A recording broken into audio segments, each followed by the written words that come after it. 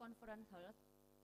The fifth, Dr. Ratnawardhani, Sarjana Science, Magister Management. First of all, let me greet all to the people who come to join our international conference, the Honorable, our beloved Vice Rectors, Dean of Faculty, and the representative.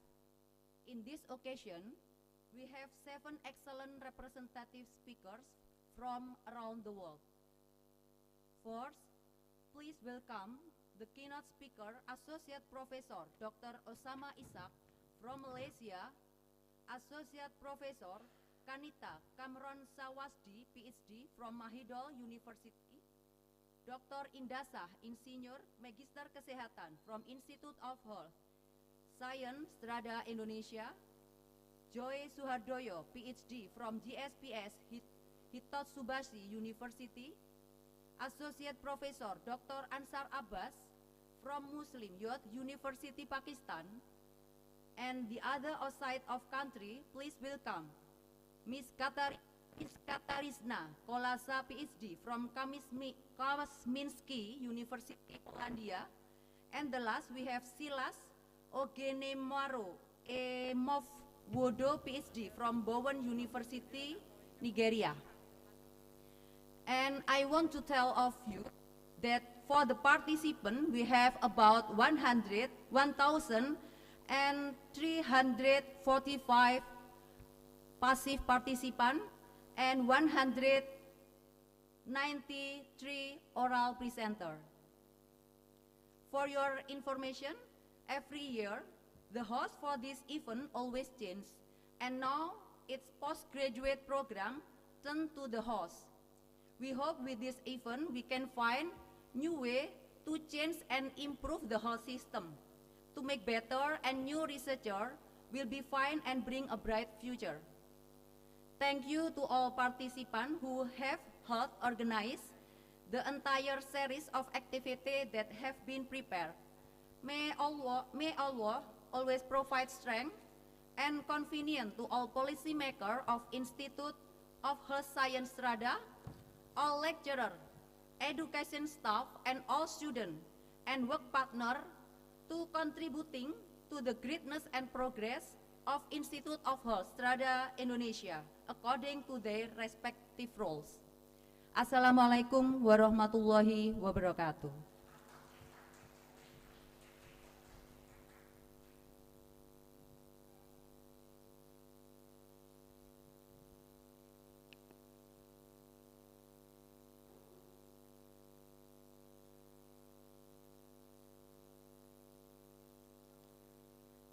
Okay, ladies and gentlemen, the next agenda is opening remarks and speech from Dr.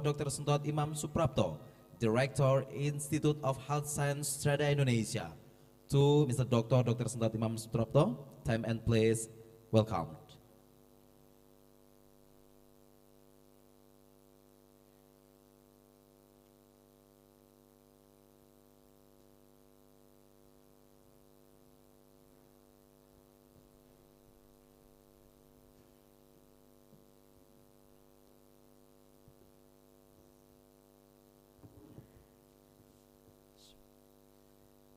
Assalamualaikum warahmatullahi wabarakatuh.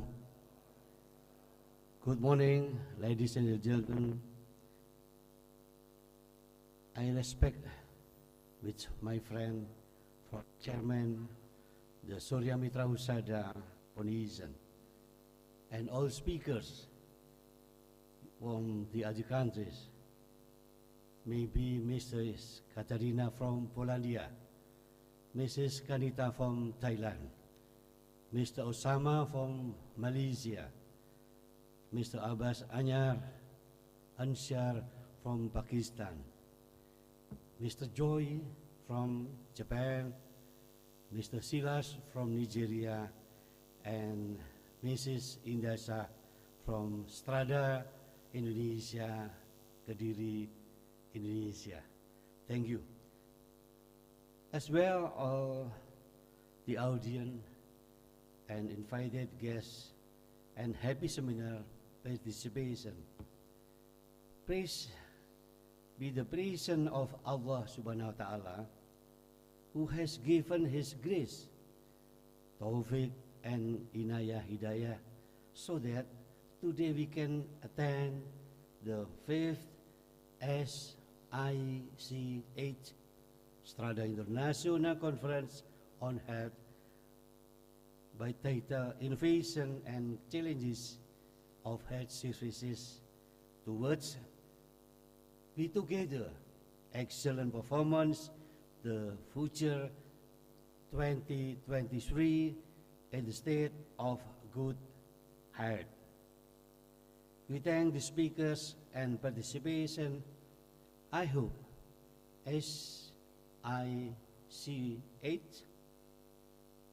can run as well as possible until it's finished. Next, allow me to open the 5th of SIC1. Please, we want to stand, we want to open this conference. Maybe I want to get the gong.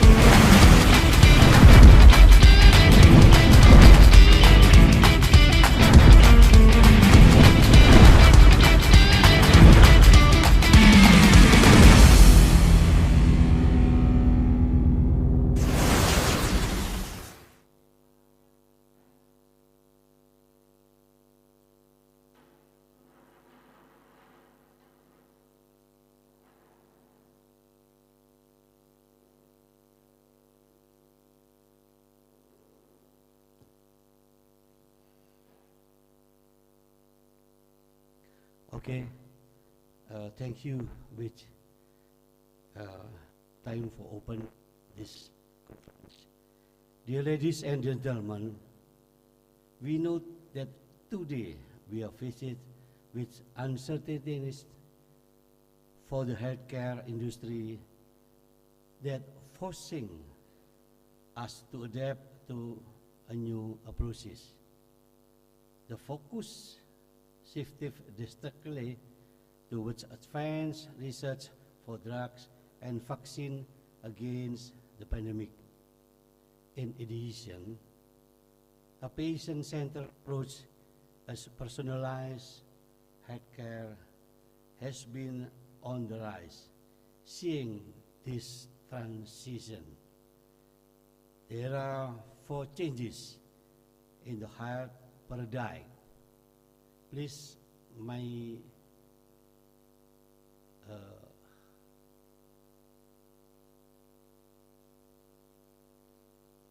okay, yes. The audience, I am from Kediri. I am so very happy with your participation. So happy together we want a new paradigm.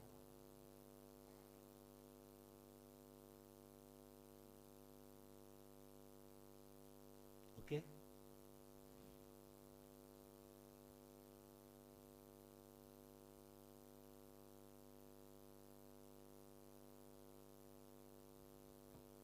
Okay, maybe I want to, my friend, good morning, Mr. Dr. Kusnadi. Good morning, Dr. Mrs. Dr. Nudina. Good morning, Mrs. Dr. Siti Farida is Foundation Strada, Foundation of Surya Mitra Husada is my foundation, Strada Indonesia Institute of Health. Okay? New paradigm of world of health in the world of health. Next. In the new paradigm of health, maybe I want to divide in four. The first thought is easier, sophisticated accesses to health through IT. There are four changes in the health paradigm: easy, proactive, integrative, and technology advance. Next.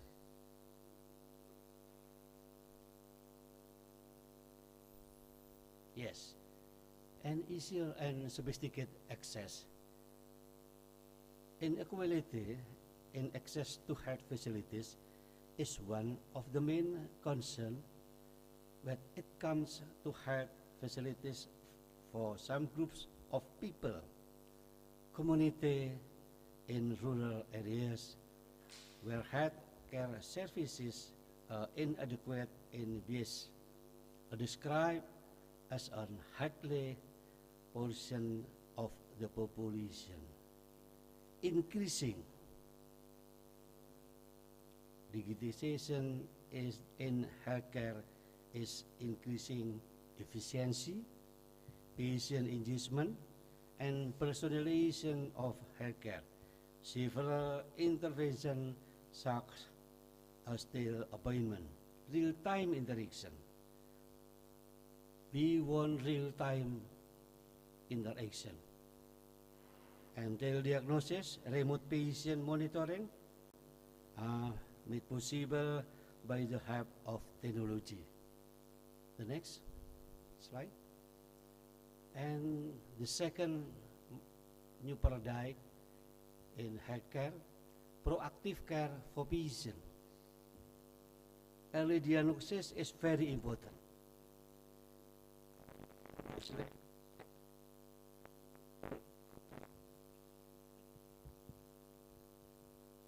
Hello? Okay, thank you. Early diagnosis is very important for managing deadly diseases, such as cancer and other chronic diseases. Taking advantage of early detection and prevention and can Recording lead in progress. to improve survival in the future. Recently, the preventive healthcare approach is increasing with the advent of ethical, traditional medicine and herbal. And we know the therapy with in community maybe naturally is one of choice to proactive care for patient. And the third new paradigm is, okay, the next slide, is integrative approach. And pandemic has shifted people perspective from treatment to prevention. Together, yes, together, this role of PACEs, traditional drinks, and other traditional medicine has emerged as an alternative. In addition, lockdown and work from home policy is driving study from home. Yeah, like this, online study, and now hybrid study. Like this, there has been growing awareness about therapies such as acupuncture, therapy message, meditation, etc., with a holistic in nature. Patient rehabilitation is also a matter of concern. Post-operative care is important. Important to do is restore healthy lifestyle. And now we coming in new style. Looking at a better approach, rehabilitation center may become prevalent in coming years. And the other product healthcare services, technology advantage. And the fourth is technology advances. Please. Increasingly sophisticated technological advances such as artificial intelligence are one of the most trending topics of the moment, making big strides in healthcare industry. We know artificial intelligence is healthcare industry. AI is especially useful in the genomic and gene space that can lead to drug and treatment for various diseases. Affordable health costs should also be considered. Healthcare based on technology initiative factor is needed so that it can be received by patients from all walks of life. Thanks. Maybe my presentation enough, and thank you. Good morning. Assalamualaikum warahmatullahi wabarakatuh.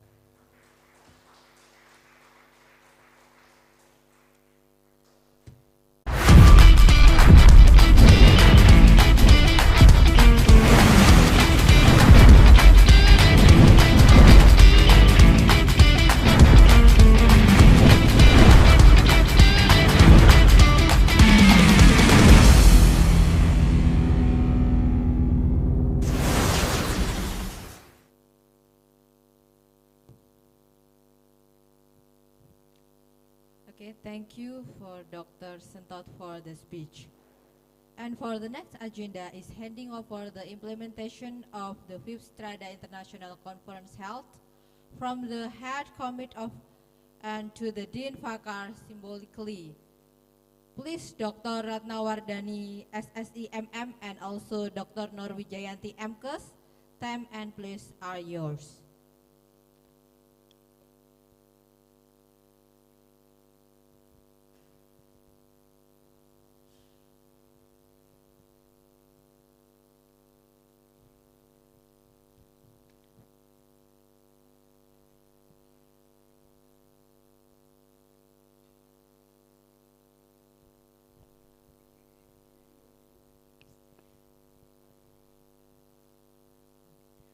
For the next year, the next international conference of Strada will held to Fakar department.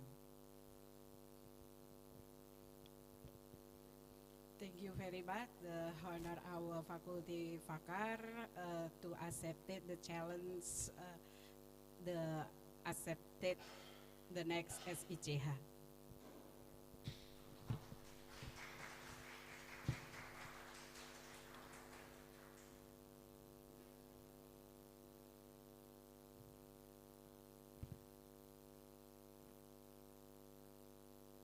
Okay, ladies and gentlemen, before we enter to the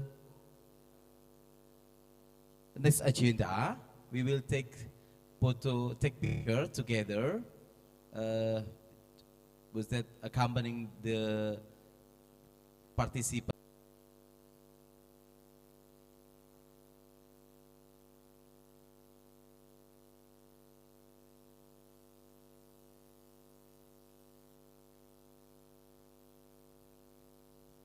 Okay, enough? Okay, enough. Thank you very much. Thank you. And after this, we are going to the main agenda, which is main agenda is panel discussion with the prestigious speaker. But before that, we have to take a break and we will return after the following message. Ladies and gentlemen, before we join, I want to call first, mention to the beautiful chairwoman. Novita, are you there? Novita? Okay, good morning, Mr. Sotik and Mrs. Okay. Okay, you can hear my voice clear? Okay. For the first panel discussion, I will invite and then will be led by the beautiful chairwoman Novita Ana Anggreni, PhD. Time is yours. Okay.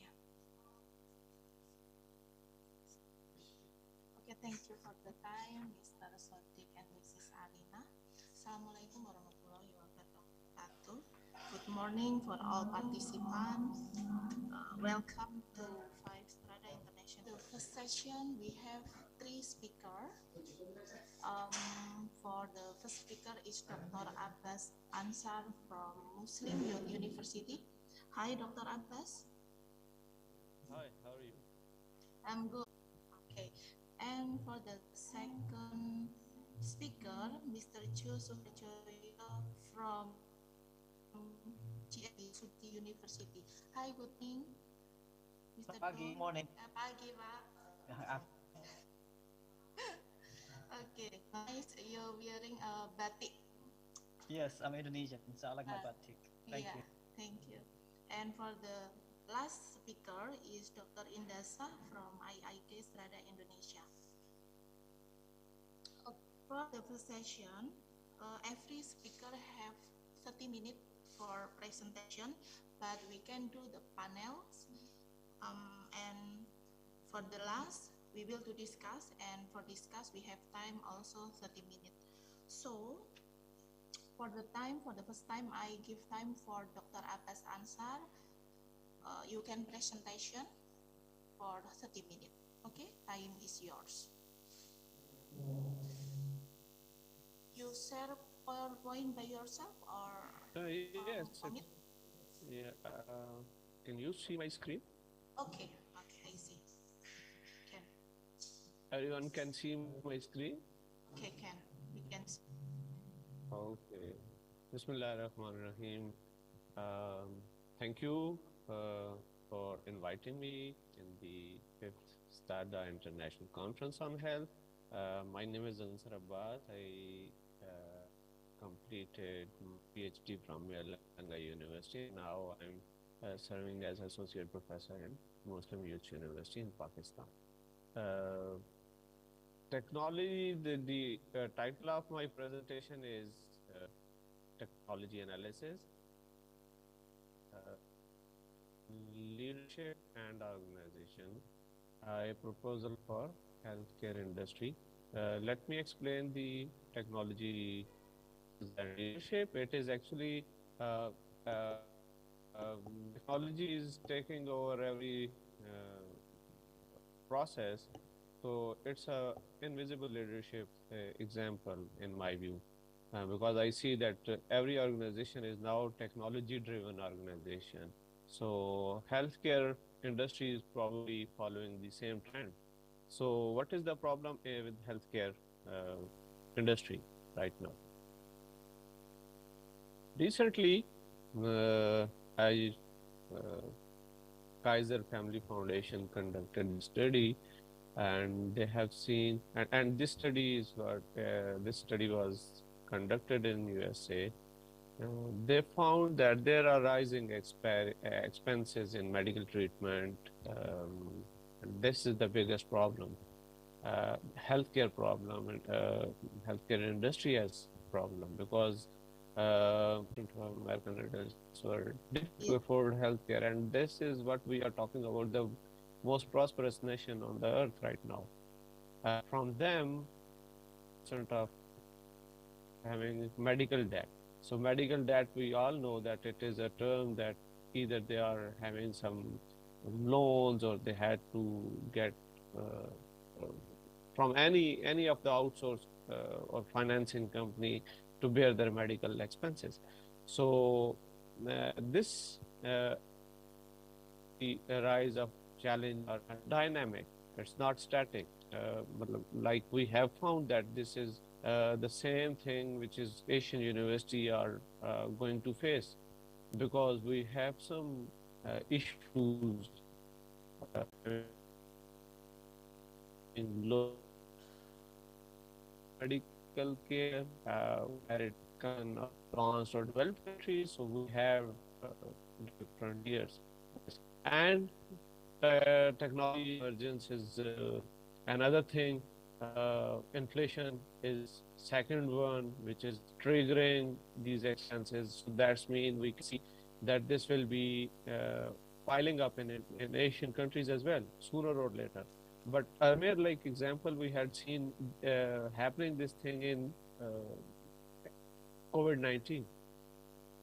COVID-19 was the case when there was inevitable use of technology, and everyone was forced to join technology. Inflation, we cannot cover it. There are less health spending in Asian countries because we have more people to feed. So the priorities are like proportionally lower on healthcare. Spendings of governments are lower on healthcare. And then the bigger problem we are facing right now is the alternative of energy, alternative of technologies. The other one is carbon emission. So actually, these are the biggest challenges for government. So they have to proportionally spend more on these challenges, CO2, or finding other innovations or technology emergence that is more effective in energy consumption, or etc., etc. So this is another thing that the healthcare is being ignored in many Asian countries. So these are challenges. All challenges are sum up of our sustainable economic growth. So Asian countries, we in Asia, Far East Asia, Middle East, or South Asia, need more serious actions, and we need more serious talk about how we should deal with the technology emergence in healthcare industry. So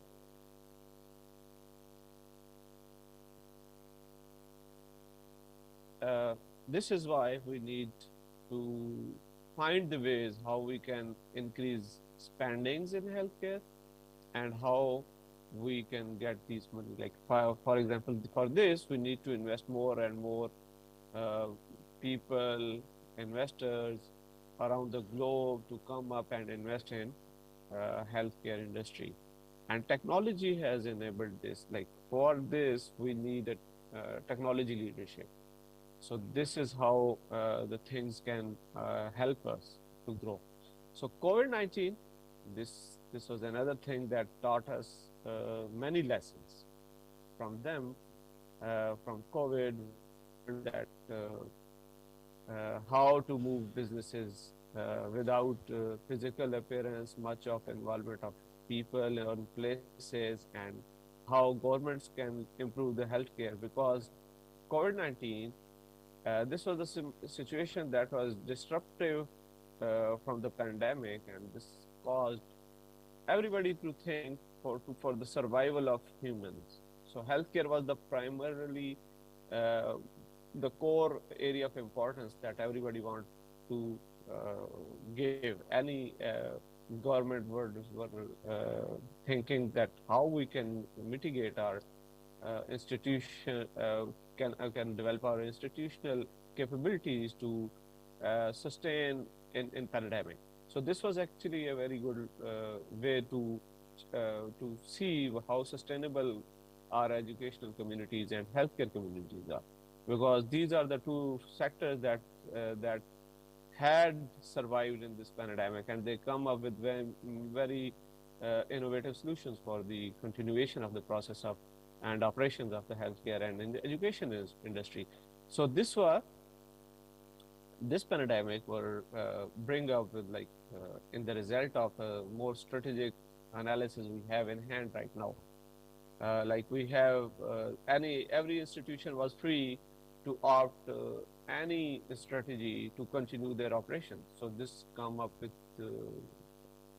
enabled or this helped us to gather so many data and so many alternative strategies. So this is, but still we need more strategic analysis for this to continue what we can make an impact for healthcare particularly, because now it's we all know that it is turning into new normal.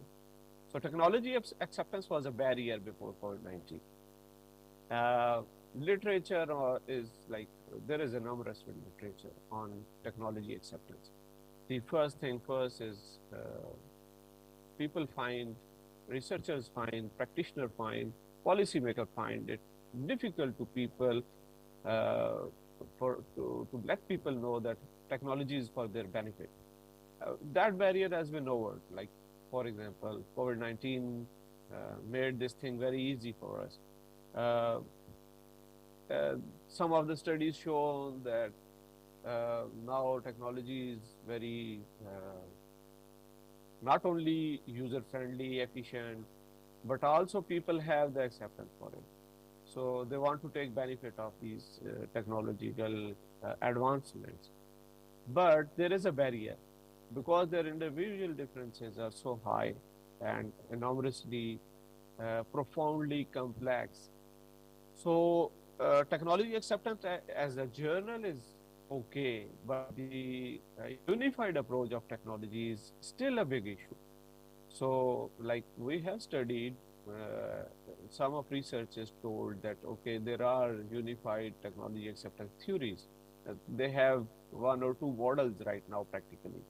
But still, this issue is unresolved, and this means that we need to talk about this issue more and more. So there is a probability of technology in healthcare. So technology advancements, which has brought big advantages for healthcare, is electronic healthcare records. We know that the pen paper things are getting eliminated. There is another pressure for economies to lower their spendings, and carbon emission, more and more green technologies, green environment should be produced. So healthcare records electronically can now manage, and this is very safe and transmittable.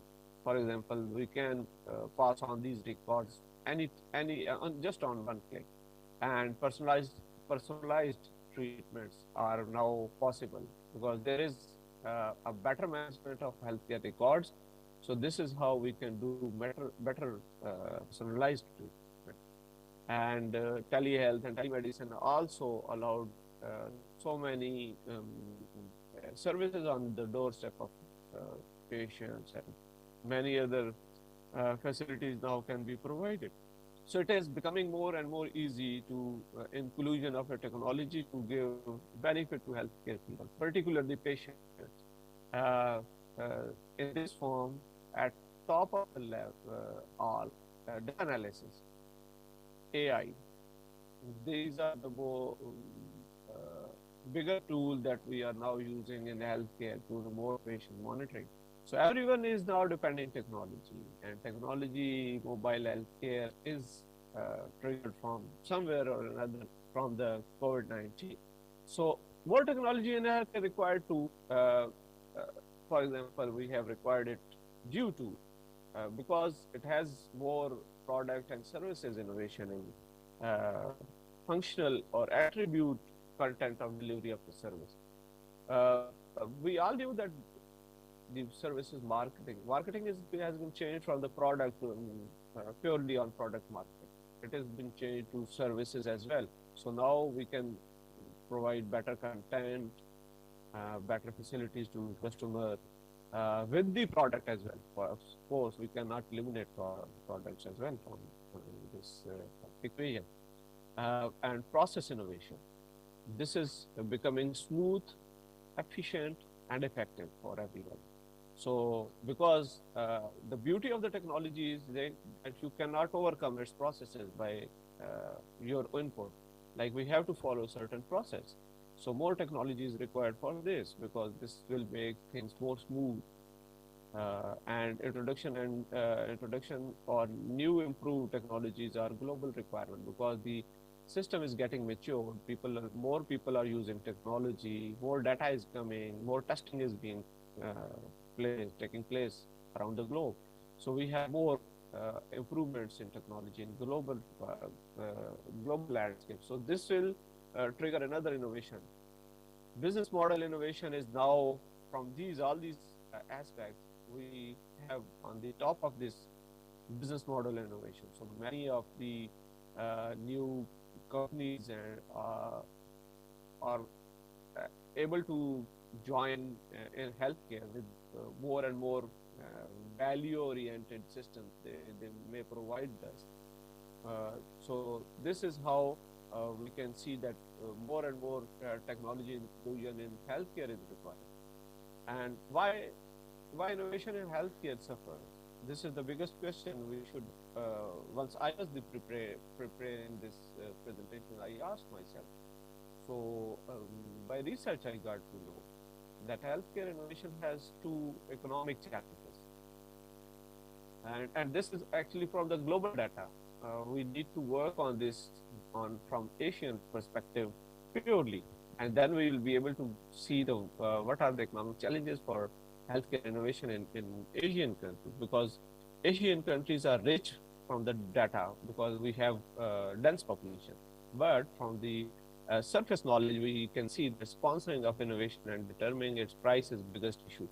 As we knew that it's expensive and it's constant, so this is the biggest challenge. People have two fronts. They have less money for healthcare, and the other one is the healthcare treatments are getting expensive, because there is more and more research involved in this process, and it is becoming more systematic, so it is getting more expensive too, and of course lengthy too, because if there is an investigative method, this will need more time, and traditional resources of funding are unfamiliar with the healthcare industries. Even if someone want to invest in healthcare, they don't know how to fund the healthcare industry, because it is investors want to see the things going smoothly. For example, most of the investors are not familiar with the latest trends. They are just investors. They are not familiar with the business models, latest business models, because they are not from the research background. So it's hard to attract them, because we need a refined more business model we can present. We can attract more customers, because there are more customers. We can invite investors to invest in these businesses. So since the direction is not clear, we need more education, because the research take place in the university area.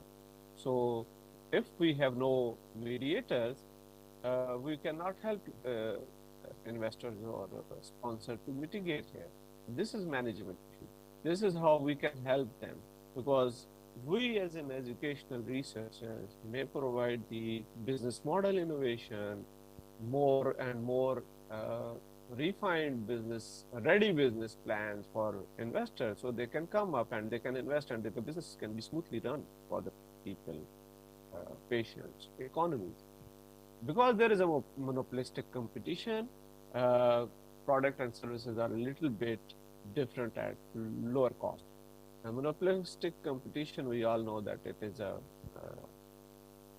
issue of economies. Simple theory of monopoly says that the seller or producer want to take most of the market share, but there is no seller and producer who can do the same thing. If this thing is taking place continuously, there is a monopolistic competition. So technology has removed this barrier too. Now products and services are no more in the monopoly. For example, the innovation that is taking place right now in USA, UK, or Germany, or any advanced countries will know less than in a year. It will be transformable for Asian countries as well. So this is actually companies are uh, able to do some businesses that are slightly different. That means we have more value in business. So this is how we can still attract customers as well as investors. So there are free ways to enter market, leave market now due to technology, and we can invite many companies, and consumer won't know, like they don't know enough for this. Uh, Still, we need uh, to create a equilibrium between market competition and use of technology. So nobody can dominate the market. For example, the healthcare, the primary objective for healthcare is for everyone. So, so scope of technology in healthcare is telehealth. We are already doing robotic assisted surgeries. This is another thing that we can work on, that how this robotic assisted surgeries can take place. Uh, yes, quick invoicing and payment processing are right now getting too familiar. We are able to get everything recorded. Uh, Pricing is clear. Documentation is almost, I mean, it's accurate, and patient experiences with the technology in healthcare is increasing. So the payment model is becoming effective. And this is how we are getting data, because more and more user into the healthcare management, healthcare systems, they are taking benefits, the more data we are able to get. So this is a garrison for research right now, in my view. But there are pros and cons. There is no one, there is no free lunch. So if we get benefit of the technology, we definitely would be having the cons of technology. So we have a great opportunity for market economy, but it has another scope of getting bigger failure. Because if we let the things happen in automatic function, or the practitioners will do without the research and innovation, or particularly research will not be coming from the educational industry, will have a bigger chance for failure. Because this is how, if we are, like this management sees, if we are not planning something, we are planning failure. So agile process and green environments are becoming pros for the technology usage, but more trainings are needed, because we have seen that data is coming, that patient and health staff are becoming unfamiliar, because there is a technology innovation happening around the world. The patients, because they are layperson and they are having with the trouble sets, health trouble, real troubles, they are not able to understand the healthcare systems function better. So they need more trainings. So healthcare equity system development is needed, because we have a con that there is a high percentage of discrimination. There is a chance that many disparities can take place on healthcare places, because there's a huge scope of using patients' knowledge. Those who are with less knowledge, or healthcare staff with less knowledge, they may be felt discriminated, or they may be experience discriminated later on. And again, things will become worse for this. Standardized healthcare records are here, but more wrongdoings could happen as well, because tampering electronic record is so easy, and there are so many tools of AI which is taking place for the benefit, always being used for other people for taking bad things from you. So right now, tampering record, electronic record, because they have electronic form, so it's a big challenge. We need more and more data management, transparency, and consistency. There should be more check on processes, and dependence to persons could be harmful for systems as well as for patients, because there have been reported some of the issues that overly depending on the persons, or who knows the technology, they use it in their favor. So there could be many big scams in future we can evident from these technologies. So value based, because this is already this technology inclusion has added value in our healthcare system, but overly dependent on technology, particularly on artificial intelligence, is a big biggest hazard for humans, because recently we have seen that AI use is like, we cannot depend on it without monitoring. So this is again a bigger issue we should take care. And then better project planning already is taking place, but the lower trust and acceptance in case of big scams. If there is a big scam, wherever it would take place, it will be a big con for our healthcare management. So more education in business leaders we need. We need healthcare equity, transparency and justice, uh, produce better business model. These are the things that we educational researchers should do. And then there is another side of the training and development of the user. How there is a constant need of doing, conducting technology features familiar to every user, every end user. For example, patients, monitors, those who are doing the big data extraction from these policymaker, researcher. Everybody needs more education, in-depth understanding, analytical understanding of the data. So this is for understanding of their responsibilities, because the more we will have the data, the more it is interpretable, and more dimension could be researched. And then we need that everybody should share their experiences for us with us. Then we'll get the actual essence of how technology development in healthcare is taking place right now. So what is my conclusion in this for this presentation, for this issue? We need more responsible leaders and society. Society, for example, educational societies, healthcare societies, investor societies. So we need to build responsible leaders with the both high-end pros and cons. Because if there is a prosperity for business opportunity, investment, more healthcare facilities for lay person or patients, there is a high probability as well for the haphazards and the scams. So we all need analytical skills at minimum level, and then psychological triangulation between space, self, object, reality, and fantasy is needed. So this is from my side. I just want to conclude it that technology acceptance is easy, but user, how unified acceptance of technology can be seen is difficult, and it should be actually taken as a challenge, because it is a real challenge for the upcoming years. And then we need business models from indigenous communities. Every community is different, so we need to study more which are the, for example, strengths of a society, particularly that can be seen as a positive, which are the weaknesses. We should bifurcate educational indigenous communities for business model, and responsible investor and communities should be built. Like people should be coming, investor will be attracted to the business models. They'll be able to invest more in healthcare, and then we can build competition.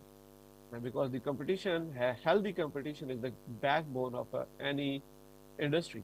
So if there is a competition, there is a process, more process-oriented things, and more space and more room for research and innovation, and of course sustainability, which is the minimum demand of the industry. So this is all from my side. Now we'll have, if we'll have any question, I'll be ready to take.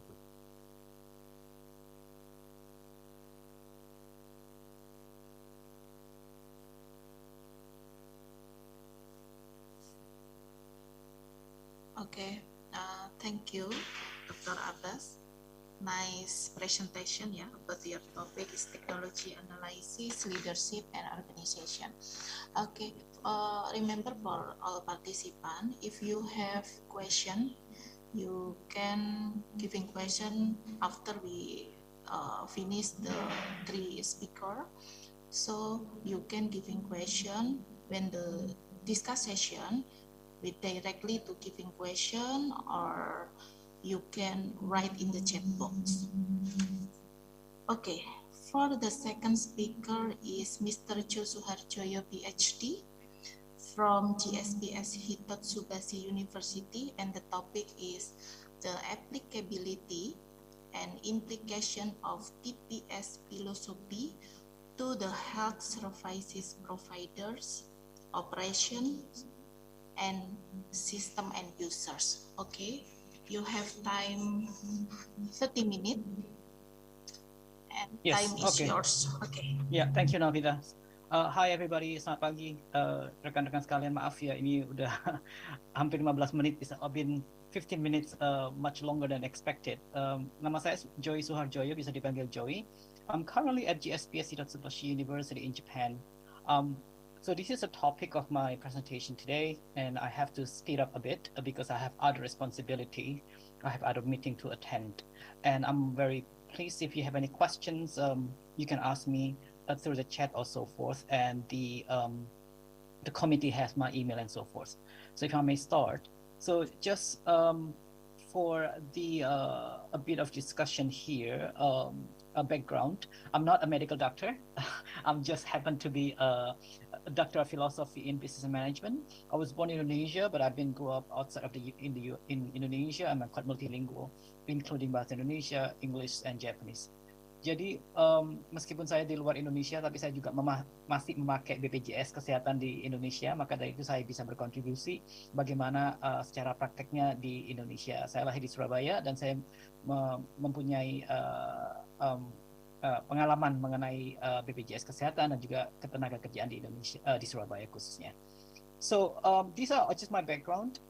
My research, my presentation is related to my research lab teaching, which is on the TPS philosophy and lean system. Many of you have heard about Toyota production system, but we tend to use the word TPS to shorten because such a philosophy and lean manufacturing or lean system is no longer applicable only at the manufacturing side.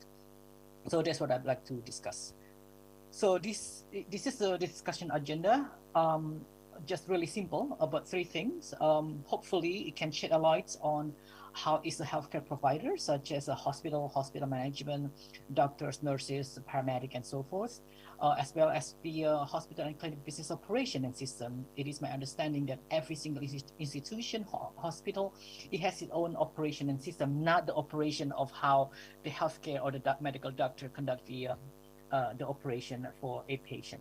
And thirdly, on the healthcare user and patient. So these are the main three things that I would like to share some information with you guys, and hopefully it can shed some lights.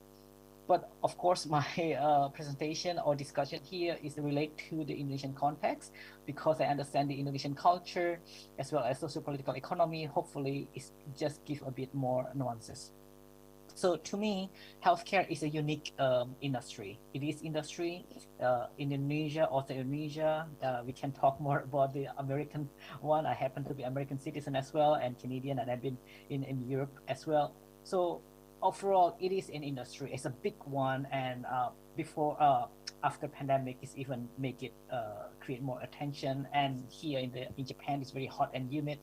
The global warming, as Abba's presentation also highlight about the global warming effect to our health, which is very concerning. And you guys are in Strada, you guys have very good position, hopefully, to improve the healthcare in Indonesia. So this is a typical, I'm not going to give you more detail on TPS, but more than welcome. There's a link there.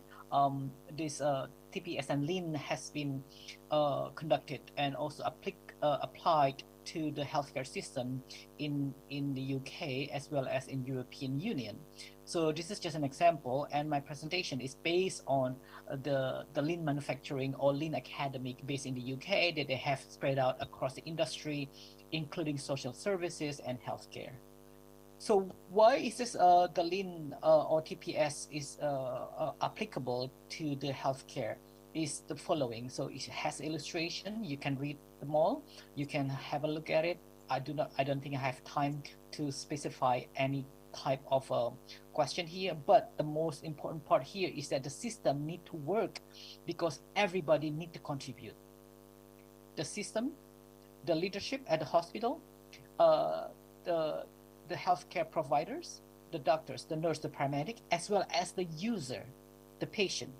Because I understand that BPJS Kesehatan Indonesia is quite new, and for example, the booking system, the appointment system, everything is quite new, and people are, especially for those who really need and seek medical attention, they're like, why is like this? Why is ribet atau it's so many bureaucratic and anything like that? But it's a part of the system, and I'm quite surprised, many Indonesian, and I can understand that why make things complicated, but that's what it is, because the medical industry is very limited resources, but the patient is quite large. So there's no other way than everybody have to contribute to the system and following the rules and regulation in place. And of course, there are other effects, and people talk something else throughout social media and so forth, but I'm not going to get into it either. So why is it the lean we can learn from this healthcare and has been studied over a decade? Again, this is based on in the UK. It just briefly why lean principle is applicable to healthcare industry is first is to deliver a better quality and better patient experience. Again, this is patient experience because health industry is the product and the industry is based on patient.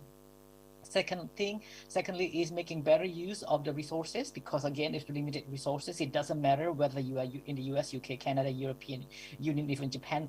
Resources are always limited. You guys been tested with the new medical devices, with the new viruses, with the new breakthrough of all kind of stuff. So it's always limited as well as human capital understanding. But the most important part is again improving the work experience of the staff, meaning the healthcare providers and the whole system and ecosystem, such as for pharmaceutical industry, anywhere, including the transportation. Basically, healthcare industry has its own ecosystem. As in the business management, we look at it as a manufacturing, like Toyota, it has the whole 9 yard or the whole system of the manufacturing of supply chain. So the sources here, I'm looking at the Lean Summit in 2007. It was the first one, but it's continued, I think, every 5 or 10 years. And I believe there is a webinar ongoing, so you feel free to visit the website. So there are 4 more things that I think is important for me to let you guys aware about how the application or applicability of Lean and TPS to the healthcare. The first one is the TPS, like I briefly mentioned, is about manufacturing, but it has been adopted throughout across the industry, such as accounting, even the government, the social welfare, and so forth. But most importantly, what is applicable to healthcare is that it's using the similar scientific method, which is using diagnosis. In the TPS, there's plenty of analysis, and then how to identify the problem. In the business management, we always find what is a problem, but we don't leave it out. We have no solution. No. In the scholarly community, we always find a problem or identify the problem and offer a solution. And I think it is what is relevant to the industry, in the healthcare industry. Secondly, about the timeline and also the important aspect of Lean system is that the frontline teams, anybody, it could be at the frontline teams, not only just the doctors and the practitioner and so forth, but also the leadership. I'm not so sure about in Strada, but for example, I look at the BPJS Kesehatan Swandi in Surabaya or Dr. Stomo. There have been a lot of exchange medical doctors, and they unfortunately, because of the lack of the language, but because I can speak the language, actually this professor and a medical doctor from Germany, Malaysia, Singapore, and Japan, they engage discussion with me as a patient. So they are at the 7th or 15th floor on top of Dr. Stomo hospital. It's because the lack of a language and also the responsibility. They cannot understand what is the Indonesian culture, and all the stuff. So everybody need to contribute to the system, see the problem and engage, and as well as the patient. And of course, the patient have a hesitate to speak with these medical doctors because they think that, oh, they're bothering and so forth. There's a lot of cultural understanding here. So number 3 and 4, I think I discussed briefly in just a few minutes. Again, I'm just being aware of the timeline here. I mean, the time limit. So that's why the next speaker will not be rushed. So I can just sacrifice my time a bit. So this is just an example, illustration between the lean hospital and non-lean hospital. So you can see here, see the filing. It's very simple. It's not technical. It doesn't have to be very scientific, and it's affordable. So for example, people put the filing cabinet, they just put a tape across or put numbers. So if it's missing, people can find simply. And also the drawers for the laci untuk jarum suntik obat dan lain-lain. So you can see it. It's very nicely organized because it's easier for everybody to identify what is missing, where to locate, and how to deal with it if it's missing. So everything's illustration is important. That's how the lean hospital or visualization management here applicable. This is also an example of, well, we have a drawer in Indonesia, perhaps, yes. Udah bersyukur kalau kita udah punya lemari atau kabinet ya, let alone bisa menata sebaiknya. Karena Indonesia, maaf, saya juga orang Indonesia, bukan mengucilkan orang Indonesia, the discipline is very lack. So you can see in one drawer it's just so messy, but on the other drawer it has some spot. You can allocate it and put it nicely and clean and sanitize, hopefully.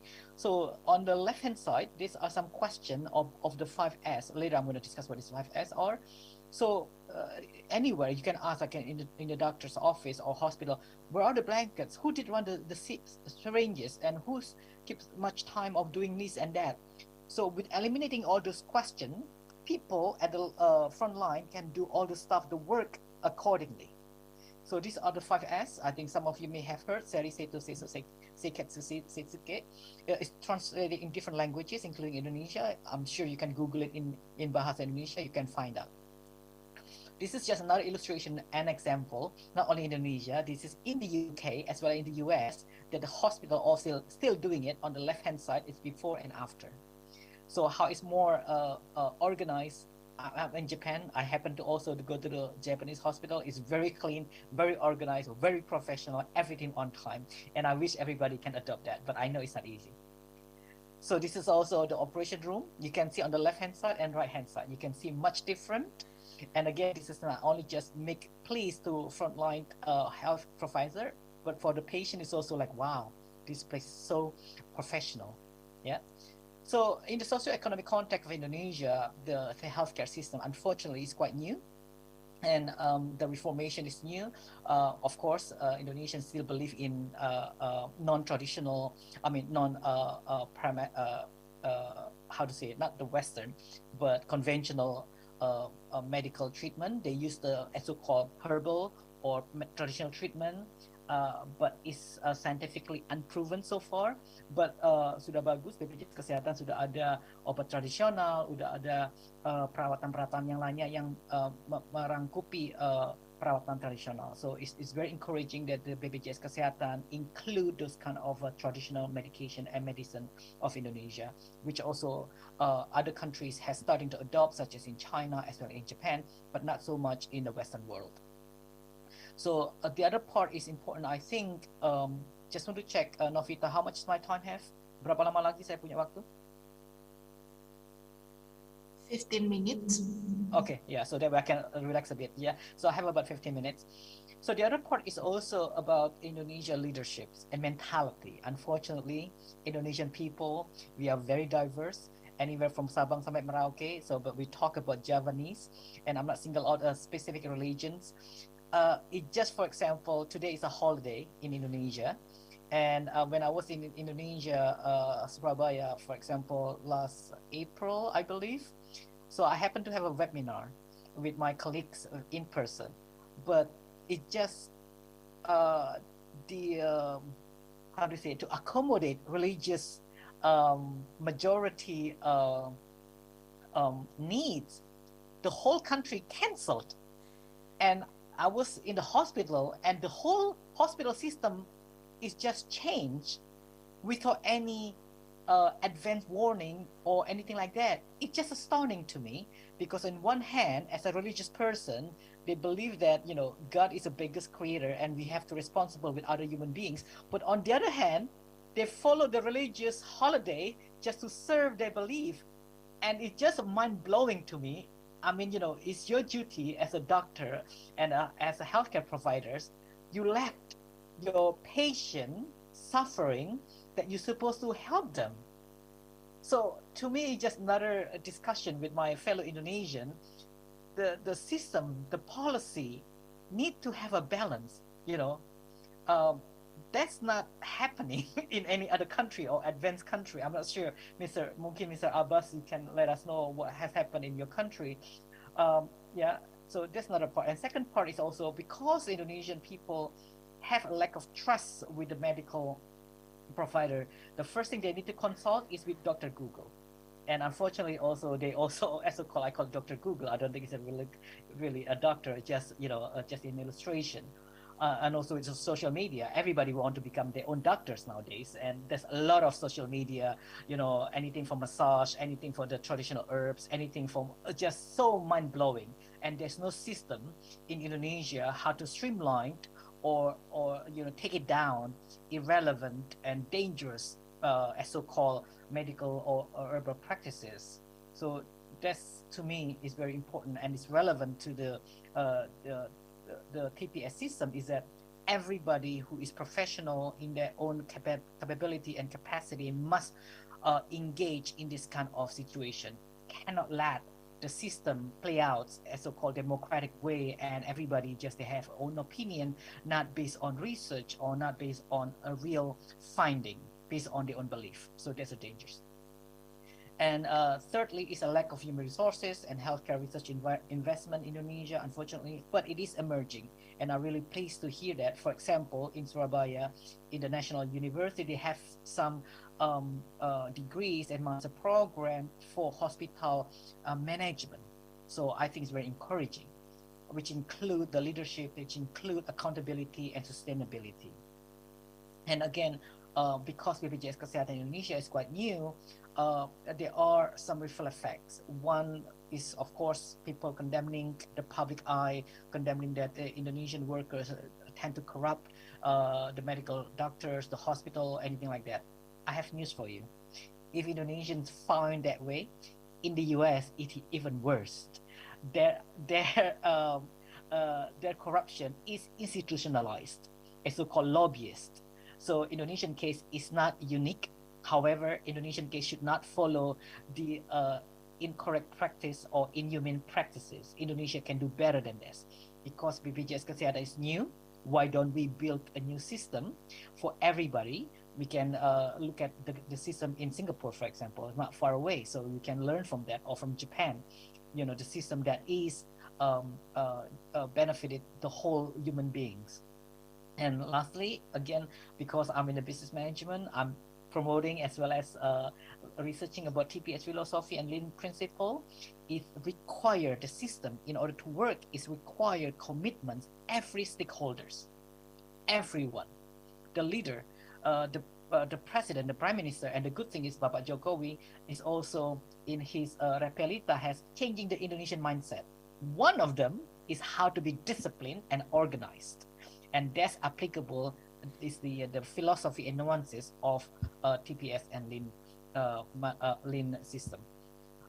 Providers and user, maybe the other topic, Strada can discuss more about on user. So far I just sharing my discussion on the provider side, but the end user, the healthcare user of Indonesia, it's also need educated. So yeah, thank you. So hopefully you guys can identify some problem. I'm happy to discuss. Thank you very much. Okay, thank you, Mr. Joe. Nice presentation. Okay, for the last speaker. Well, I think, sorry, Nafisa-san, Yeah. Mr. Abbas has a question, I think. Yeah, Okay. actually, I have. It's not a question, but it is just I want to give some of the comment about your, because we have so synced together. The problem and perspective we have independently prepared, but there are the margin, like our content is similar about the 50% on the responsibility, on the community education, and the development and inclusion of every stakeholder in this system to build this system. I lived in Indonesia, but I don't know the traditional part and the culture part. So this is how we can benefit from the Indonesia, and then how we can include from the other people. As you said, that Dr. Soitomo Hospital, they are doing good, but the language barrier and the things, the traditional and cultural barriers needs to be uplifted. And this is the only thing we can do from the research and collaboration and the responsibility of each community member in the society. Thank you, Joe. It was very knowledgeable presentation. Thank you. Thank you, Mr. Abbas. Thank you, Novita-san. Okay, thank you, Mr. Abbas, and thank you, Mr. Joe, about your presentation. Okay, for the last speaker is Dr. Indasa, Master of Public Health. She is lecturer from IIT Strada Indonesia, and the topic is about management strategies for hazardous and toxic waste management in healthcare facilities. Okay, Mrs. Indasa, you have time 30 minutes for your presentation. Time is yours. Okay, thank you very much for Mrs. Novita. Good morning, Mr. Ansar Abbas. Good morning, Mr. Joy Suharjoyo. And good morning, ladies and gentlemen. How are you today? Hopefully everything is in healthy state. Before we start our presentation, let me introduce myself. My name is Indasa. Today I will explain my presentation with title Management Strategies for Hazardous and Toxic Waste Management in Healthcare Facilities. Okay, next.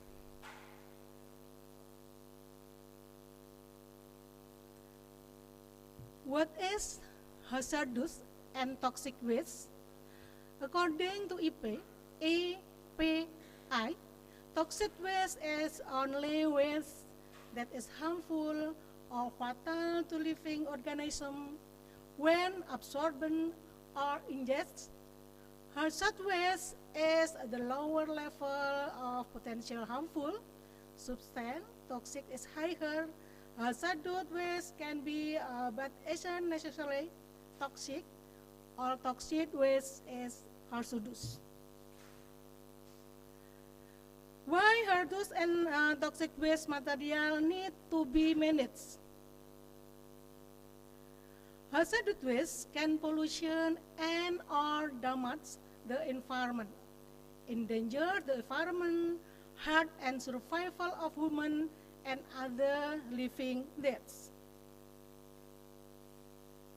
Okay, next.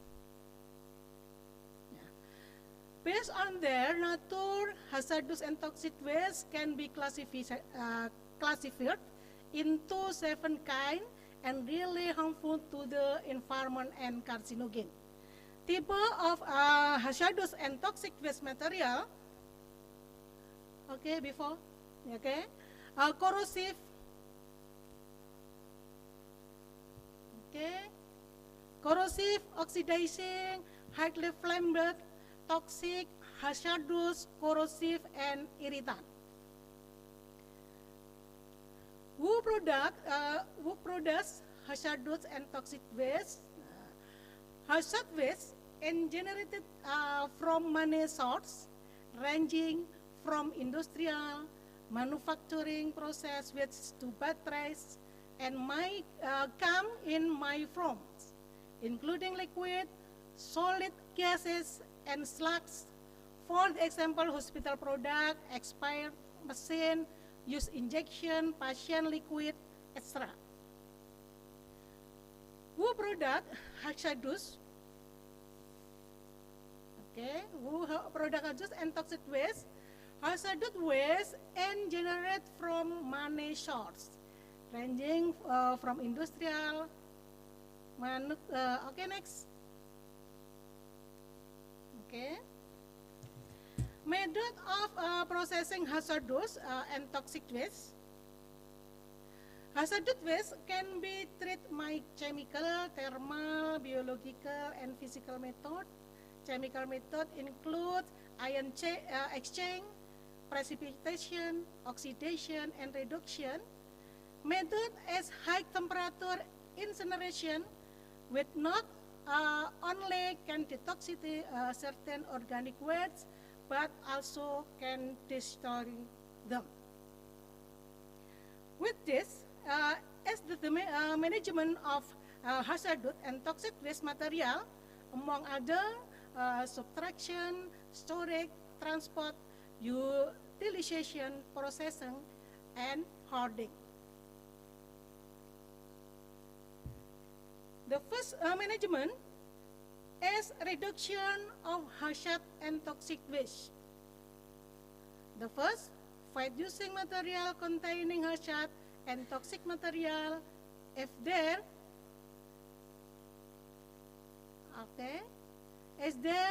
are other options. The second, carry out good governance of any material or material that have the potential to cause health problem and or pollution to the environment. The third, carry out good governance in the pronouncement of chemical and pharmaceutical material to avoid accumulation and expiration. And the fourth, carrying out prevention and period maintenance of equipment. Okay, next. This is color code labeling system for storing chemical. Hazard, flames, color code, red, storage, store in a flammable storage cabinet or flammable storage area, separates flammable solid from other hazard classes. High hazard or toxic, color code blue, and storage when necessary, resource portion are or separated from other chemical storage. Hazard reactive or oxidase, color code yellow, and store away from organic material and flammables or other incompatible material. Okay, next. And hazard contact hazard, color code white, storage store in chemical resistant cast dry or corrosive cabinet, store acid away from base. And hazard general storage, color code gray, green, and orange. General storage can be stored on higher shelves, stored according to the northern economic. Okay, next.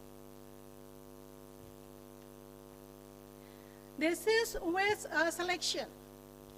Waste segregation is carried out by means of separated the hazardous waste based on the type of group and all characteristic of the hazardous waste and accommodate the hazardous waste according to the hazardous waste group. Okay, term of storage. The first, flood-free area and not prone natural disaster. According to the amount of hazardous and toxic waste and waste characteristic, being in the control of people who produce hazardous and toxic waste. Their situation management tool emergency, protected from rain and sun. There is lighting and ventilation. There are drainage channel and reservoir. Next. Packaging provisions. The first, using packaging made of metal or plastic that can pack hazardous and toxic waste according to its characteristic, able to hold hazardous and toxic waste to say in the package has a strong cover to prevent spill from cording during storage transfer, are in a condition that is not leaking, not rusty, and not damaged. It is prohibits to mix with hazardous and toxic waste. Okay, next.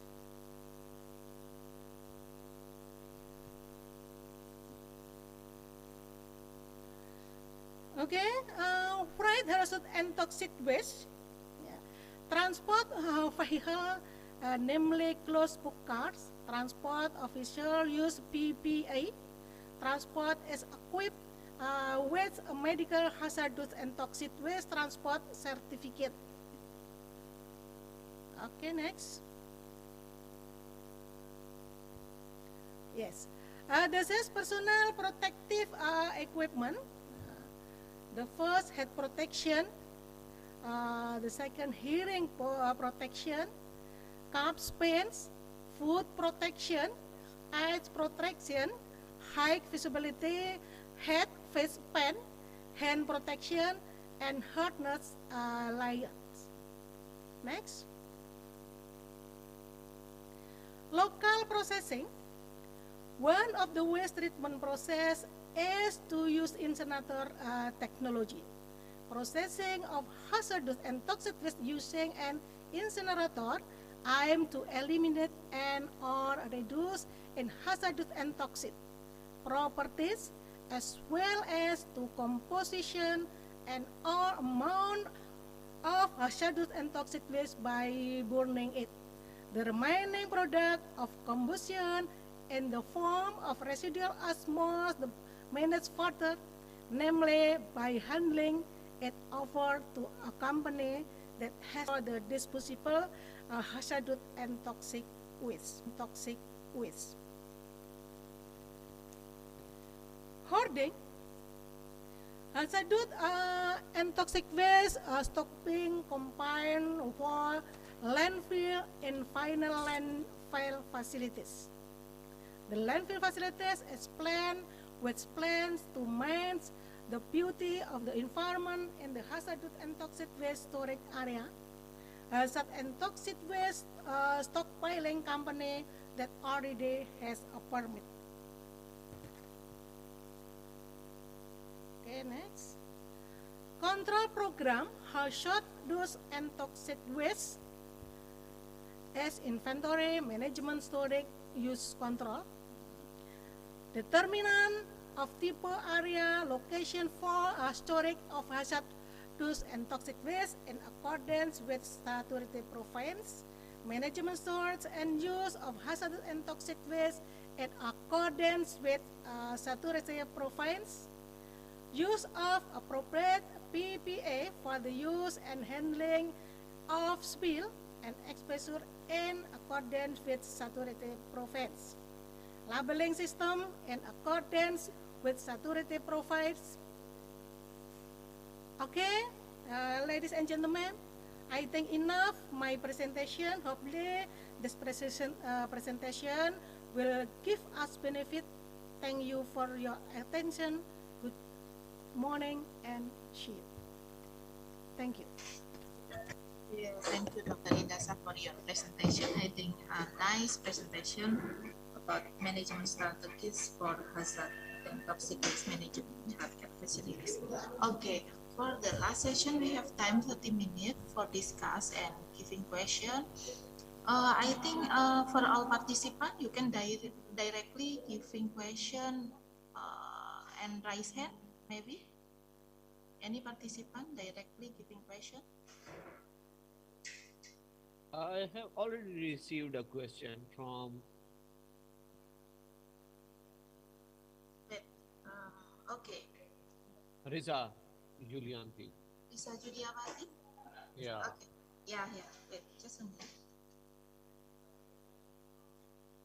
Okay, question from Riza. Riza, you can directly to speak.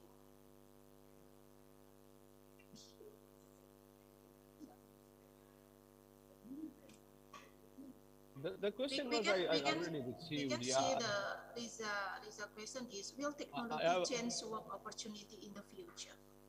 Mr. yes, Abbas. actually, yeah, she asked actually about the latest technology, uh, medication and methods are expensive, and rightly so. For, uh, it's for high income people. But in what like I mean, healthcare activities are expensive. Even in America, I use the first slide example that America, which is a prosperous country due to its economy, due to its like development, people over there, 40% of people are suffering. So there is no question that we can ask, okay, this is not true. This is true. Healthcare is very expensive and for high income people. So this is what our my motive, and I see that Joe, he's sharing the same views about it, because we need to make every people responsible for this pressing issue. So technology has enabled these things that we can develop indigenous communities based on their local expertise, as well as the local investor can be invited. Local set of the problem strengths and weaknesses can be seen, and the local community building, local community of healthcare organizations should be built on the basis of these pressing issues. For example, I have been in Indonesia. I have seen that people have more overwhelmingly acceptance for the herbs, for example. But the herbs are not the like, as Joe said, that it is not seen as a traditional like more effective way of like in medical treatment. But still, the proportional of healthcare is okay. So we need to understand that what kind of proportion in healthcare can be covered from the traditional herbal medicine, and what is the necessities for the uh, allopathic medicine. For example, the traditional, the most development, recent development, and the hospital management system can take the benefit. Like, so we need actually more indigenous communities. We should bifurcate what is the need, which can be the needs which can be tackled from the low cost issues, and which how we need the high end equipment or technology or healthcare facilities, and then we should develop some business models for investors. And first, like there is a room for replication. So first we need to create replica, and technology acceptance for everyone. And then we need to differentiate what can be covered from the low cost, ready solutions, which is community is always accepting these traditional approaches, and every community has. And then what is the utmost urgent need requirements, which is high end, for example, high cost things. And then we need to develop models that how we can meet these the high cost, high treatment facilities at the doorstep. Because the biggest problem for healthcare is the barrier to go and get the right treatment from the right place. And the places are, because, like, for example, Surabaya, I have seen that there are many people around the Java island, they are coming to Surabaya, because the Surabaya is the only hub which is creating some healthcare treatment solutions or big hospitals they have. So why not to first bifurcate, understand what is the community problem? For example, Kidiri has a different set of problem than Malang, than the Surabaya, than the Siddharjo. Every health community has a different problem. So then we need to strategize how we can tackle the things on the indigenous local level. How we can invite the investor. For example, Joe said that there are so many people who can, like, from other countries, they can join in Soitomo, for example. If they are consulting with people, why not to create some business model that people around the globe can join? Doctors and medical practitioners can join and investigate through the use of technology. So we can understand what is this regional level problems, and then we need to bifurcate or channelize these problems to which are there's inevitable for high cost, high ending expenses. So we need to actually bifurcate it. Joe might would agree this. if I link this question with. Yeah, sure. Thank you, Abbas. Also, I'd just like to answer two questions from the attendees. The first one I think is very significant. I think from the anonymous, the question was how can we start changing from everything that seemed too difficult? Yes, it is very managerial and also leadership questions. To me, in understanding the context of Indonesia, dalam bahasa Indonesia, paling tidak orang Indonesia bisa tahu malu. But the problem is the Indonesian people or the leader, they have a thick skin. They don't embarrass themselves, anything like that. They don't show anything like that. Then they have a problem. They're not supposed to be elected as a leader. Us, for non-leader, what we can do, both leader and non-leader, is we can demonstrate. So, for example, every time I attended a meeting in Indonesia, I always come on time. It's just to show. I just sit down. Because, at least those committee, anything like that, they can do whatever that I'm ready, whenever they're ready, according to the time that's given. Because Indonesian culture mentality is, oh, don't worry, we have meeting at 7 o'clock, for example. We will come at 7:30 because we know people will come late. So if everybody have ripple effect, not following the rules, not being disciplined, not respecting the system, not engaging and show a commitment to themselves, and don't expect people to expect you. That's how simple it is. It starts from us. So Indonesian people have the word in English, perhaps I can translate for Abbas, is that, we should shame ourselves. Tahu malu lah, tahu diri. But the problem is, people in Indonesia have thicker and thicker and thicker skin. So that's a real challenge. So to answer the question, unfortunately, I cannot offer a question. But for me, my approach as a scholar is always coaching, menuntun, memberikan idea. So I'm not giving an answer because everybody can offer a solution. If you find a problem, you should be able to find a solution. I'm not in a position to offer a solution, but I can guide you with some solution. So that's, I think, what the management have done. I think a good example is Toyota Astra Indonesia. That's that they're being set it up, how they conduct meeting and so forth. So just starting from that, being on time, respecting everybody times and schedule, it just have very ripple effect. They still have Jumatan, anything like that, but they return. As you may know, again, I'm not single out a single religion here. In Indonesia, I don't know about Mr. Abbas in your country, but Indonesia, Mr. Abbas, as you may know, when these people have so-called Jumatan, they never come back. And what happened to the patient? What happened to this customer? They just never come back. So there's a real thing that I think the most problematic issue, institutionalized systematically and culturally in Indonesia. Not all Indonesia, because I've been living in Bali, it's different story. So Bali have different type of attitude. Almost once a week they have a holiday, ritual holiday. So I cannot speak which one is better or anything like that, but at least everybody can do that. So second question, very quickly on that, is very technical question. Lean thinking about identifying, eliminating waste and healthcare system. Yes, there's a waste management, and I totally agree. It's not only beyond, it's not only just industry, healthcare industry, but beyond.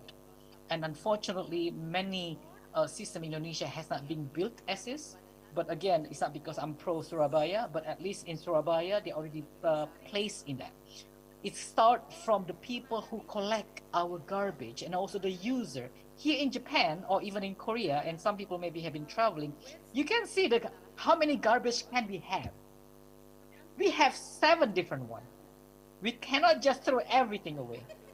And second thing about in Japan, for example, if you've been to Japan, you can see there's no garbage can, but there's no garbage on the street or in the train station. Is that amazing? So we're not talking about just a hospital. It's just a daily life. Look at Indonesia. The garbage is everywhere. And people think, ya, saya buang sampah kulit, jeruk, dan lain-lain di sini biar tumbuh. No! That's not the mentality. You create your own garbage, you bring it back, and you throw it away to the right place. In New York, when I live, I can see as well, there's a lot of garbage can as well, but the garbage is outside of garbage can. So the problem in Indonesia is not unique, unfortunately, but in terms of lean, it starts with own mentality. If one person demonstrate that there's a agent of change, perhaps it have a ripple effect, the benefits. Second one is how massive is the use of lean in healthcare in Japan. It's not even a massive. It's a part of it. The lean and TPS, the word of TPS again, Toyota Production System, I don't use the word of Toyota Production System. It's a system, it's a Japanese system. It's not in the healthcare. It's everywhere. In the supermarket, in the school, like in Indonesia, we have the same thing here, similar kerja bakti, or the school pupil clean the bathroom and anything like that. It's starting from very kindergarten kindergarten level, about disciplinary, about cleanliness, about respecting others. They wear two different shoes, inside and outside. They put everything on top, on the place. They just, the waste is starting from the very beginning. That's how they start. It's not about, how massive. It's a good question. Thank you for the question, Mr. Kabit, or I think it's a he. But when you talk about lean system, about TPS philosophy is within the Japanese organization, within Japanese community service, Japanese community society and culture. So I hope I addressed your question. And again, the last thing I want to mention is show that we are change of agent of change. Don't expect people. You see the problem, you solve the problem, see the solution. Thank you. Okay, thank you, Mr. Joe, for your answer. Mr. Abbas, maybe you have a question from Mr. Asad. Is it about, according to prediction 2020 and 2030 is the decade of artificial intelligence, the impact of which is that many jobs, especially in the healthcare industry, will be replaced by all as healthcare workers. What can we do to survive? Actually, I have monitored cannot be trusted. So overly dependence on AI would be a big threat for this globe, because this is rightly so. Many tech ignorers are right now advocating, including Elon Musk and the Sundar Pichai, the CEO of Google. They have said repeatedly that the overuse of independent AI will be cause suffering, because they are always advocating the policy and this thing. Actually, AI is creating more jobs. AI is creating, not only losing the job, but like it's a myth that people think that AI is eliminating the job, and the things will be like if there is a machine, the machine will be independently do something for us. No, there is no miracle I going to see happening this way in any country of the world. AI will create more jobs, because the more interpretation, the more monitoring, the more human supervision will be needed. So I'll see that over, like, if we have witnessed this large growing of big data or artificial intelligence, we might need more employment of humans rather than machine, because machine will be doing for the work for the humans. They are not able to interpret something in real time, because they have not meant to do this. They are created by humans, so they have lots of limitations. So I think AI will be, first, AI should not be overly dependent on, and then AI will create more and more jobs for us. The other question I had from the another participant, it is for the Americans it's about the treatment, cost of treatment, and the traditional medicine, using traditional medicine, and the scope of traditional medicine. First, I tell you one thing. In living in Indonesia, in Unair, I have seen that Indonesian people have so great ideas. The only barrier for Indonesian people is they are not able to transform or actually translate it to the global community, and which is the language of English.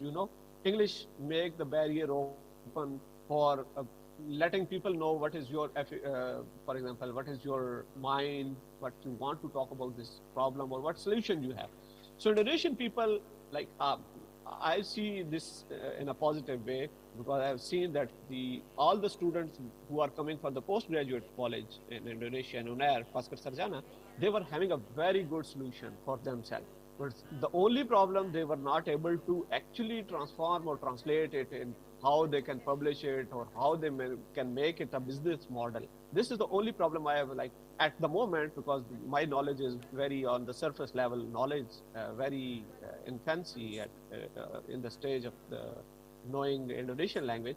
But I know that they have good ideas. So this idea can be used for the herbs as well. For example, traditional people want to use traditional medicines. It's okay. They are cost effective, solution oriented. They need for themselves. It's okay. Let them do. Let the bifurcate for people, those who want to do solely, they want to take benefit from the herbal medicine, and those who want to do hybrid treatments, and those who want to solely dependent on the latest technology, on latest treatments. So this is how we can intelligently map the societies. So we cannot go against the will of the people. We need to create willingness of the people from this on. So first thing is we need to create replica for a business model. Replica for everybody, for themselves. Like for example, I like the traditional medicine. I should be having the traditional medicines centers, those who are. If I am satisfied, I'll keep continuing. And the more people will join that traditional medicine, the traditional medicine will definitely innovate their process, because there is a need of business model, because a replica cannot be remain replica forever, because it needs some innovation. So it will be developed this way. So for this, I have a point of view that we should do some horizontal development, not vertical development. For example, Surabaya is a good example for people in Java to dream to live over there or to go there for education and healthcare. But Surabaya will sooner or later will be it will be stuffed, because urban cities have their own limitations. For example, after a level of development, the development stops itself, because it starts replicating things. So innovation hinders in this way. So I suggest, this might be the option for Indonesian people and government, that they should do the horizontal development rather than dependent on the urban cities. For example, urban cities, they have a good solution, but the pressure on urban cities should be minimized. So horizontal development should take place, and this is how we can involve indigenous communities for the development. So everywhere on the indigenous level, because China is doing this thing, because they have de-urbanized their population, and they have, like, in the suburban areas. So urban areas will be pure for the research and development, and the rural areas will be self-sustained societies for themselves. So this is how we can made a prosperous Indonesia, or even Pakistan. In Pakistan, we have some haphazard situation right now, but we are not hopeless, and sooner or later we'll be doing some good things in healthcare as well. So this is actually horizontal development is the solution for this thing. Okay, thank you, Mr. Abbas.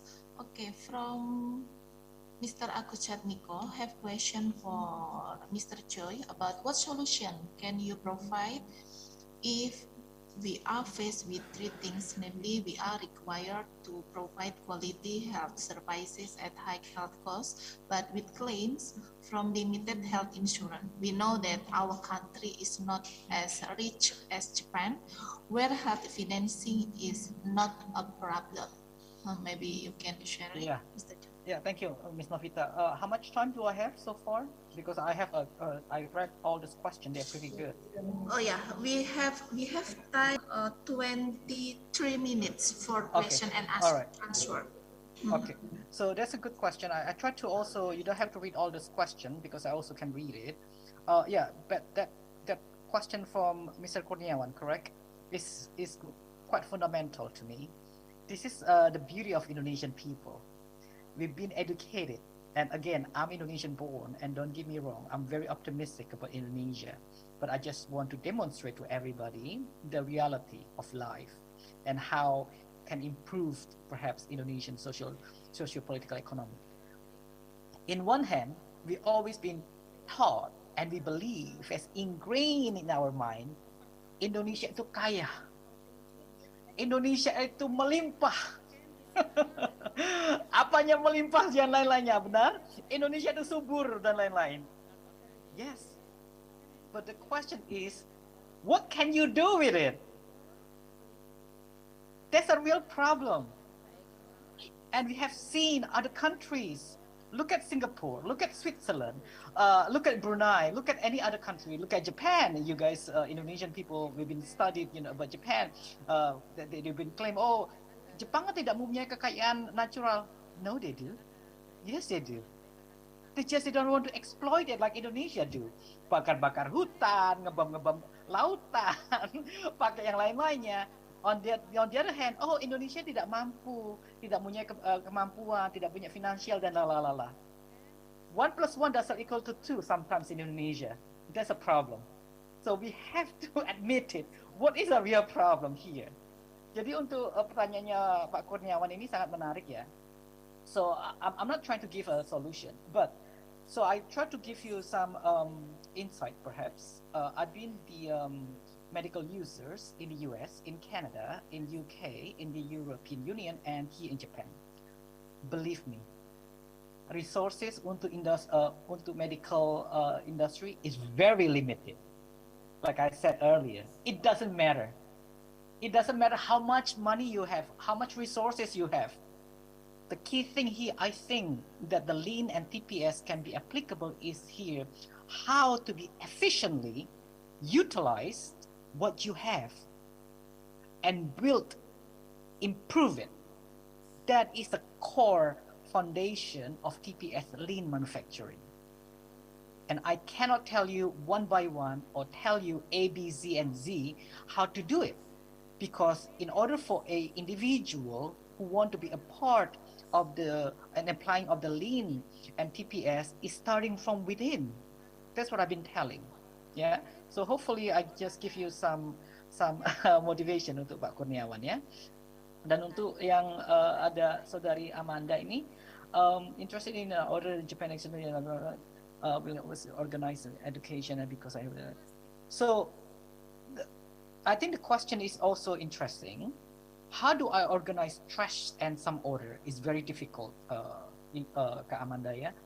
Karena apa? Kita ingin berubah. For example, I still have a house in Surabaya. I try to make a change untuk buang sampah. Tapi petugas yang membuang sampah komplain ke saya. Pak, kok begini ya? Kok nggak enak ya? So I want to change, try to educate him. But the way he answered it, ini bukan standarnya di sini, Pak. That's not the way I do it. That's a problem. They've been doing it incorrectly, and we try to change it in the correct way. The other user or participant found it a issue. So I don't know. Saya juga akhirnya bilang ke Pak RT, ke Pak RW. So it's just gradually to educate them. And the good thing is about Bu Risma, I know her before she become a ministry. She has a very good vision, leadership, practical. Atau datang apa namanya bahasa Indonesianya itu bahasa Jawanya? Apa bahasa Jawanya kalau datang ke you muted, Novita-san. Yeah, yes. Namanya apa kalau tiba-tiba datang tanpa ada pemberitahuan? Belusukan ya? Mendadak. Oh, belusukan. Ya, belusukan. So I think that's important because Bu Risma showed the leadership, demonstrate how she executed her vision. She started from the green ideas, right? That's how she started. And everybody praised her. I used to meet her before she became ministry outside of Surabaya because she won an awards only for waste, only for environment. And I think her vision can be translated. And I really appreciate it. Pak Eric now carry out the torch of Bu Risma. So I think there's a change, Amanda, yeah? And I think for Mr. Khalid, would you like to be my... the other question, yeah. I think there's other question. One moment. Any other question, Nafita-san, that I think I can address? Yeah, three things, yeah. So yeah, three things. Yeah, three things. I think three things The issue with Indonesia, I think Mr. Abbas also can share. It's not unique. We have seen with many challenges. Us as a scholar, us as a leader, us as a management, in the position of this, we need to educate people. How to educate? Show them that we are different. I know it's not easy. It's not easy. So believe me, it takes time, it takes strategy. Even I try to change my family in Surabaya, it takes a lot of time and effort because it's all been ingrained and embedded in their mind. But if you believe there's a change that you can do, just small little change, yeah, sustainably change is powerful than changing anything. And second, has to have a system in place and a standard, work standard for everybody. Dari tukang beca, dari ojek, pemungut sampah, Pak RT, Pak RW, sampai ke rumah sakit, perawat, dokter dan lain-lain ya. Itu pun juga yang dokter biasanya posisinya lebih di atas. I can see that new generation of medical doctor, they're more engaging, they're able to communicate. But unfortunately, a number of medical doctors, they not communicate with the patient. They just say, okay, bapak sakit apa? Kencing manis. Okay, ini obatnya ya, ini minum ya. But they don't tell us, what is the problem, sir? This is a side effect of the the treatment. This is what you can do, anything like that. In the UK, we have NHS atau BPJS seperti di Indonesia. The doctor only able to see a patient at least 7 to 10 minutes for one problem only. The big difference between BPJS Kesehatan and NHS in the UK is that the doctor have the duty of care to communicate, to speak with the patient, see patient as a partner. Kalau di Indonesia masih belum. Mereka melihat bahwa dokter itu yang paling di atas, pasien paling di bawah, dan untung-untung pasien bisa dibantu. No, that's not the relationship between patient and professional medical providers. So a third thing is how to mobilize people to understand that the system is working, the system has, the government is investing a lot, and I think this other question is how to change people mindset and how to socialize BPJS through. For me, I don't like social media. I don't use social media, but we can use through RT, RW, Lurah, Puskesmas. Because I give you an example, Puskesmas in Perak, Surabaya, it used to be very dirty and everything like that. Recently, they have moved. It's very good, and how people from word to word, spreading out from RT, RW dan juga pasiennya sendiri, that the service is changed. So it's really, I don't want to use the word top and bottom up approach, but it's capacity building because it requires a lot of community. Dari pasiennya dulu, dari pasiennya, dari penggunanya, dari RT, RW sampai ke atas. Kalau kita bisa memopong perubahan ini, sistemnya ini, standard working, semoga bisa berubah. That's all. I think I addressed all the questions. And I think the last question is untuk Mr. Kabib. Yeah, I'm going to answer your question directly. Thank you. Thank you, Mr. Joe. I think the important is we can change the mentality and to be a discipline and organized. So we have time for 10 minutes for discuss, but we have question for Dr. Indasa.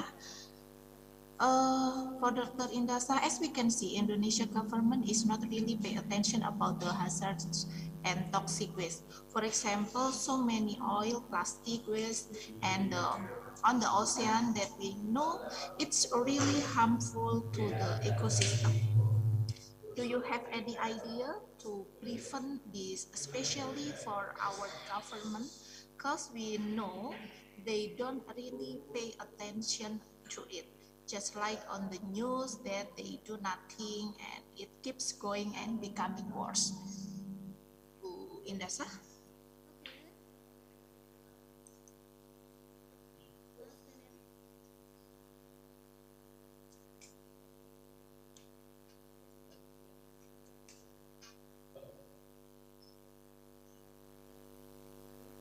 Okay, Bu Indasa can connect. Okay.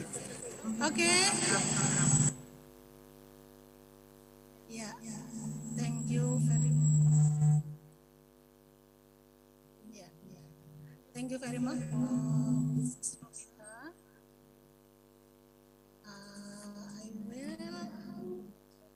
answered and your question. For government, 4 minute oil waste. Please use their company 2 minutes.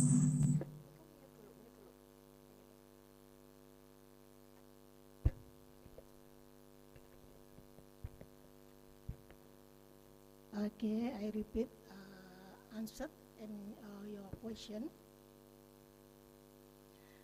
Okay, the first question. Okay, yeah. 4 minutes oil waste. I think for government, 4 minute oil waste. Please use their company 2 minutes oil waste because minutes oil waste need high effort and government need 2 minutes oil waste to control, needs control 2 minutes oil waste. For plastic waste, the government should can make the organization to manage organic and unorganic waste. So plastic waste can be recycled and reused. And for ocean waste, I think the government difficult to manage. To overcome this problem, according to me, it can be start from our shelves. Yeah? We can manage and choose the organic and unorganic waste, and we give the good example to the another people so that they can follow our attitude. So yeah, it depends on ourselves to the right way. Ya, saya tambahin untuk bahasa Indonesianya. Ya. Jadi sebenarnya untuk memanage untuk limbah B3 ini ya, khususnya kalau di mana puskesmas rumah sakit ya, sebenarnya sebaiknya in governance in each district ya, di setiap kabupaten kota itu seharusnya punya inseneratornya, have insenerator. So B3-nya and incinerator in its district. Okay, I think enough, Mrs. Novita. Okay, thank you, Bu Indasa. I think about the waste in ocean. So I think the government more attention about it. Okay, so there is one question for me I need to answer, if you please allow me. Oh yeah. Can we have time 5 minutes again? Yeah, Anna Rosa, it's a good question. She asked about the electronic healthcare record and medical record for legal aspect of medical record. I think more technology can help us to overcome this issue, because the processes, I have seen that the technology has the positive aspect of the timestamp. You know, whenever the processes has been initiated, whoever the responsible could be recorded. So legal aspect of the record processing and the record management can be easily monitored or managed through the technology. But for this, I don't know the legal aspect of the Indonesian constitution, because whenever there is a development, there is a need of new constitutional amendments. So there is a need of the electronic healthcare management system, legal aspects that should be covered by the law. I mean, who is the custodian, who is the initiator of the legal report, who is the taking care of the medical records to preserve the data and how this data could be anonymized to use for research. There is a need of, I guess there is a need of constitutional amendments. I don't know about the constitution, but this is like manageable through technology. But because every aspect, every click we can record, who made the click and from where, from which IP, so the legal aspects could be synced with this.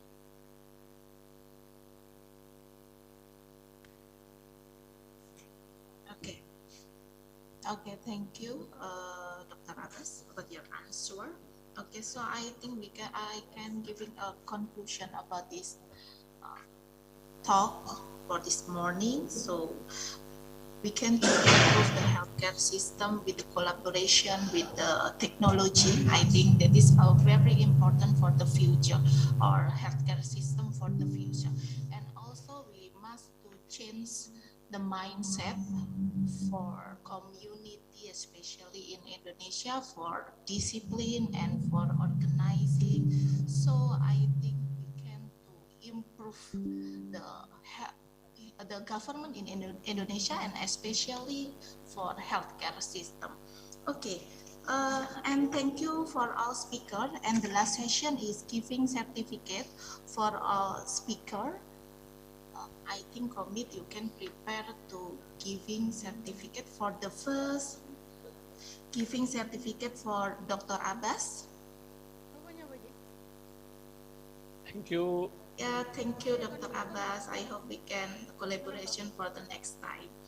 Yeah, inshallah. And the second giving certificate for Mr. Joe. Terima kasih. Terima kasih, Mr. Joe. I hope we can collaboration for the next time. Yeah, please feel free to contact me. I think the committee has my contact information, and I apologize. I cannot address everyone's questions, which are the question very interesting. Okay. So have a. Okay. Okay, for the last speaker is Dr. Indasa. Certificate for Dr. Indasa. Okay, thank you very much for Mrs. Novita. Okay, thank you, Bu Indasa. Okay, also I say thank you for all speaker, and I hope all speaker, all participant have healthy and happy, and I hope for all speaker we can collaboration for the next time. Okay, I close for the first session.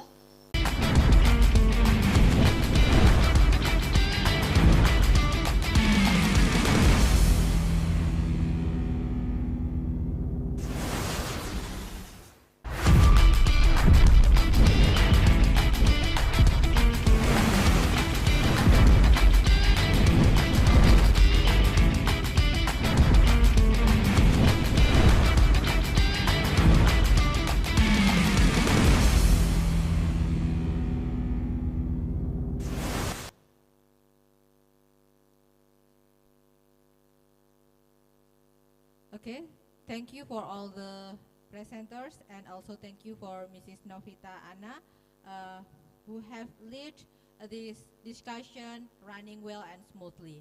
And now we will have the second symposium, and it will be led by and Magister of Public Health. And for this session, we will have 4 topics. And time for you, Riza. Hello, there's Erina. Can you hear my voice? Am I audible? Yes, clear. Okay. Please lead the second symposium. Time for you. Okay, thank you very much.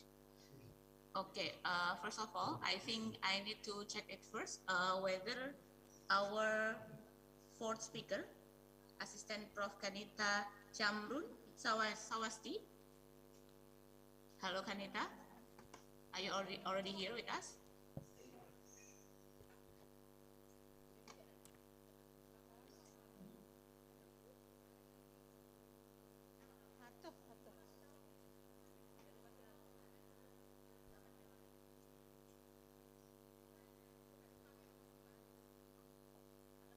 There's Kanita?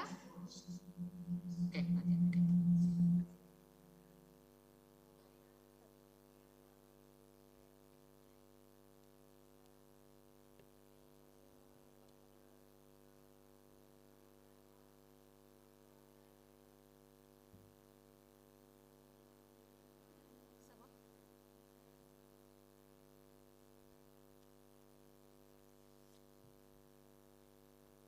So all of the participants, please wait. Okay, thank you very much. Okay, so to the IT team, please share the CV from our fourth speaker, Associate Professor Kanita.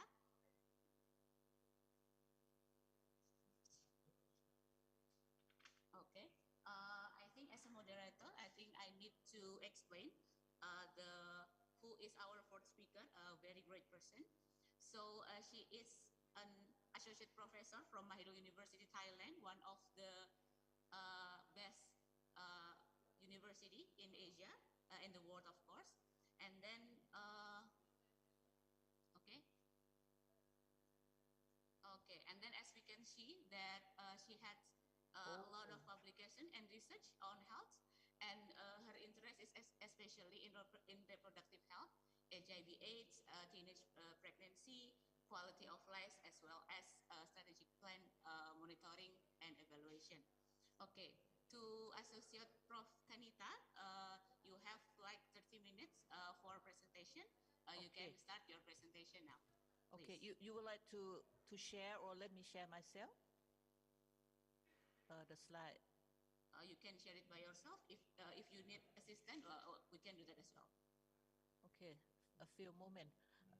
My CV might not up to date. Okay, it's still long time. So let a few moments.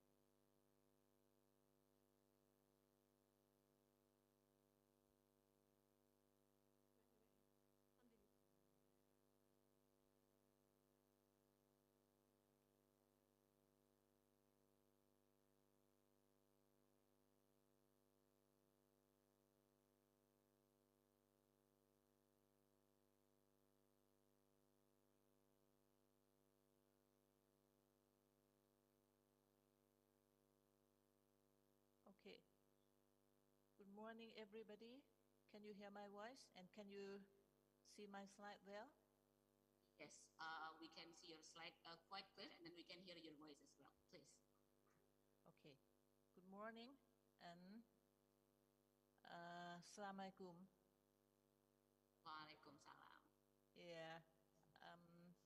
So I might not familiar how to use the Zoom, okay? Normally I use the WebEx, but accordingly to the limited time, okay, today I have around 30 minutes to share regarding the health services system post-COVID-19 pandemic, its adaptation, the opportunity, and the challenges.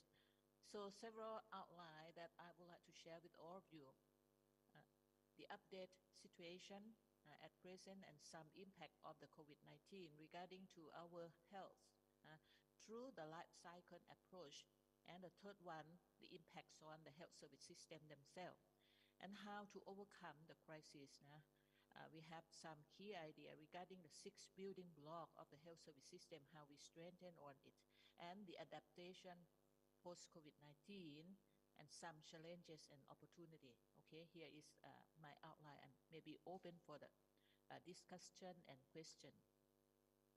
So since now, our situation, I think in every country, not only in Thailand or in Indonesia, we do not talk about the situation. Even we do not talk about, some people might question that it no longer a problem worldwide, or it's still recover. No, I could say that I disagree with, since every 3 minutes, one people will be die, and here still, it's still to be a killer, and it still changes today, day by day. So the Director General of WHO emphasized on this. So it think about, we need to fight against it, and in terms of the intensive unit, or in terms of the financial circumstance that it might need to handling on the problem worldwide, it's still with us, and we don't know that whatever it will be stopped. So the situation here, you can see that the global situation of the COVID-19, last week we found that mostly nearly 800 million of the confirmed case, and nearly 7 million of those who are died, and some endemic area, for example, EU, US, or even some of our ASEAN country as well, that most affected on it.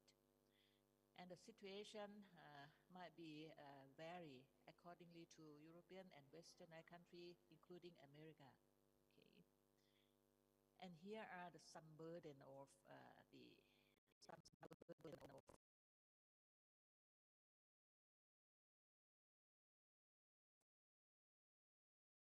acceleration or in terms of deceleration. Okay, in fact of the acceleration, some technological transfer, you can see that it like a catalyst of change. Now we use many of digital. Even today, we have our online webinar, we have our online conference without any face-to-face. So the impact of COVID-19 in a positive way, that the technological transfer and we share in terms of digital world, and we might use some, for example, robotic and the API, some platform of the virtual field study, virtual more reality rather than we use by on-site. And another is the shipping of our world power in regard to the China relative to the US. And also some responsibility of social responsibility. We talk about how people try to mobilize themselves to make themselves far from the disease and don't spread out the disease to other people once you get sick. So it means we have social responsibility by social distancing, masking always, and washing hand and test whatever you found that you are vulnerable to, then you provide a COVID test kit. And we talk about some vulnerable group like aging population or some of the healthcare services that it might increasing to treat some vulnerable group. And in terms of urbanized or globalized, now we talk about the way that it might be decelerated, especially in terms of globalization and rapid urbanized, because we think about how to eliminate the disease. We have lockdown, we have bubble unseen, so urbanization might be stopped, and we proud. I think that we try to persuade people to use the virtual connection instead of face-to-face connection. And when take a look on the determinants of health related to the COVID-19, so many of regarding socio-ecological model, what the impacts on our health and it related to the COVID-19 in the social determinants. For example, unemployment. Many people, I can say that 2 or 3% of every country, every nation faced with layoff, okay, or even unemployed, or even low-paid job, cut the money. And also the education. We face the problem for face-to-face, no school open, school closed, and then many of the system come, even webinar, even online education, and we doubtful that whatever the efficiency use or even effectiveness of the outcome achievement among the school student, whatever it become better or worse compared to prior COVID-19 pandemics come. Another one is the healthcare services affected too much, high workload. People are vulnerable to the infection, especially those in the intensive care unit. And a huge amount of the money, the budget spent on prevention and control, PPE, even immunization, vaccination, that it costing. And another one, the living arrangement, our working and living condition, we share too much. Even now, we make online conference, we make online meeting. Our living, we need to keep spacing, distancing from other people in order to avoid the infection, and the work environment as well. We share too much. And here are some of the impact on the overall health status of people. Long COVID, you can see that many people, even they got recovered, but they still having some impact. For example, Disney, they could not sleep well, they fatigue, and they lost their emotion, they lost their appetite. And it come by another. Once you lay off, you could not be work, then the poverty and hunger. And some people might be worse in health due to the postpone or some of the procedure that they might not get in on time, or even in the late diagnosis and some condition that led them premature death. And we found that around 2 to 3 years of the life expectancy forgone, they die earlier from the COVID-19. Then take a look for the long COVID. It affects in several of the system, neurological, cardiac, even pulmonary, or even some like gastrointestinal and kidney.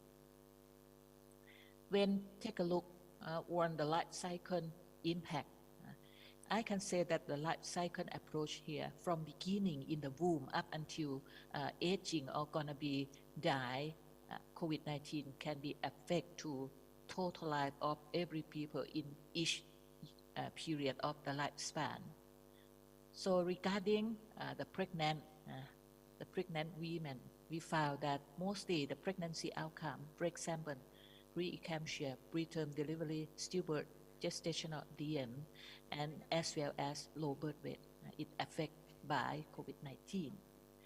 Regarding young people and adolescents, the impact might be like several bombs. For example, the first impact, morbidity, mortality of their grandma, grandpa, or even their parents, let them face with some post-traumatic distress, or even themselves infect from their parents.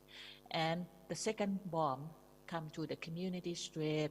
Many people are unemployed and interrupt in their educational system, and they disparity from their parents forgone, or even their grandma, grandpa forgone. And up until the third bomb to the impact on themselves, even their mental retardation, or even the mental health problem from their stress, from their psychological distress. Some of them may face with the other impact. For example, the consequence or delay in their care, or even they could not access to the immunization well, and then disease related to poor immunization, and obesity or even stress also induced to occur during the childhood period and adolescence period. And here are like over the world situation during the COVID-19, or even now you can see that the life cycle of the student changes too much. And I can claim that COVID-19 make human capital recession, especially the knowledge and skill or the competency of the early period of life, the children forgone up until their becoming the early adulthood, their competency, or some may be forgone by their health status as well. And young people, they are facing with their problem, especially for their cut off their salary, their weight, or even some of them maybe lost their job compared to other adulthood. So you can see that more than 50% of them get both cut off their payment or even lost their job. Regarding another group, the older people and those who are under the condition that they are remain at risk, for example, obese, aging, cardiovascular diabetes patient, chronic kidney, hypertensive disorder, mental disorder, and those immunosuppressive, including with HIV, AIDS, and cancer. And the last one is the pregnant women. All of these groups are vulnerable to the condition that remain them at risk to severity of HIV, of COVID-19. So regarding the impact of COVID-19 on the aging group, you can see that they face with many circumstances. For example, economic well-being. This aging group, they are dependent, and many of them are retired. Even some of them receiving the pension from the government, but it might not sufficient to them. If those who are their children who die, then they may face with the economic disruption, life and death. Many of them vulnerable too, especially those who are 70 years old and above. More than 50% die from COVID-19. Mental health, or even some of them may be abuse or neglect from other people. And they are vulnerable to the disease by its nature as well. And regarding the hospitalized, we found that among chronic patients, 6 times higher and 12 times higher of COVID-19. Regarding those COVID-19 with infected and they face with their chronic illness from cardiovascular, diabetes, or even COPD, chronic lung disease, as well as asthma. No? And here are the impact of COVID-19 on the health service system. So considering the 6 components of health service system, for example, in terms of the medical device or equipment, we need to make some more regarding those PPE in order to make our health professionals safe. Okay, we need to put much more on the equipment among ICU, the severity case that we come and we face the problem and need to be handled and need to save for their life.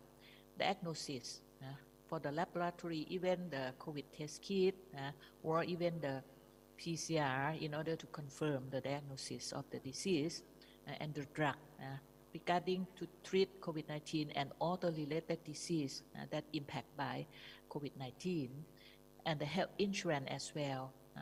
I don't know that in Indonesia you might be similar to Thailand or not. In Thailand we use the UC, Universal Coverage Payment, to every citizen by per capitation basis, around $100 per head.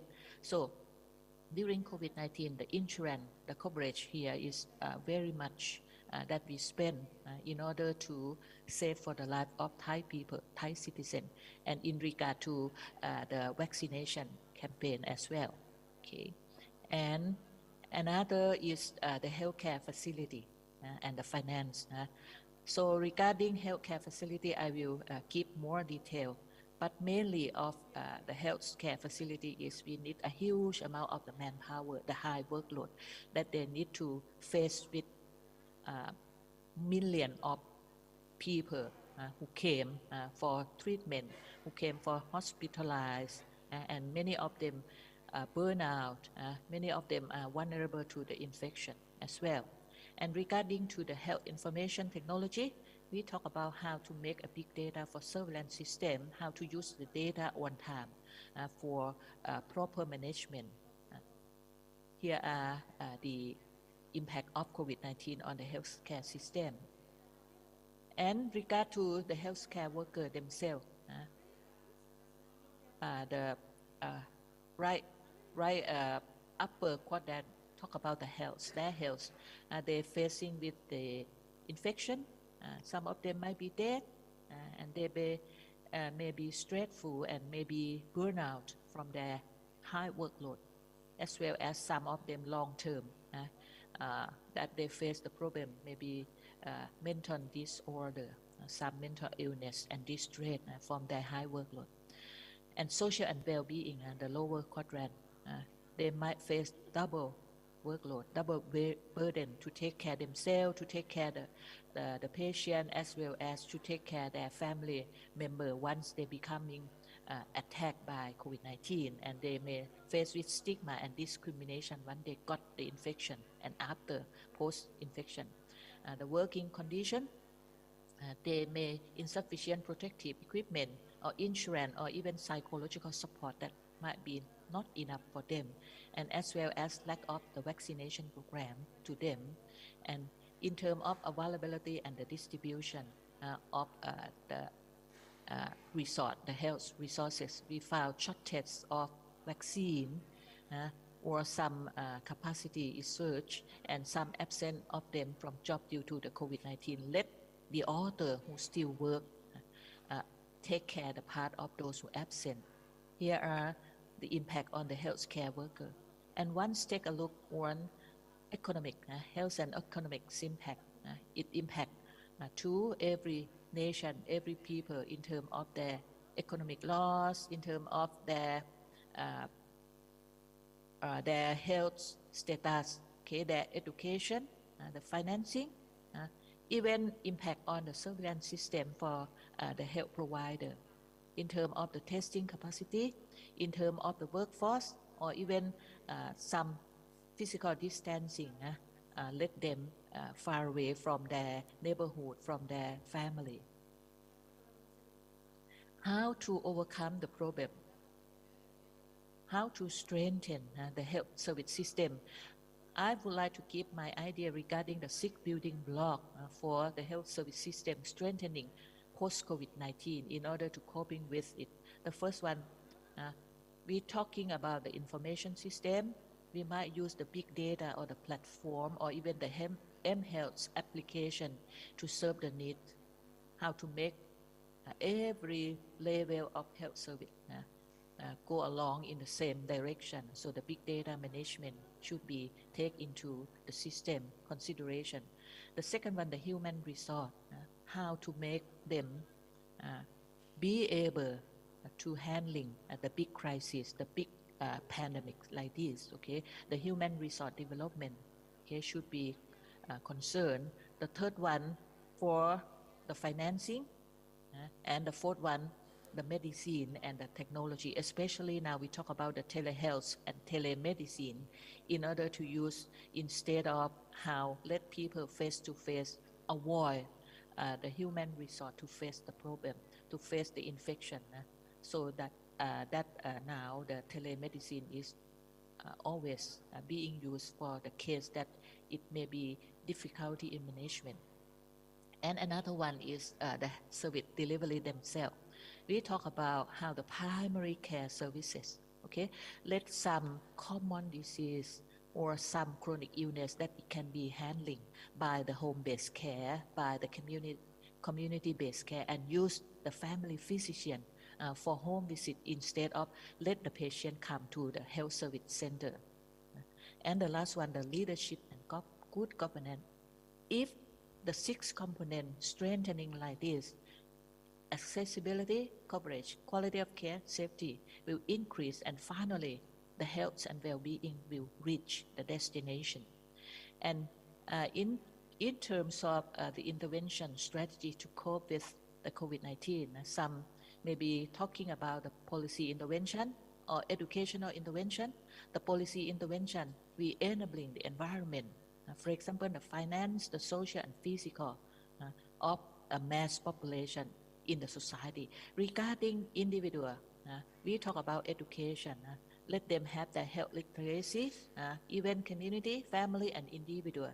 Then let them make awareness and do their healthy lifestyle. So if the public health intervention success, then our desirable option, we can manage and cope the problem of COVID-19. And here are some specific intervention to the healthcare workers. Okay, for example, PPE vaccination, or how to give them for economic incentive, occupational disease treatment, or some mental health issue. And after COVID-19, how we adapt the post-COVID-19 global strategy, accelerate the equitable access and acceptance on vaccination, on diagnosis or treatment and therapeutic. And the second one, to support the community-led and community-driven goal and priority with global support. Global support and strengthen for the national and regional system. And the third one, to build and invest on the pandemic-proof the future for everyone and everywhere, and prioritize the need for preparedness and global financing. And the last one, to drive the accountability at all levels and to commit to global solidarity, strong political will at all levels, and make the community to engage. And here are some adaptation regarding repair, rethink, reconfigure, in order to make the life after the pandemics in terms of asymmetry, disruption, aging, polarized, and trust. Regarding asymmetry, we talk about how to make the wealth disparity increasing, and how to make smaller gap between the rich and the poor in order to let those who are the poor reaching the care, or how to let unemployment people to have their employment status.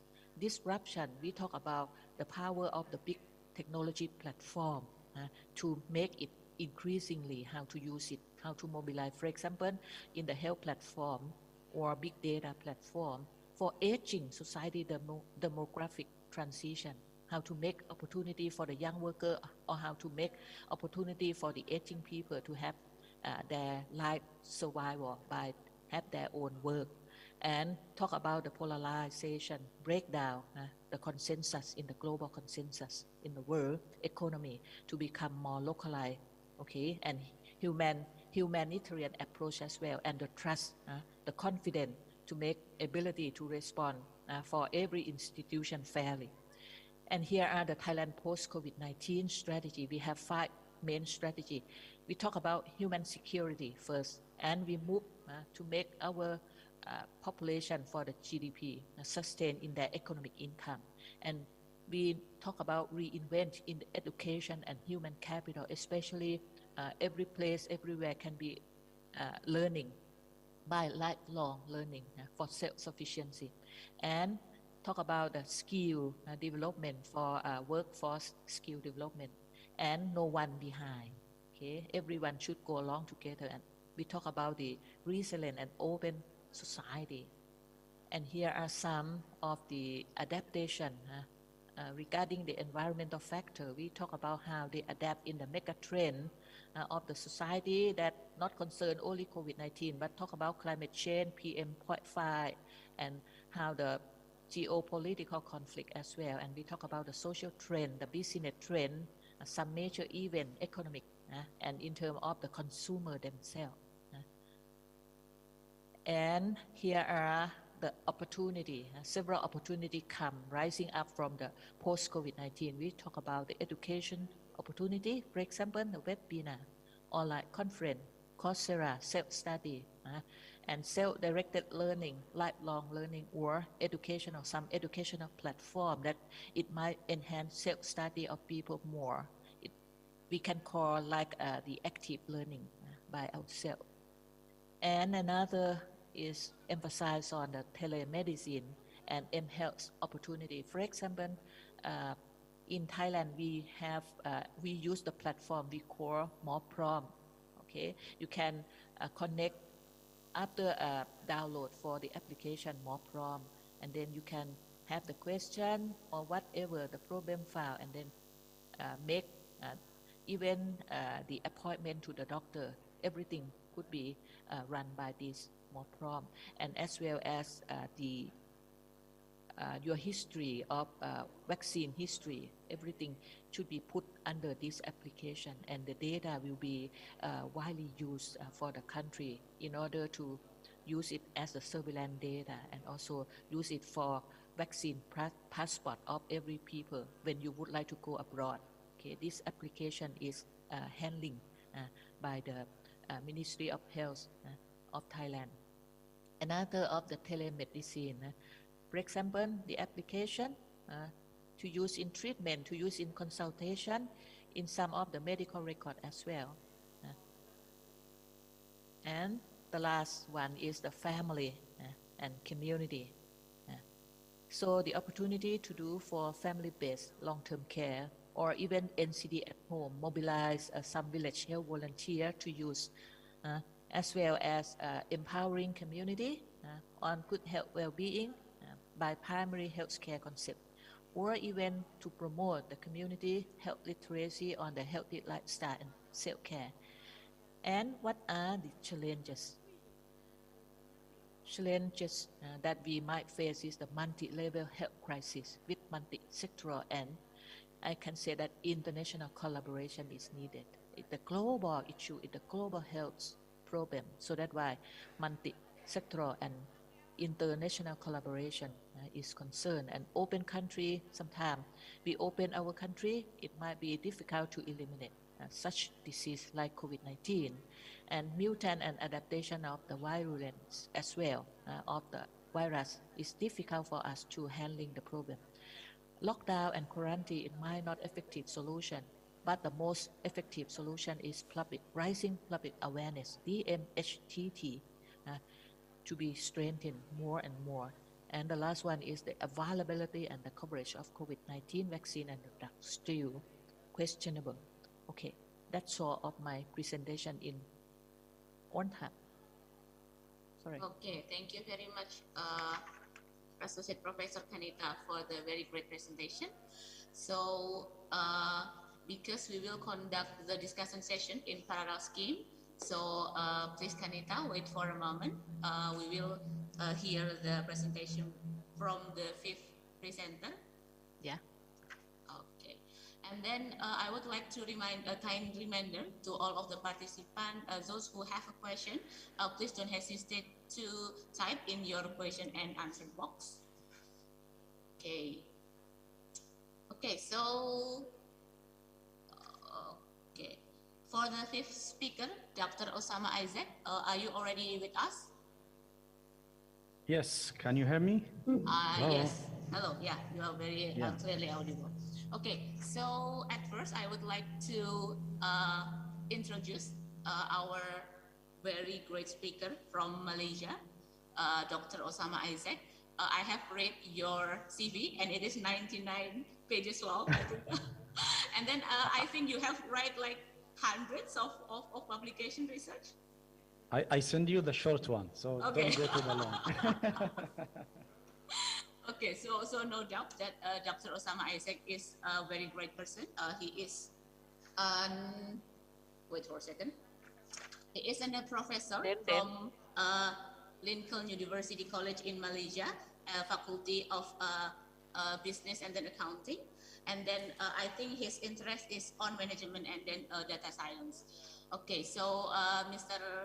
Osama Isaac, because actually our conference is earlier than we expected, so you can take your presentation slowly, it's okay for us. And then for those who have a question to Dr. Osama Isaac, please don't hesitate to type your question in the chat box, please.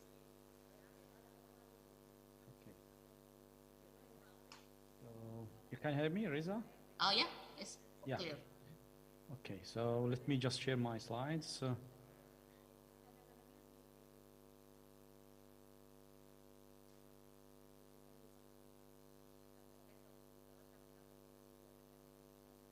Okay, can you see the slides? Yeah, clearly. Okay. Oh, what about just a minute? Okay, can you see the writing in the screen? The yellow one, I can Yes. can see it. Okay, so that's why we can start. Okay, so they said that Abba Kabar, you know, Shakabba Hazam Malay Seke. Baik, Dr. Osama, baik. Yeah, actually, I was in Malaysia for 16 years, but right now I'm in Netherlands. Actually, it's 6 a.m. in Netherlands right now, but I believe right now it's 11 in Indonesia, is it? Yeah, it's 11 p.m. Okay, so thank you, Riza. Thank you. Okay, so to be clear from the beginning that first of all, it's I believe it's still good morning. I'm specialized in technology management, so I'll try just to give you some insights about the technology that maybe is going to influence not only the medical side, but most of our aspects in our life. To be honest, I like the title of the conference when you add two words. One, it's innovation, and one, it's about future. So for me, I will try to target these two things, which is the health services, but related to what we mean by innovation today and what is in the future. And the future is already started today. It's not will happen in the future, but let's discuss about these things. Okay. So my topic will be about the future, about the present. It's about the fourth industrial revolution. What do we mean by the fourth industrial revolution? When we said about artificial intelligence, big data, Internet of Things, and don't worry, it will not be more to the technological and technical things. I will try to make it easier to everyone to grab it. So I will start by the fourth industrial revolution, artificial intelligence, big data, Internet of Things. Then we will try to link it to the health services. Okay, but first of all, let me just ask a question. How we see the world. If I'm going to ask what is the color of this orange, so don't be hurried to jump directly and say, hey, it's very clear, it's orange. Let's just keep a minute of thinking. If the question will be what is the color of the orange outside, let's see what is the reality of the orange outside. Number one, this is Texas salamander. Texas salamanders living with no eyes. There is no eyes. Now imagine if we ask in this Texas salamander, what is the color of the orange? What is the answer would be from the Texas salamander? Just imagine that. Just let this, your philosophical mind to imagine this story. If the Texas salamander will answer this question, what it will be. That's one of the creature, one of the animals is living outside. It's not science fiction. Okay, that's no eyes. We have another creature, skatefish, only see black and white. So if we are going to ask the skatefish, what is the color of the orange? Clearly the skatefish will say, oh, it's really clear, it's black or it's white.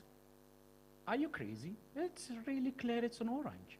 Say, no, the orange is not in my dictionary. My tool is only to target and to, diagnose only white and black. So you are the one, you are crazy. You are telling me about orange is not in my dictionary. What is orange? It's clearly in front of my eyes. It's a black. So another one, which is human. We use our tools, our eyes, to figure out the shapes, some colors and some angles. This is our capability of our eyes. Then we have the butterfly. The butterfly have almost 17,000 mini eyes, and in each one of these 17,000, that has its own lens. And also this butterfly can see the ultraviolet, which means this butterfly can see something different from our eyes. Now imagine if we are going to ask the butterfly, what is the color of the orange outside? It might be not orange. It might be something else. Now imagine if we are going to ask mantis shrimp. Mantis shrimp has 12 different color receptors. The human only has 3, which means that the mantis shrimps, they have more capable to see more colors, and also they are capable to see, ultraviolet and infrared. They are really higher quality than our eyes, and you can see how it's good that the mantis shrimp is the eyes. Now the question will be, if we are going to ask this 5 creature, what is the color of the orange outside? Maybe the Texas salamander said, what do you mean by the color? I don't have eyes. This question is not meaningful to my skatefish will see black. Our eyes will see orange. Butterfly maybe will see something else. Mantis shrimp see something else. That's why every one of them, they use their own tools to investigate and to explore the world. It's not only one tool that we investigate the real world. It's different tools, and every tools will lead us to different results. Okay? So you can see all in nature, we have different tools, and every one of us sees different things. So if it's still orange, no. The question will be, it's depend on me, depend on my tool, maybe it's an orange. Even another human with a blind, issues, they'll see it's not an orange. So even, for example, right now, this is how the bees will see the flowers. This is how we see it in a different way. Because the tools of the bees is different. Look how beautiful is the flowers in the eyes of the bees.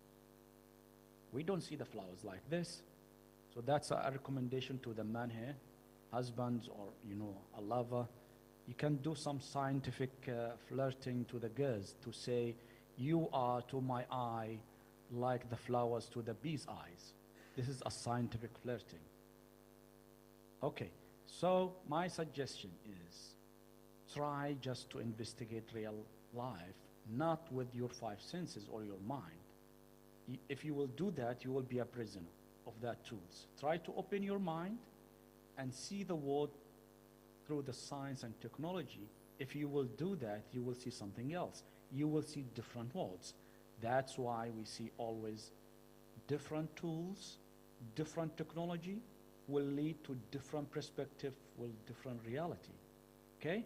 So what is the reality of today? What kind of tools that we have today? What kind of technological tools that maybe as human species will see something else? Okay, let's start. What is in the beginning? It's the fourth industrial revolution. It is started by this man. He is, the chief and the one who's behind the World Economic Forum, Klaus Schwab. He's the one who announced the fourth industrial revolution in 2016, okay? And he will really clearly say this is in fourth industrial revolution will really, impacted everything in our life. It's almost, he mentioned that it will blur the lines between physical, digital, and biological. These three things will be no limits. They will be merged as one. This is what we are going to face. It will change the whole industry and incubation. Now, what is the Industry 1? Because we said the fourth industrial revolution. What is the first industrial revolution? It's happened in 1784. It about machines. These machines, when it's started, it was really a big revolution. You have to follow the technology in that date, in 1784. It brings some simple factories, steam powers and water powers. Then in 1879, the second industrial revolution. It brings the electricity. So you as individual or government or organization or industry, you have to follow the technology to see what is the implication of this electricity to our industry, to our life, to our organization, to our government, to our, to our country. It's really important. If you don't do that, you will be outside, of competitive environment. And then in 1969, this kind of electronics and all this kind of internet is started to be happening. I'm not saying we are, for example, in 1968, that's mean nothing with the machines and electricity. No, we're still keeping these things. But there's something new happen right now with plus the machines and the electricity, which is the electronics. But we are not anymore live in the third industrial revolution. Today, in the next, the last 20 years, maybe in the 2000 and above, we are living in the cyber-physical system, which they call the fourth industrial revolution. It's about Internet of Things, big data, and artificial intelligence, and virtual reality. Now, what do I mean by that? It's please remember that as human, we start our journey by doing some hunting to 10,000 BC. Then after that, in that, some brilliant ideas, it's happened from one of our species. That's, maybe it's happened by in a wrong way, or it's not in purpose, but it's happened just for the agriculture. Let's plant, not to do the hunting alone. So it started the human to do the plants. After that, we started to do something else. Not only the human, we already have human plus machine. So we replace the muscles of human with machines. No more muscles for the human. Do it by muscles for the human. Do it by machines. So machines in this by machines. So machines in this technological revolution will replace technological revolution will replace our there is some kind there is some kind of I can hear my voice. I can hear my voice. Reza, I believe someone. Reza, I believe someone. Okay, let me. Let me. Okay, let. Yeah, because. Okay, let. Yeah, because.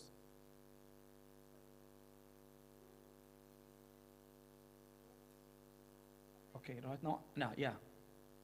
Okay, right now, yeah. I believe right now, okay, because I believe someone. I believe right now, okay, because I believe someone opened the. Still. No, open the. Still. No, still. So I believe I can hear my voice. still, I believe I can hear my voice. Is something there? I believe someone opened Suaranya the host, mic. Is something there? I believe someone opened the mic or something like that. Can you just mute or something like that? Can you just mute?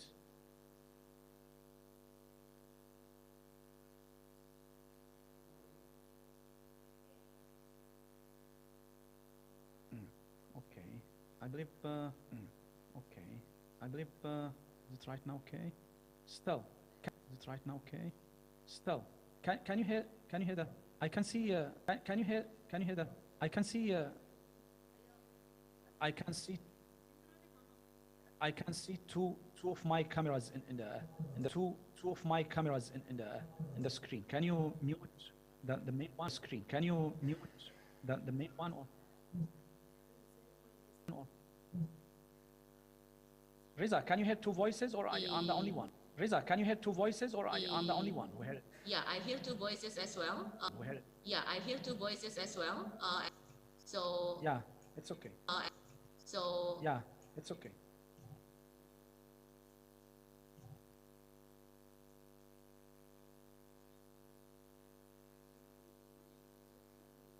I believe it's coming from the one that I believe it's coming from the one that's the main. It's as I can see, it's the main. It's as I can see. I believe right now. Yeah. Now you. I believe right now. Yeah. Now can you hear me yeah, right clearly.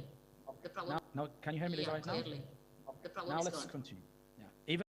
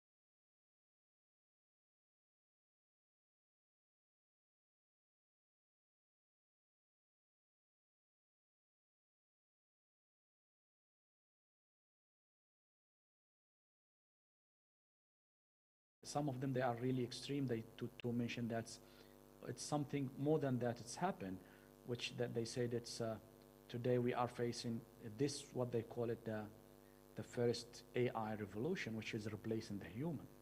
So it's not only in this stage we are replacing our smartness and our intelligence. Some of them will expect that in the near future, the AI will replace not only our intelligence, but the whole species of human.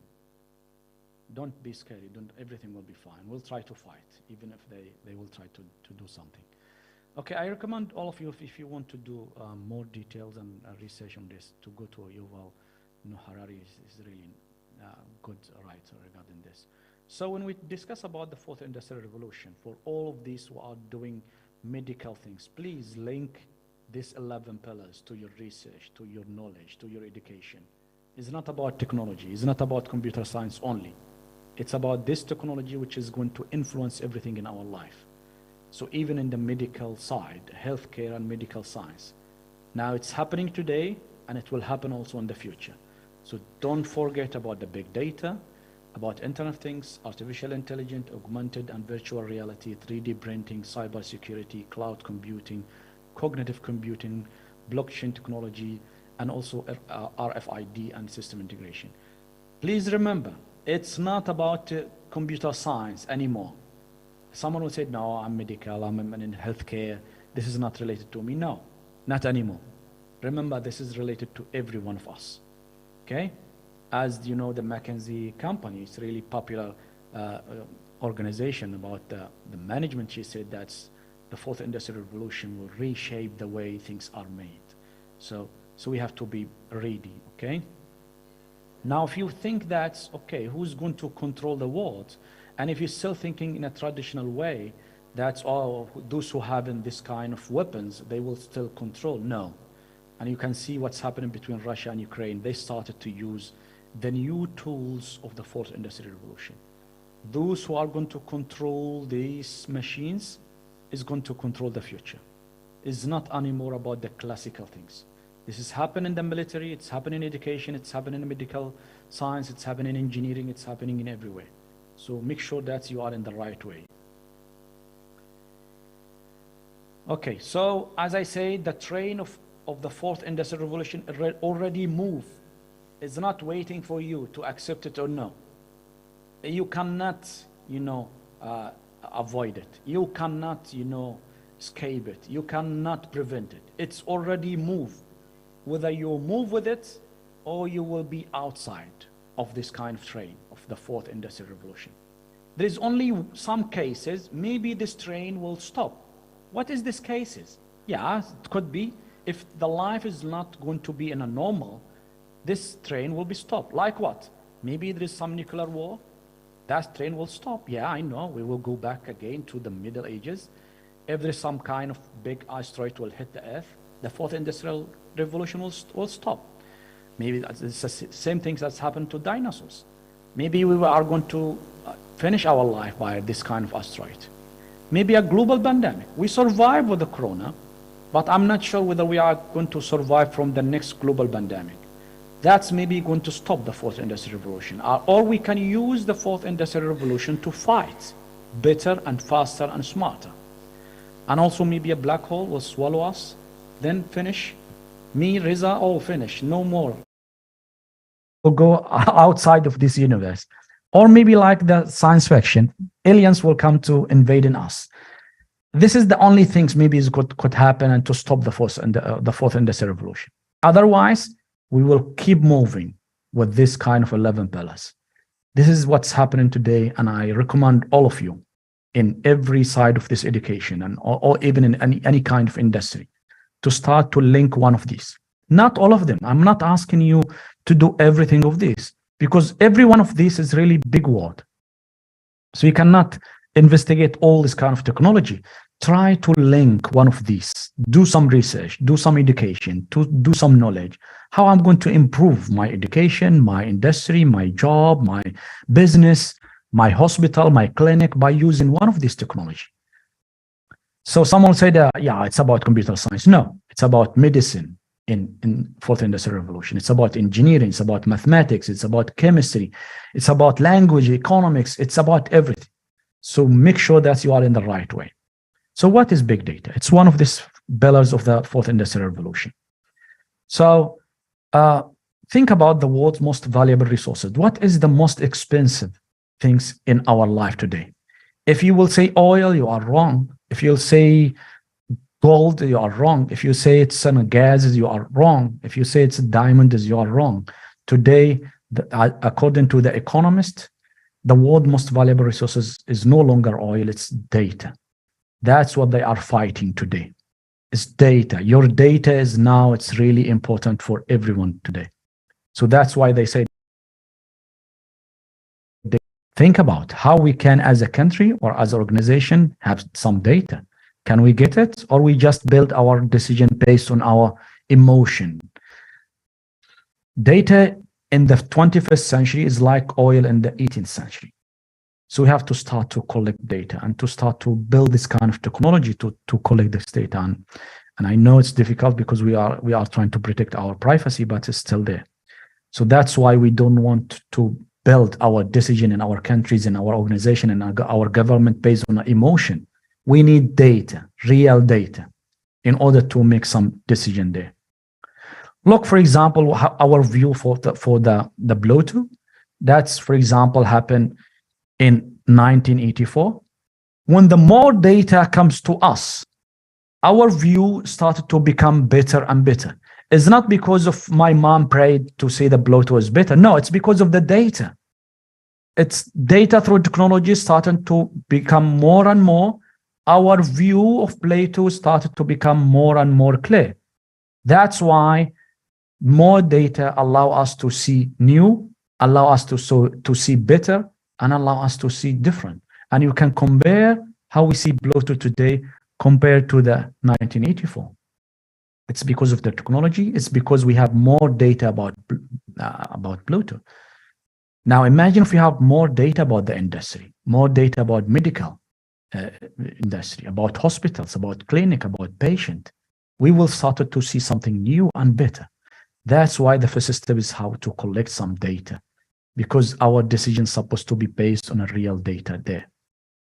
Now these are some 25 companies are more powerful than countries. Most of these companies, they are dealing with technology and data. Now, if you think about my country, I came from Yemen and also Indonesia and in Malaysia. Now, these countries sometimes is more powerful than our countries. It's because they have this kind of recent technology and they have all our data compared to our countries. They have almost nothing about us. So if you think that, who are the leaders of the world today? You will be wrong if you think, the leaders of today, Joe Biden and Jinping and Vladimir Putin and all this. No, you are wrong. I believe, in my opinion, the leaders today who are leading the technological industry, it's Elon Musk and Mark Zuckerberg and Jeff Bezos and Bill Gates. These are who leading, and they are really have much powerful tools compared to the classical countries and classical organization. That's why most of these classical countries, they got help from this organization. That's why they are really more powerful compared to the classical one. Now imagine, for example, this is Joe Biden. He is the president of the United States. Okay. How many of the population? It's almost 300 million. Compared to the countries of Mark Zuckerberg. In Facebook, there is almost right now 3 billion. It's 3 with 9 zeros in Facebook. And in WhatsApp, almost 2.7 billion. And in Instagram, 1.6 billion. And for just a few days in Threads, it's almost already right now, you can see it's more than, a quite number, 100 million users. And for free. Mark Zuckerberg will not do like FBI or CIA will do this kind of art. No, we give them our data for free. That's how they are smart enough to collect our data. Okay. Now, sometimes you will think, that the product like Instagram and Facebook and Twitter, they are free. No, they are not free. If you are not paying for the product like Twitter and Facebook and Instagram, you are the product. They are targeting your data. So it's not free. Even if you open the account for free, but your data is really most valuable for them. They collect your data. And that's why it's not free. If the product is free, you are the product. So they collect in your data and they build their decision based on data, based on almost 50% of the population now in the hand of Mark Zuckerberg. Look how much is he's powerful guy right now. Now, if you think about, we have, we right now flash memory and CD, and also we say gigabytes, and now we have terabytes, then we have betabyte, exabyte, and zettabyte. Let's see how we start as human. We start as human like this kind of clay disk, and we discovered it in 1908. This is how we used to recording the data. If we transfer this client disk in a Word file, it will be 10 kilobyte. Then we have this kind of parchment. If we transfer it to a document, Microsoft document, it will be 1 megabyte. Then we have the books. Maybe there will be 2 megabytes. Then we have this machine, like big machines, like it's this one from out of the plane. It's 5 megabytes. You have a pen drive in your hand right now, like an 8, like 16. This is 5 megabytes in 1956. Then this is the device in this room. It was 250 megabyte hard drive. Then we have this floppy disk. I don't know, that's the next generation, this new generation, they don't know about this floppy disk, but in our generation, we use it. Then we have the CDs, it's 700 megabyte. Then we have the flash memory, the pen drive. We have 1 gigabyte, we have 2, we have 4 gigabyte. Now we have a microchips, micro SD, 16 gigabyte. Then we have in 2017, 1 terabyte. Then we go to the cloud services. Now, as you can see, the services and the data become more and more huge, and the price will become more and more less. That's how much data we already have. Now, the data that's available between 1970 and 1990, it was 1 billion gigabyte. Today, in 5 billion gigabyte per day in 2014, 2.5 exa, which is 1 followed by 18 zeros per day in 2019, and it will grow to 5.2 zeta, which is 1 followed by 21 zeros in 2025. This is how much is data, and 99 of this data is not used, is not analyzed. That's the treasure. It's not the oil, it's the data. Okay? That we said that every day enough new data are being generated to fill all the US library 8 times. That's how much is data we have. And Google, process 20 petabytes a day. From where this data come from? It's from us.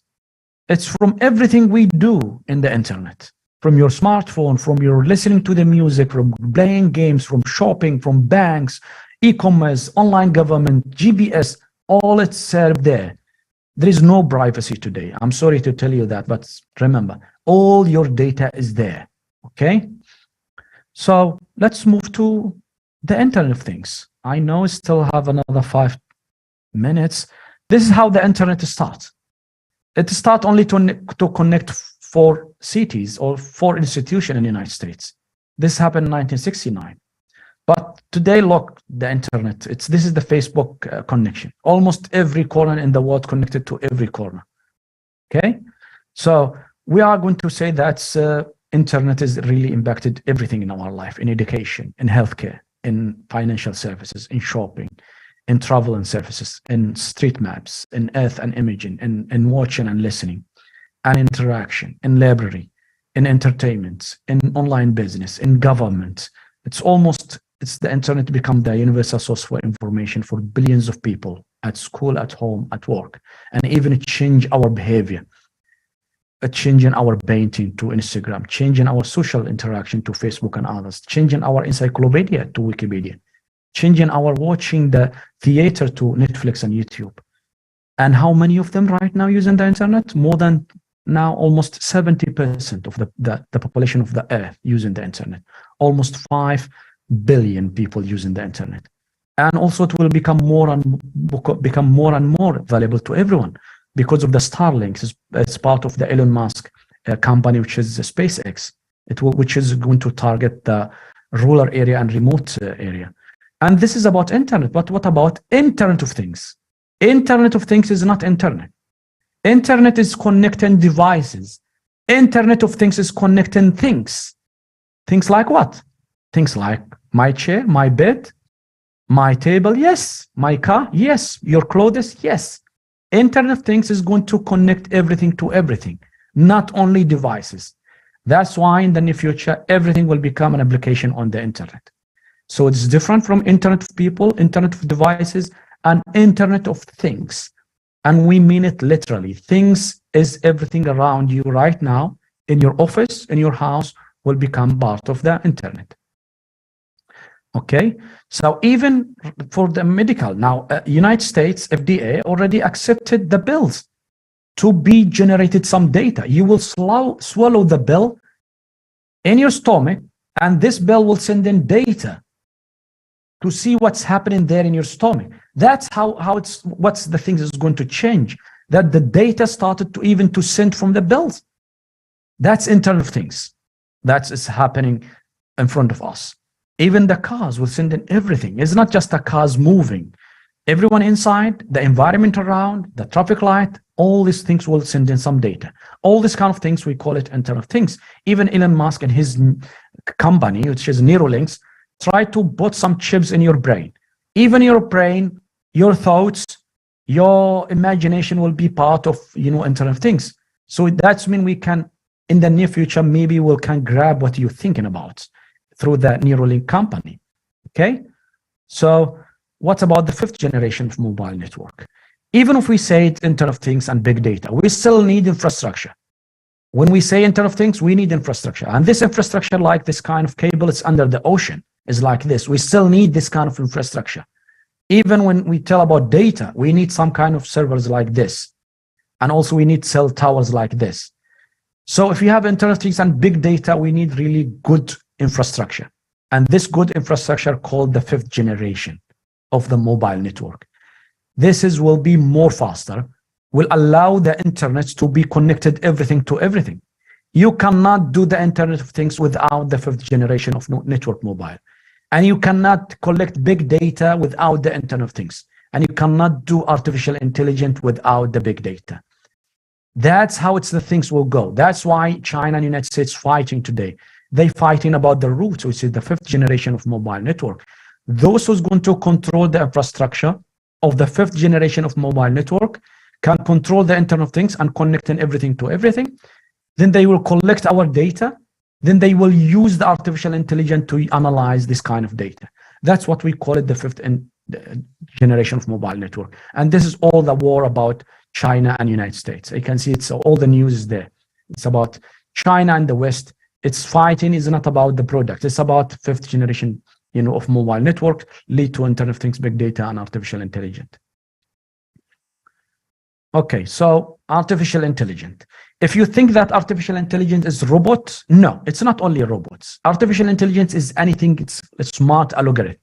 Almost many things around us, like Google Map, like Amazon, like Grab, like Twitter, like TikTok, like everything, it's worked by artificial intelligence algorithm.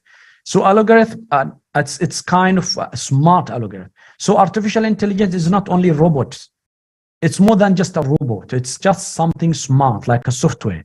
Okay, it could be a robot, yes, but it's not only a robot, because sometimes you think it's a robot. It's more than that. Okay, and this is some of the AI assistant today. You can use one of them. And Elon Musk, just 4 days ago, they already announced this XAI. This is the new company of Elon Musk. And Elon Musk right now bought billions of dollars in this new company. That's how it's important is the AI, after the Neuralink and the SpaceX and everyone. And the people said, we are not, trust AI. No, you trust AI. You trust Google and AI to search what is true. And you also trust AI to tell you where to go. And you trust the Netflix and YouTube, which is the artificial intelligence, to tell you what to watch. You ask AI in Facebook and Twitter to tell you what's new. You ask Amazon, you trust Amazon, which is AI, to tell you what to buy. Almost we do everything through artificial intelligence today. And AI will become better than human according to the independence in all tasks in 45 years. I believe it's less than that, according to another research. So AI will write the best books, and it's already started in ChatGPT. Okay, and also AI will be completely do a full surgery. Medicine, you are threatened. Your jobs maybe not anymore as you expected. AI will do it better than you. So what are you going to do? That's really a good question. If the AI will do it better than me, what I'm going to do in that, even the surgeon, yeah, even the surgeon. So jobs, go and read the global reports for the jobs. This is the future of jobs reports. Go, what are the emerging and declining jobs? What are the emerging and declining skills? This is really important. Don't go to the classical way. Okay, look, for example, this is what smartphone, already, replace more than 46 technology. AI will replace hundreds and thousands of jobs and technologies. You are going to wait for it. It's happening today. So virtual reality. We have a traditional one. I'm not going to go that. We have a virtual reality. We have augmented reality. We have mixed reality. We have extended reality. Virtual reality is already in the entertainment and the sports and everywhere, even in the industrial of healthcare. They use virtual reality to relieve stress and anxiety there. It's already there. It's happening there. So you will see all this kind of, even in education. So virtual reality also part of it is in shopping, in training, in marketing, in medicine, in engineering, in farming, in cosmology, in architecture and construction, and in maintenance, and even in retail. You cannot even go to the fitting room. You will just stand in front of this machine and it will show you how it's fit with you or not. Religion. It's about museum. It's about entertainment. It's about sport, music, military, all these kind of things. Even one of the companies started to, do the daughters who are already dead and let the mother see her daughter, which is already dead. That's how it's the big industry is happening. Even it's also to this guy from Korea. His wife has already died, and they just create a virtual reality for his wife, and now he's living with his wife in the virtual world. Is it reality? Who to tell that's a reality or not? Maybe he's telling the reality. So the 3D printing, you can print today everything you want. In Dubai, they started to print buildings. And in medicine, they started to print in 3D printing some organism in our body. So what about healthcare? Healthcare will be really impacted by our fourth industrial revolution. It's about healthcare, about physical, mental, and social. And remember, the medical technology sector, it's one of these core sectors that will be transformed for this one. It's about shifting the ideas of health from something done in the doctor office and hospitals to something that can be done wherever you are. What do you mean by wherever you are? It's like the smartwatch. It will become medical. It will send some data to your doctor about your heart, your blood, your fitness, everything. So the data will start recording not only your blood, everything around you. It will start to happen and recording everything around you. Okay? And that's all the application. We are preparing, as they mentioned, a workforce for a job that doesn't yet exist, using technology that haven't been invented. What we are focusing today is for the skills that prepare you to the next generation of technology. For example, we have today like what they call it virtual nursing. Nursing, sorry, but your time, I'm not sure. There's some kind of avatar. It will be application, will be better than you. Even it's ready for 24 hours, anytime. He will not, be busy or, sad, if anything. They will be laughing, making jokes, and 24 hours, and for a less price compared to your job.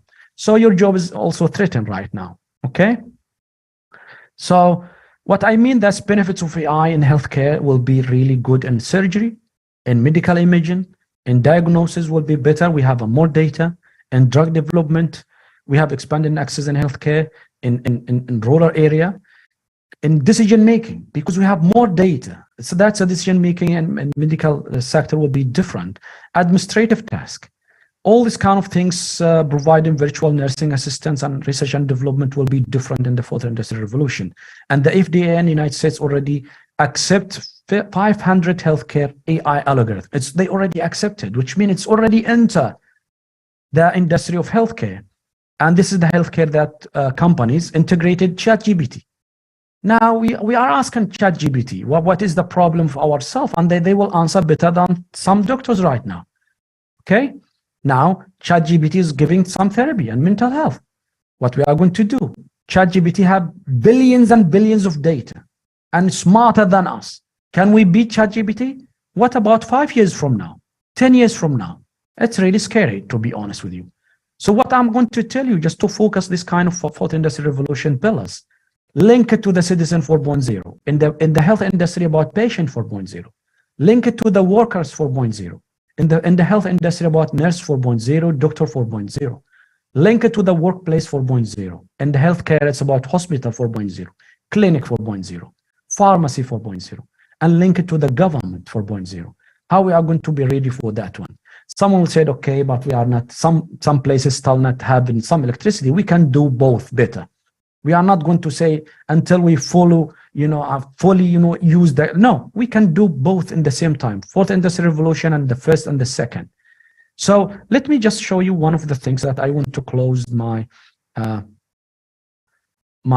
presentation with. I'll just show you what's happening right now.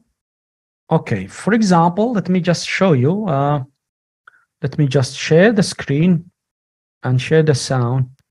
Okay, can you see the screen? Riza, can you see the screen of mine? Yes. Now, this is ChatGPT. And for me, I was thinking, oh, what I'm going to present in this conference. Then I said, let's ask the ChatGPT. I need a presentation about the implication of artificial intelligence in healthcare. Then I asked the ChatGPT, which is product of the fourth industrial revolution. So can you give me a presentation of that? Then I'm going to wait, and then it will give me a full presentation there. So I don't need to wait to do it by myself. This one will do it for me. Everything is there, and right now you can see everything about my presentation and many things if you want to, it will be right in there. So everything, slide number 10, what you are going to do this, it's better than me. Why I'm going to depend on myself? So for example, I'm going to throw, oh, that's the important, the limited access, oh, machine learning. Okay, let's do, if I like any of these, for example, efficient management of patient record, of remote patient monitoring. I'm going to, for example, like this one. I'll copy it, then I'll open a new chat, then I'll do more research in this. So then I'll go do some research. Then it will give me more research about this in any point that I want. Then what I want to be, I just read it, and that's it. It's better than to go by yourself. Any point that you don't like, ask the ChatGPT. The ChatGPT will give you everything you want. The question is not how you do it. The question is what you are doing there. If it's more powerful, why not? Now, some of you will say, oh, maybe after that, what we can do? After that, you go to this kind of websites. They will do avatar for you. You just transfer this text to avatar and will create a video for you, this one or this one. It will turn your text in ChatGPT to a video, or this, or this. Okay? Then I'm going to record it in my voice. I don't need to say it by myself. I will just let this system recognize my voice, then I let it record it. Then finally, I'll get my presentation ready. I'll get my video ready. And the people who are going to listen to this video said, oh, that's really powerful. It's all by ChatGPT. It's all by the new technology. So why I'm not going to use it? Okay, that's the question. And even lately, even in the Hollywood actors, they already strike, they already protest. They know the artificial intelligence will end their quality. Avatar will end it. So that's why all actors in Hollywood right now, they protest against the artificial intelligence because they believe no more Leonardo DiCaprio, Tom Cruise, because Avatar will replace their job. Even your job will be replaced. What we are going to do? That's the question that we are going to face. Even me, myself right now, I'm not real. I'm just software. Now this face and this background and this body is not real. I'm just algorithm. I'm just AI. Do you want to see my real face? No need? This is just What do you think? This is just complete artificial intelligent avatar, but I'm a different one. And this chair, this face, and this background is not real. All is just artificial intelligence. So I let the artificial intelligence later to answer your question because it's smarter than me. Thank you so much. I'll give the mic to you, Riza. Okay, thank you very much, Dr. Osama Isaac, for the very fascinating presentation. Okay, so we will go to our last speaker, Silas Ogenemaro Emofondo, PhD. Are you here with us, Silas?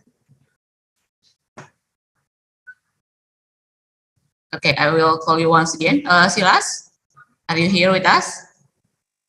No. Okay, are you ready for presentation? You hear me?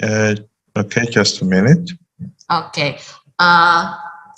Once again, I would like to kindly remind for all of the participants who want to ask to our fourth speaker, Associate Professor Kanita or Dr. Osama, or our last speaker, Silas Ogehenmaro. Sorry for if I say your name wrong, Silas. Please kindly write your question in the chat box. Okay, and then I would like to introduce our last speaker, Silas, to our audience. Okay, I think Silas CV is very interesting because Silas is quite young, but he already have a lot of a lot of experience, especially in media, all of the media platform. He has experience of media in radio as well as a magazine, and he do a lot of research as well. So hopefully we can get a lot of insight from Silas. Are you ready, Silas, to speak?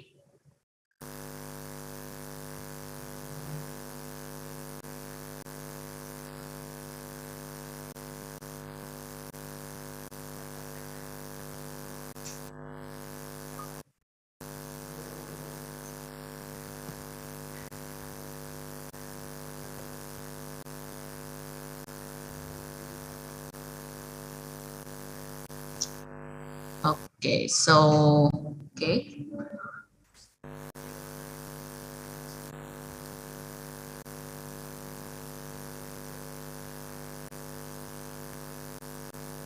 Okay, so we have to wait for a second.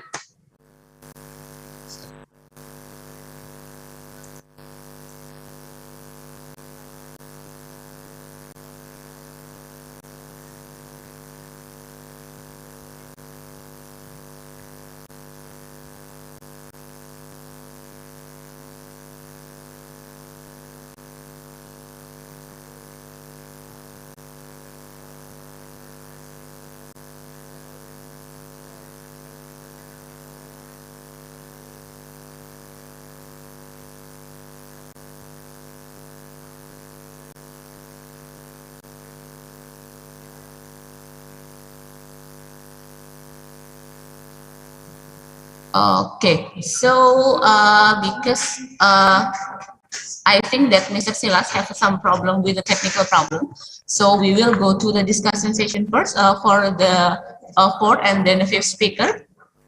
So, Associate Professor Kanita and Dr. Osama, are you here with us? I think we will start the discussion session for two of you first. Yeah, I'm here. Yes. Okay, thank you very much. Okay, so I think I will read the question to Associate Professor Kanita first. Okay. And awareness, rising awareness in community is the most crucial point.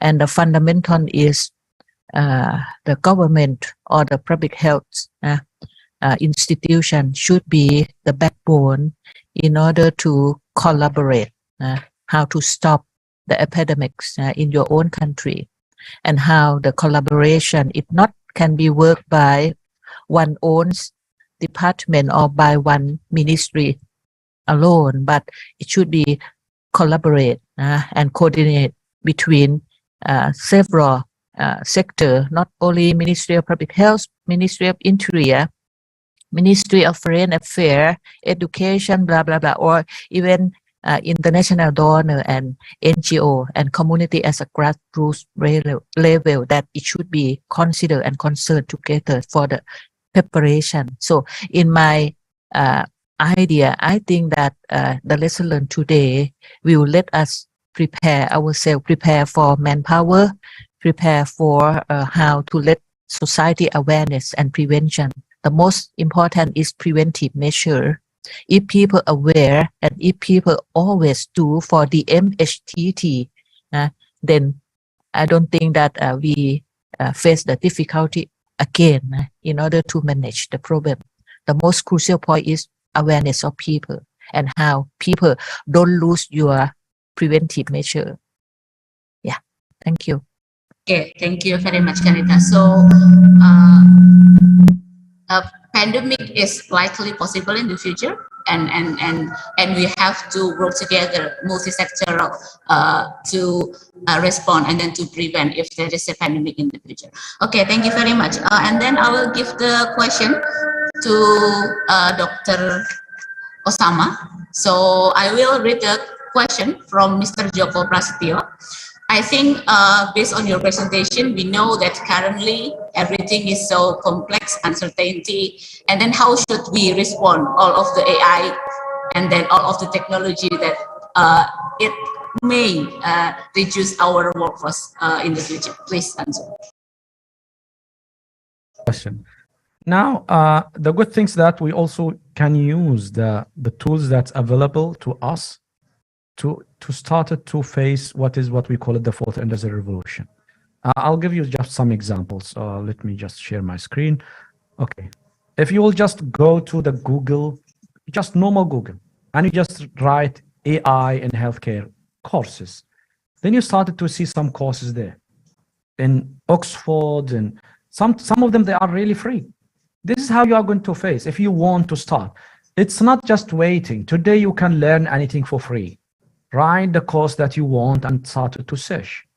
You will find some courses, some of them are free, or you will go to Coursera, or you'll go to edX, or you go to Allison, all are free courses. Search about the courses that link to the fourth industrial revolution. Don't wait, and then don't give some excuses there. Today, I know it's really dangerous, the fourth industrial revolution, and I know it's really, in the other side of the classical education today, because the system and the whole curriculum of our universities, colleges is absolute. It really is not related to our life anymore. So we need, as individual, to go to use this kind of tools in our benefits. We use our ChatGPT. We can use these courses. Everyone now, right now, you can find any course you want for free. Why not? Go and learn. So write big data and healthcare courses. Write about Internet of Things and for example, hospitals. Write, for example, what is the influence of AI in clinics. Then find some research, find some courses, then attend, then link it to your industry, link it to your neighbors, link it to your job. This is the way. It's not only from one side, that's the artificial intelligence is in the moon and we are in the earth. No, it's happening here. And we can use the same tools to adapt and to move in the same journey. I know it's difficult, but it's in the end you can do it. For example, you can go to okay, you can see that the file, Riza? Oh yeah, I can see. So go to the World Economical Forum. If you want to you later, job for tomorrow, and look what are the jobs for tomorrow, what are the skills that they are needed. Do we need to memorize the knowledge? No, it's not anymore. We don't need to memorize the definition and the history and pros and cons of things. Everything is already in our phones. So we need some critical thinking. We need something. So how we are going to link that? This is about opportunities. This is about emerging professional jobs and everything there. So you need to do some effort to read, to go and attend courses, then use your wise mentality to link it to your industry. Today, I'm really, if, for example, if you'll go to, this is my, for example, I'll just show it to you. This is what I believe. This is my website. This is what I believe. I believe that most of what any students learn in the current system of university and scholars is not relevant to their lives or can be easily found in Google. He or she who takes knowledge today only from school and university classes is an illiterate person. You don't depend on school and university anymore, believe me. So you need to depend on your smartness to find the things that's related to your course. You will not, believe me, you will not find anything in your college or university right now, a curriculum or a classes that AI and medical science or big data and clinics or free, no, nothing of this. So you have to make that step by yourself. Don't wait, because the future is really fast. So I believe that you can do it, you can search it, you can find courses, you can read, and you can increase your skills and knowledge in the right way that's targeting the future. Okay, Riza? Yes. Yeah. We have to learn a lot, okay.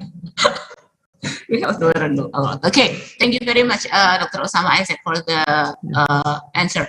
Okay, I will go back to Kanita. Okay, the question from Putri, it is related to the mental health, especially in the young generation because of the COVID-19 pandemic. Do you have any comment on this issue? What is your question? The mental health problem? Yeah, the among mental, children? among young generation, especially because of the COVID-19 pandemic. Okay, so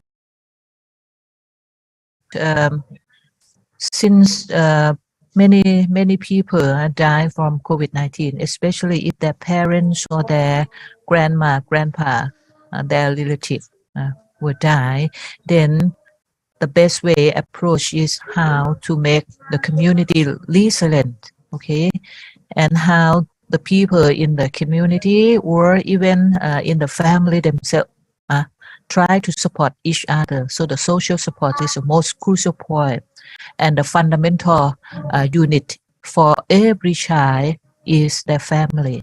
Okay, if any member lose, but the other still, the older people can support the younger generation, and also the school.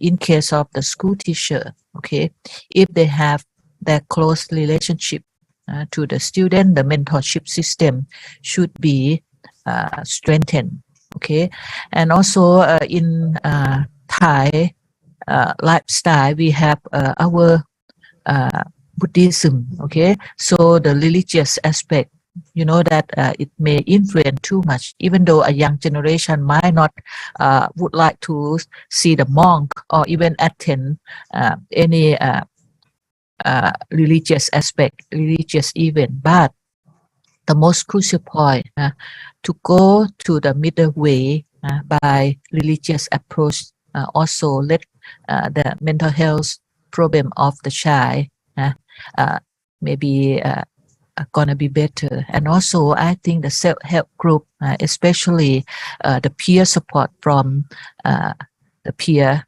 of them in their community or even in their school, okay, the self-support group should be strengthened. We have the youth club in my own country. We have the youth club in order to strengthen some activity. For example, the activity to prevent the teenage pregnancy, and then it can be mobilized this peer group to support during the COVID and or even after COVID in the aspect of their mental health problem. Okay, thank you very much. Okay, so the next question to Dr. Osama Isaac. So I think I will just combine the question from Mr. Panca and then Mrs. Eva about the data confidentiality and the data security in this era. Do you have any comment on that? Do you have any strategy? What should we do about the data security and then confidentiality? To be honest, this is one of the, I believe it's the top of the problem of the fourth industrial revolution. If we have, it's in my opinion, but it's a lot of people there saying the same things. That's if we say what is the dark side of the fourth industrial revolution, number one would be the security. We don't have a solution right now, I believe, at least from my opinion, but we can raise the awareness that something is happening today. We don't have the magic tool to solve it in a click. Believe me, your data is not just by today, by the fourth industrial revolution. It's 20 years ago. They started to, attack and to hack your data. It's happening. It's happened before, and it's happening today, and it will happen in the future. If we will not raise the awareness, these things will keep continuing. We need the help from the public sector, private sector, NGOs, individuals, all of them work together. Because if we just leave the things to the, this kind of small organization, they are algorithm, they will do damaging for our life, to be honest with you. As there is, a bright side of the fourth industrial revolution, there is also a dark side of the fourth industrial revolution. And the ethical side and the security side, it's in the top of it. For example, let me just share with you this one. As you can see right now in the technology, this is what we call it, the surface web. The surface web, it's this is the one, as you can see, it's only 5%. Everything we do in the internet and in the technological side, it's only 5%. They call it surface web. 95, they call it deep web and the dark web. This is what all the dark things about happening in the fourth industrial revolution about the internet. That's where you can see hacking and all your data, and they can do everything now. Now there is some websites in the dark side of the internet. They can do some services for you. Hacking, do anything you want. They'll just give money. This is happening in the deep web and in the dark web. Can we stop this right now? We cannot do it by ourselves. We need the awareness in the whole world right now. We start by ourselves, in the education, in the colleges, in the university. It's the same things as when the internet is started. Or, for example, if you have a knife, because the knife will maybe mix some bloods in our hands and injury, we will stop using the knife. No, there's some dark side for anything. That the question is how we are going to stop it, and we don't have a clear answer for it right now. But at least right now we can increase the awareness that there is some problem right now. And the technological industry is using our data in a bad side, some of it. And it's already proven, and they already published it. And this Edward Snowden already mentioned about it, what's happening of our data. Not only that, they are doing everything about our details. For example, spying on us. And this is the future of war and crime. You cannot stop this unless you have something to say it, unless you have the public sector, the private sector, and all this kind of NGOs work together to try to regulate, to put some regulations and laws and rules for this industry. If we leave it like this, it's really, will become something really dangerous. For example, New York Times will mention killer robots aren't regulated yet. We need to regulate the things, not only for the military things, even for the simple things like Facebook, Threads, all this YouTube and Google. They are really, it's death by algorithm. The age of killer robots is closer than you think. That's why it started from ourselves, because in the end we are just educated people. We'll try just to raise the awareness. But remember, if you start it by yourself and you increase the awareness by the things around you, maybe in the near future will be a big movement to say fourth industrial revolution is really good, but there's also a dark side of the fourth industrial revolution. And in the top of it is the security, because democracy is dependent on security. If you don't have security, you cannot say anything. So your data is with me. I can blackmail you. I can let you say what I want because your data is with me. So it's how it's really difficult and how it's dangerous. Raise the awareness by education first, make a movement, then maybe we can do something in the future. Okay, thank you very much, Dr. Osawa Isaac, for the comment, because there is no solution for right now. Okay, thank you very much for the comment. It's really difficult. It's really difficult to find a solution right now. Okay, thank you for the comment. Okay, I think this is the last question. So I will give the last question to Kanita. So it is related the question from Sandy related into health education in higher degrees, like school for nurses, for the doctor. In the pandemic setting, all of them is online. But as a health profession, we need to do the school on site. We need to do the practice a lot. So do you have any comment on this, Kanita?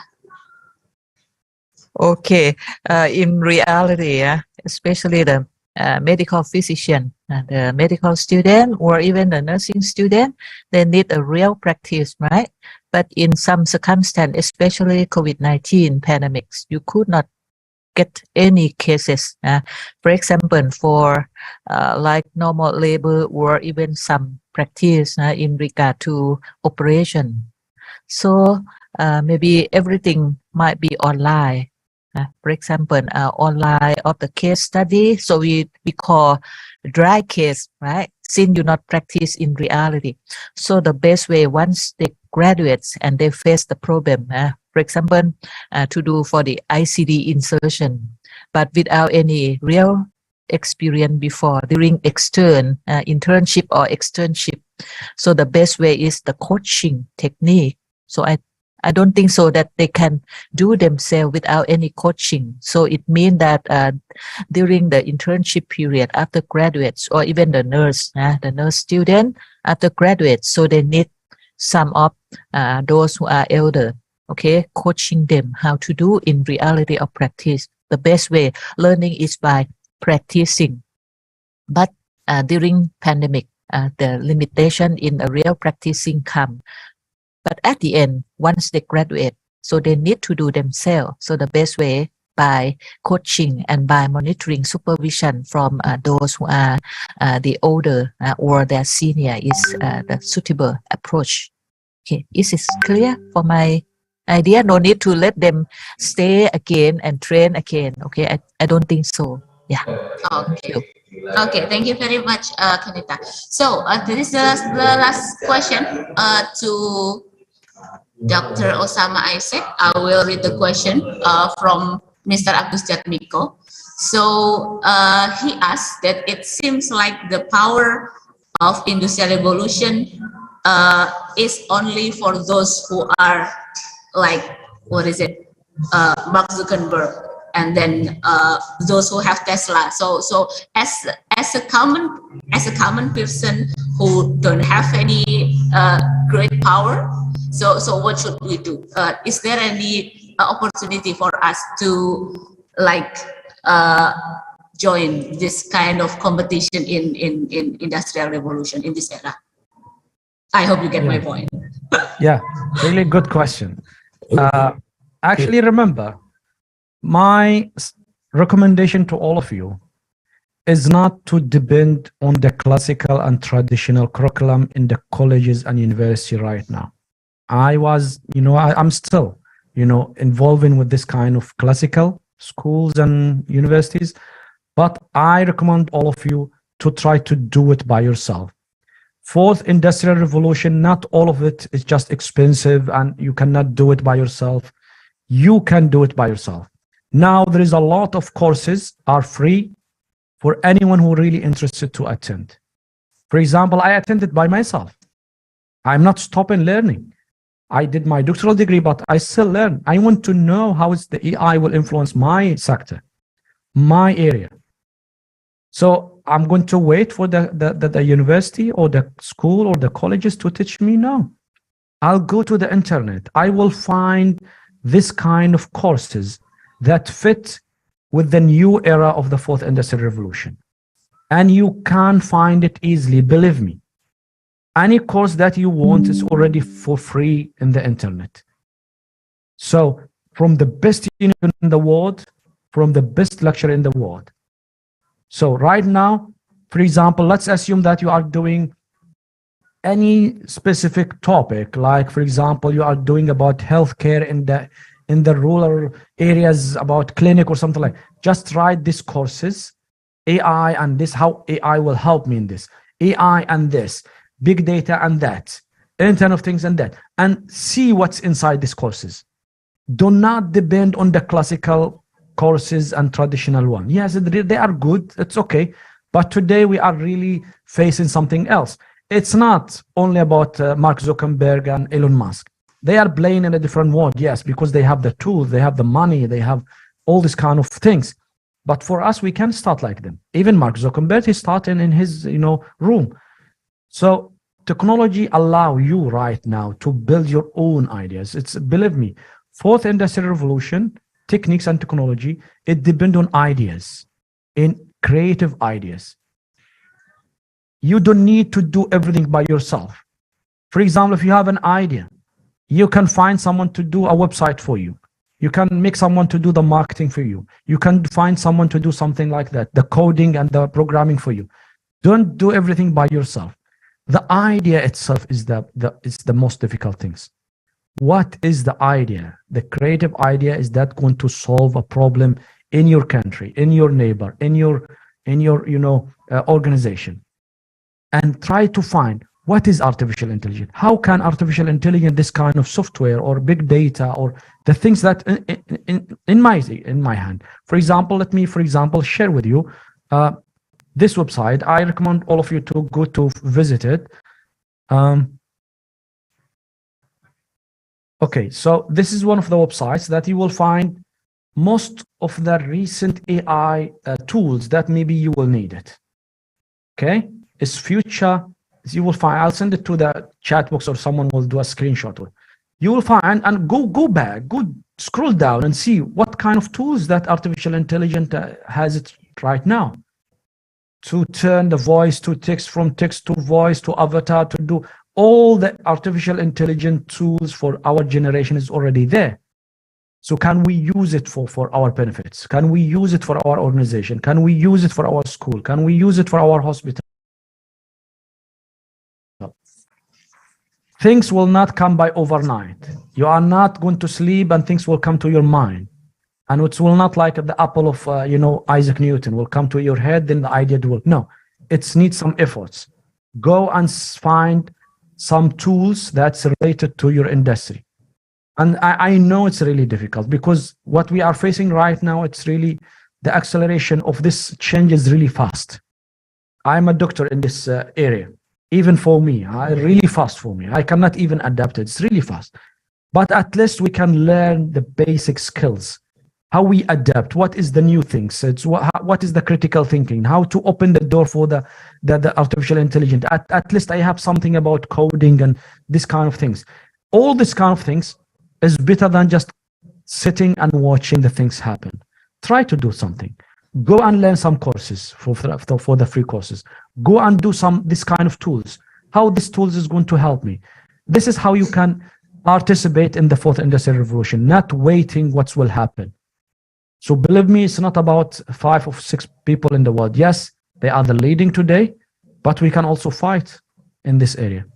At least we started to the journey from now. And you can start it from the online by attending some courses, by using the tools right now like ChatGPT, like others. Learn what you can do in your area, in your industry, and your job. Okay, thank you very much for the comment and suggestion, Dr. Osama. Okay, so now we will move to the share screen for the certificate. So to the IT team, please share screen for the certificate to our keynote speaker.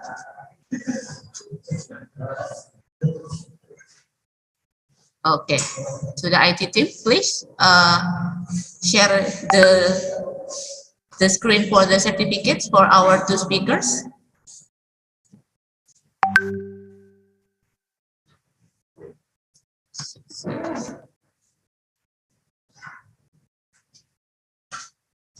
Okay.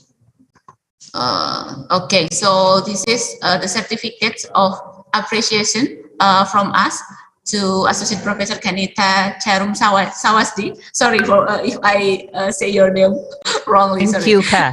Thank you, Ka. Okay, and then for our 5th speaker, Dr. Osama Isaac. Yeah, you're welcome. So you can give it to the ChatGPT. Okay. Okay. So Okay, so this is the certificate of appreciation. We know it is not much comparing to the insight and the experience that you shared to us. So once again, thank you very much for the insight You're and the welcome. experience. You're always welcome because we really like Malaysia and Indonesia. I was living there, so you have something in my heart as Malaysian and Indonesian people. Even my students, I believe, Vita and others, they are my students in Lincoln University College. So I believe in the fourth industrial revolution, we can say Indonesia boleh, Indonesia boleh. Okay, And also terima kasih, okay? Okay, terima kasih. Terima kasih. Thank you very much for our fourth and then fifth speaker. You're always welcome. I have so many Indonesian students who graduate from the PhD program in my faculty of Public Health, and always welcome since several times to meet people in Indonesia, Semarang, South Sulawesi, Yogyakarta, or even in your capital. So hopefully to see all of you again, even online conference or even on site. And thanks so much to let me have chance and how to say, even if not face by face, not to see each other, but I met many people here, even Dr. Osama, that very how to say, very most attractive of your presentation, and learn a lot how the internet of things or even big data and how let us open our wide screen on the AI. And thanks so much for our committee. Let us to join today. It's our honor. Thanks so much, Ka. Yeah. Okay. So we will have go to our sixth speaker, Mr. Silas. Hello. Okay, hello, good morning. Can you hear me? Yeah, I can hear your voice clearly. Thank you very much for joining us. Okay. Okay, Mr. Silas, you have 30 minutes for presentation. Will you share your presentation by yourself, or do you need us to help you share your screen? Okay. If you have it, you can share it. You can help me share it. Okay, wait for a second. All right.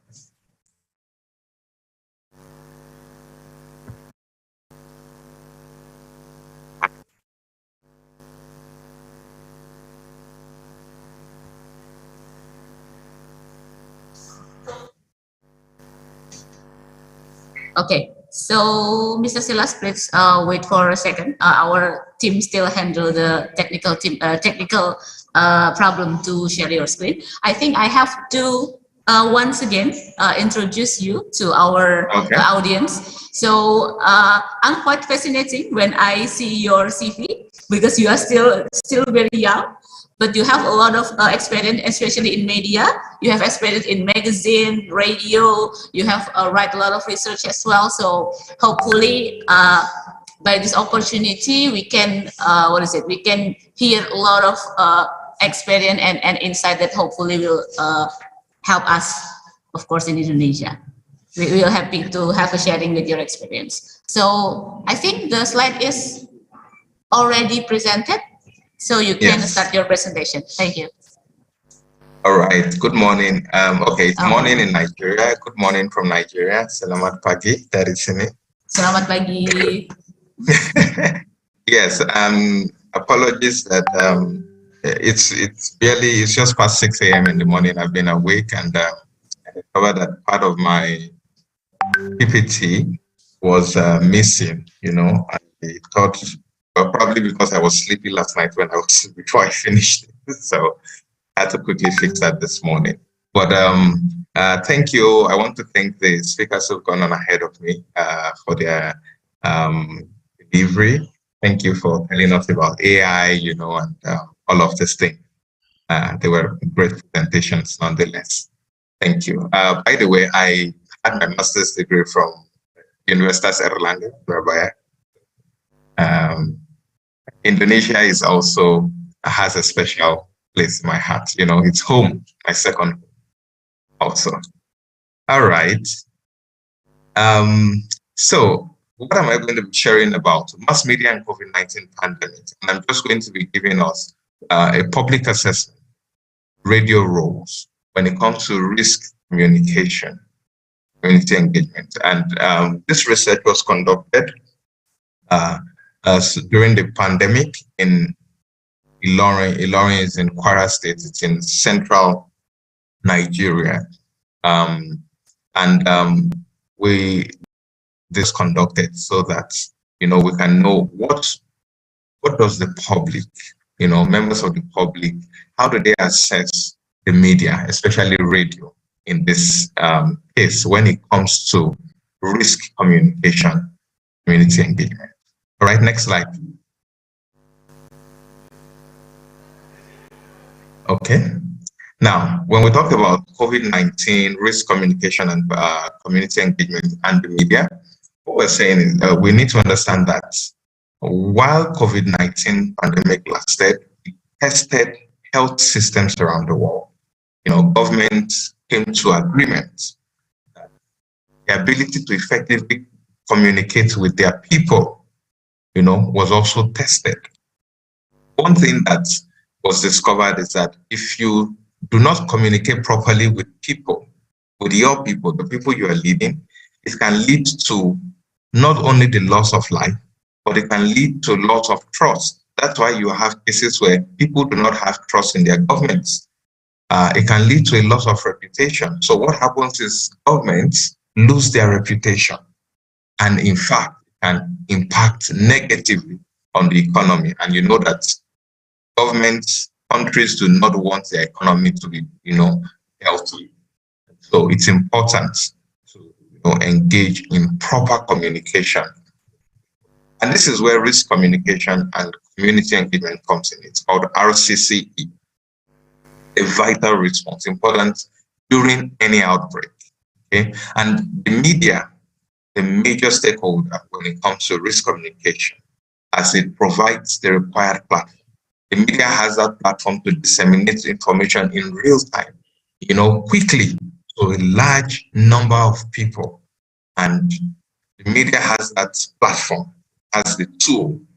So they can communicate to those and on the front line, such as health workers, extension workers, and community members. And this communication will determine, you know, how effective government approaches, even the health approaches. Next slide. And so we'll just quickly go over the introduction, review of a few literatures, then findings and discussion.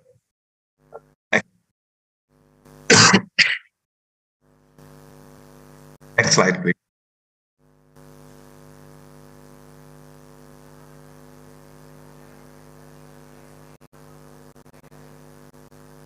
Now, the COVID-19 in Nigeria, and I'm using Nigeria as a case study for other developing countries, you know, developing nations of the world, so that because I believe that there are lessons that we now in Nigeria, between January 2020 and July 2023, 12th July, the government or the health sector recorded 266,675 cases of COVID-19.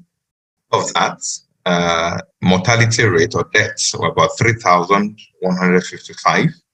This is according to the World Health. And by the 19th of March, a total of 116 million plus vaccine doses being administered. Now, after the World Health Organization declared that COVID was endemic, they focused on Africa, the African continent. They wanted to help Africa, the African continent, and you know, to be able to contain or deal with this issue.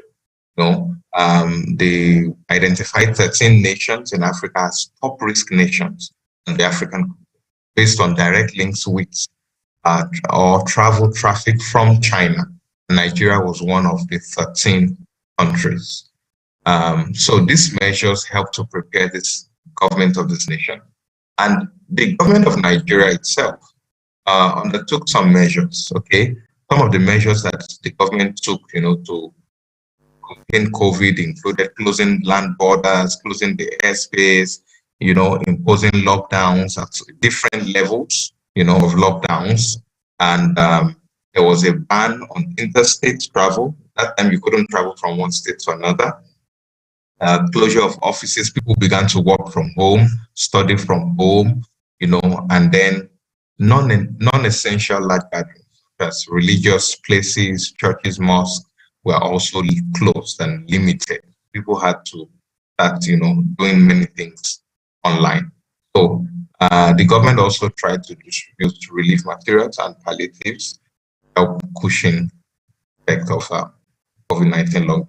So this is some of the measures that the government took at the time. The next slide.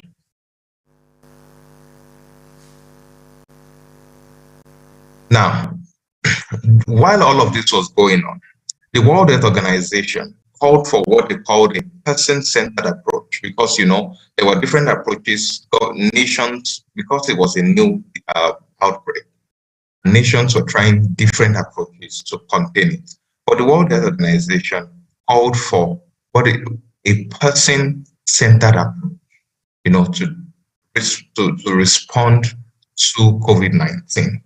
And it is in this person-centered approach that we have risk communication and community engagement.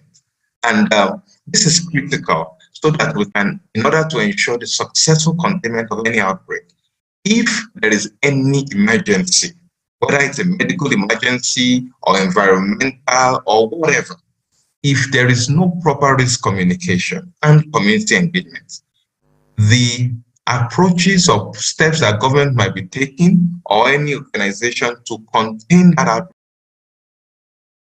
because you need the people to understand what is going on. You need the people to understand the approaches and measures they're taking, and you need them to cooperate with you. Risk communication comes. So there is this popular saying that information is power, and this can impact on public discourse. The mass media has played a very important role when it comes to development in any nation, especially in Nigeria and other developing nations. You'd agree with me. So the role of the mass media in any nation is to educate, to entertain, and to facilitate integration and social interaction, and thereby giving insight into happenings around the world. So these three roles of the mass media are important: to educate the people, to entertain the people, to facilitate integration and social interaction, and give people insight about what is going on in the world around them. So the mass media is believed to be to have the most effect on man's day-to-day activities. Many of the things that you and I do today are influenced largely by the media. You even, for example, you check the weather report, before you go out. You want to know whether it will rain. What are the chances of it raining? Should I go out with an umbrella or should I not go? You listen for security updates, even traffic on your radio or on your cell phone, just so that you can know what to expect. And this is how important the media is. And so the media constitutes, a major platform from which news and entertainment is gotten from. This is while, they also play, that is why the media is seen as playing an omnipresent role in our society. It means that the media's effect is felt everywhere in the society. Now, what is special about radio stations? Because when I was in Nigeria, I did some research on radio. And one of the things I discovered is that radio stations is among the media platforms in Ilorin metropolis is where this research focused on. But not only in Ilorin, in Nigeria generally, and I believe also in developing nations of the world. Radio, they have been used to disseminate information to people and ensure that, they are aware of what is going on in society. And so this presentation this morning, based on the research that was conducted, is trying to examine or try to examine radio as a means of communication in using Ilorin Metropolis and how effective its role is when it comes to risk communication and community engagement during COVID-19 in Nigeria. And then we try to see the audience perspective. Next slide, please. And so, one of the things that we discover is that when it comes to radio, we understand radio as the process of sending and receiving messages through the air, using electromagnetic wave. It also is about the activity of broadcasting programs for people to listen to the programs that are being broadcast. So basically, radio functions, are largely classified into five forms: news and information, advertisements, education, actuation and entertainment, and persuasion. So radio can be used to persuade people, can be used to entertain, can be used to educate, can be used to advertise, and can give news and information. Next slide. Now, the radio is a major stakeholder when it comes to risk communication and community engagement because it provides the required platform to disseminate information in real time. Real time means as it is happening. Okay, it provides a platform for opinion exchange. For example, through phone-in programs on radio, people can participate, in a program or on trending issues. You can phone in, you can speak with the panelists, as it were, and then they can also be used as a form of consultation. For example, you have a health program on radio. People can call in and consult with a doctor or that health practitioner who is on the radio, and then they can also be used to give advice between all of those at the front line.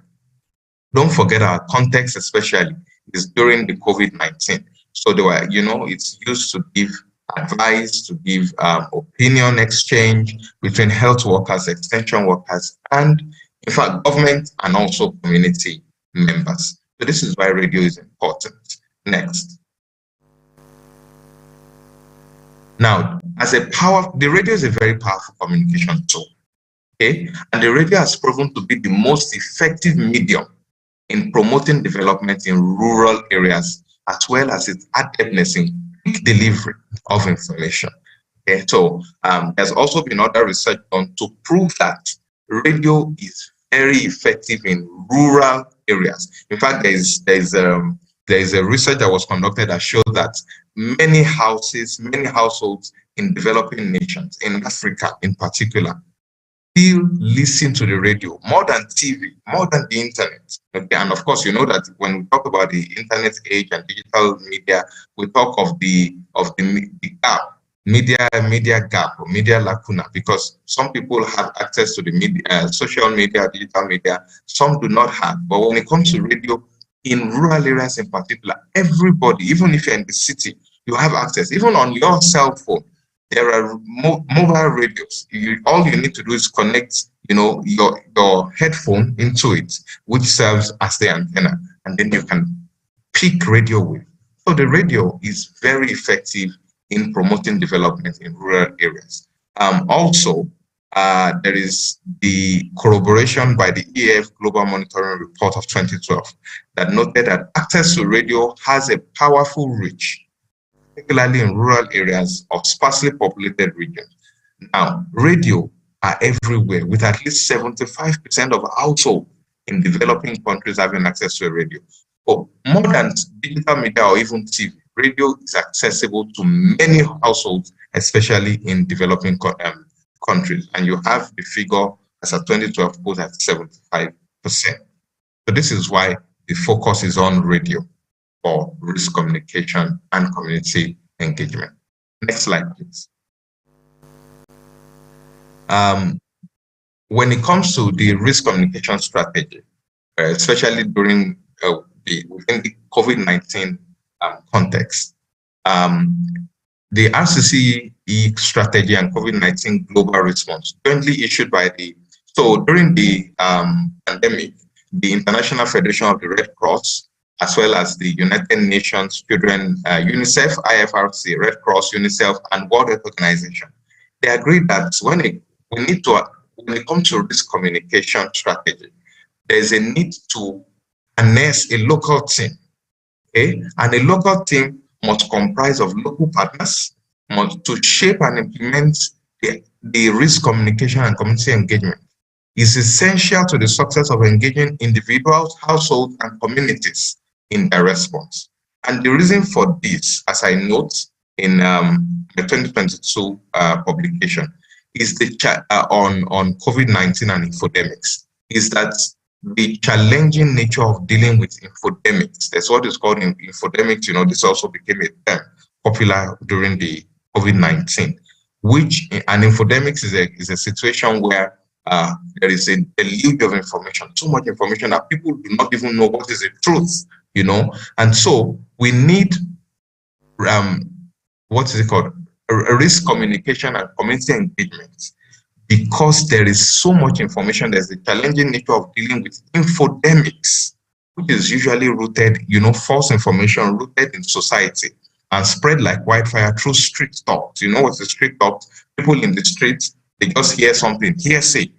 It's not verified, and people begin to pass it on from one person to the other. No verification, and people believe it. So street talks in public places, which is difficult to verify, like Market Square or on the social media. So this is why risk communication and community engagement strategy is important. We'll see how the radio helps with this. The next slide. Why do we need risk communication during emergency? Like I mentioned earlier, during any emergency, there's need for risk communication. Whether it's a health emergency, whether it's an environmental or sustainability emergency, any kind of emergency, risk communication and community engagement is a must. And this is important because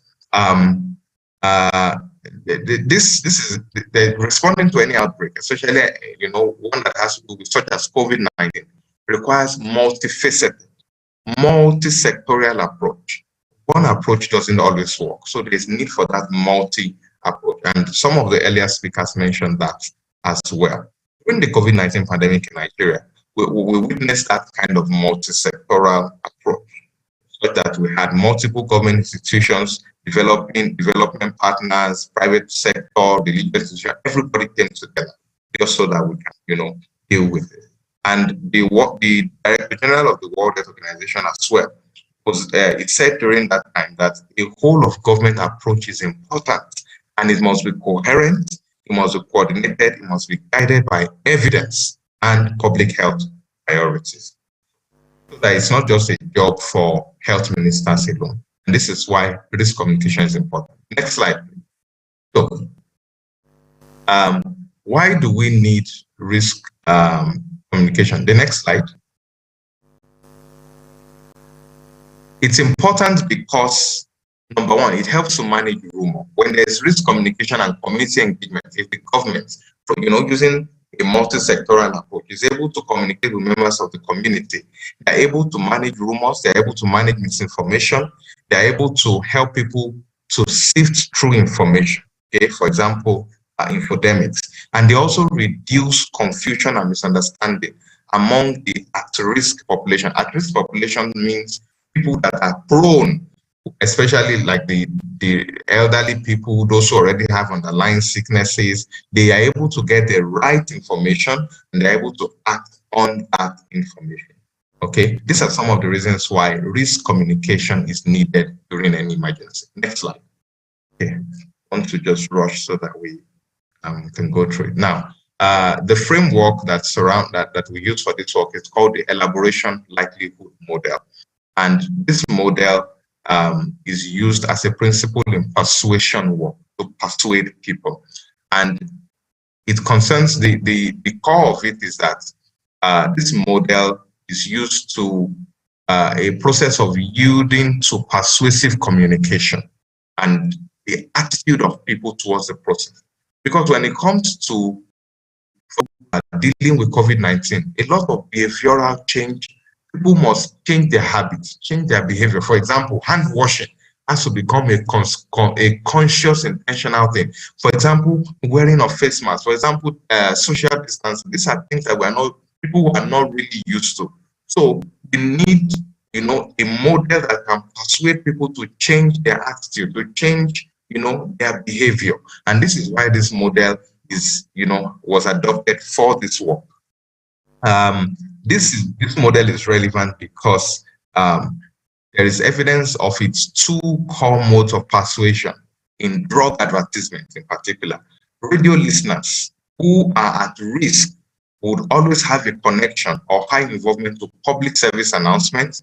They'll be able to listen to jingles, they'll be able to listen to all this programming about COVID-19 on their radio. Whether they have electricity or not, the radio can work. Whether they have mobile data or not, they can connect to their radio and they can hear this thing, especially in their local languages, right?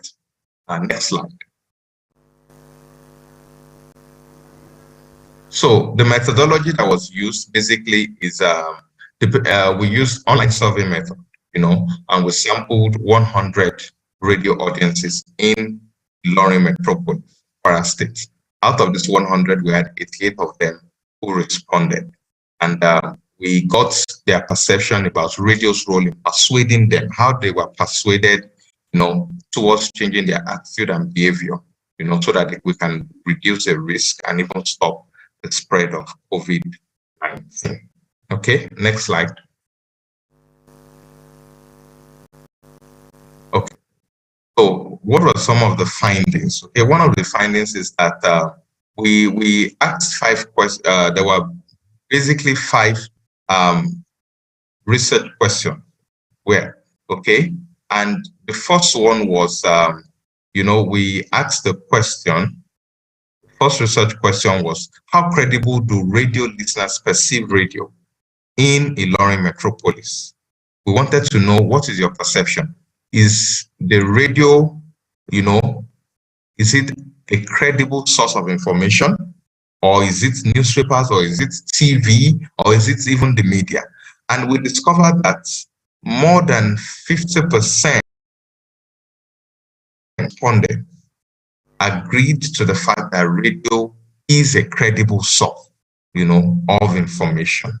And so, in all, we had about 56.82% of our respondents agreeing to the fact that radio is a credible source of information.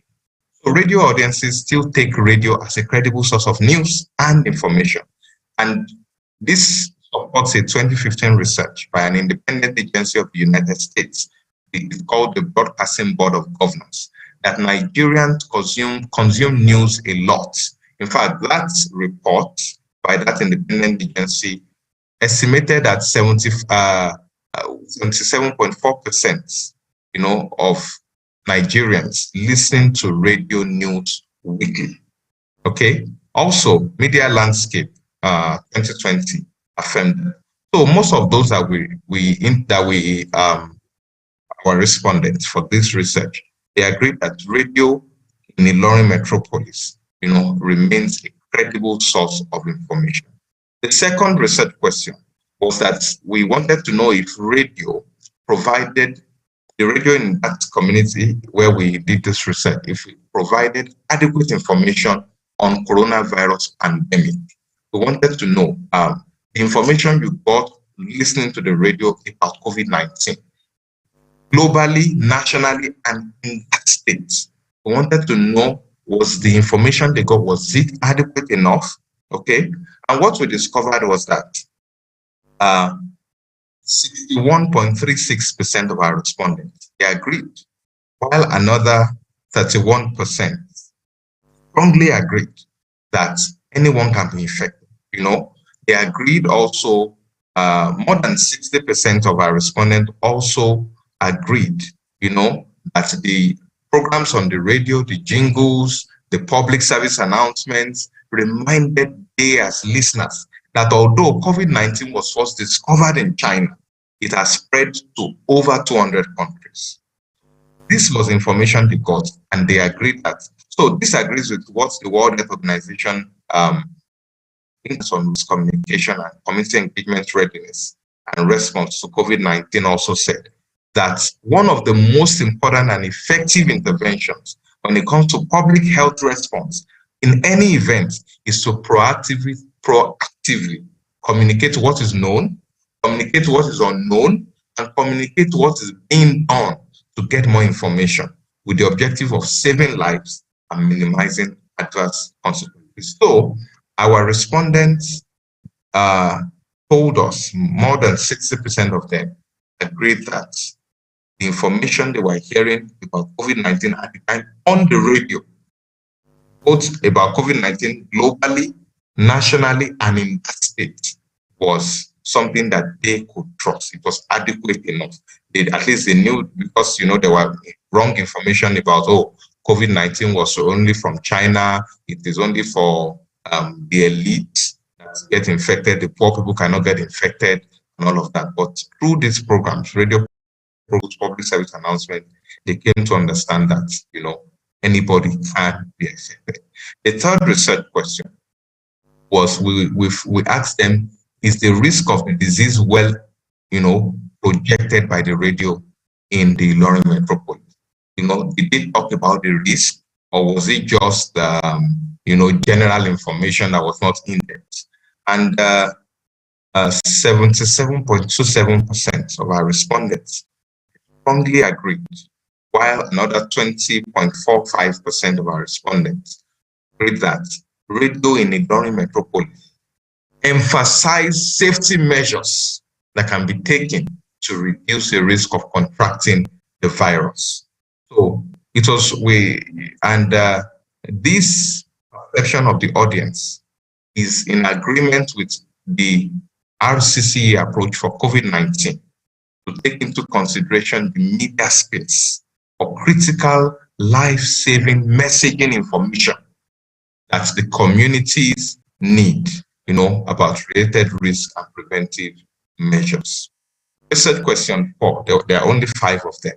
Research question 4 was that, does the radio in the Ilorin metropolis project the stipulated actions and encourage behavior and practice change needed to deal with events, to reduce risk and even stop the spread? So basically this question was to know if the radio did not only just tell them about the COVID-19 and the coronavirus, but did it also go as far as telling them actions that they need to take so that they can reduce the risk of being infected and even to stop. Because people can just be informed and are not given practical steps to take. So we wanted to know if the radio gave them practical steps, and we asked them questions like, did you hear on the radio about social distancing? Did you hear about hand washing? Did you hear about getting tested?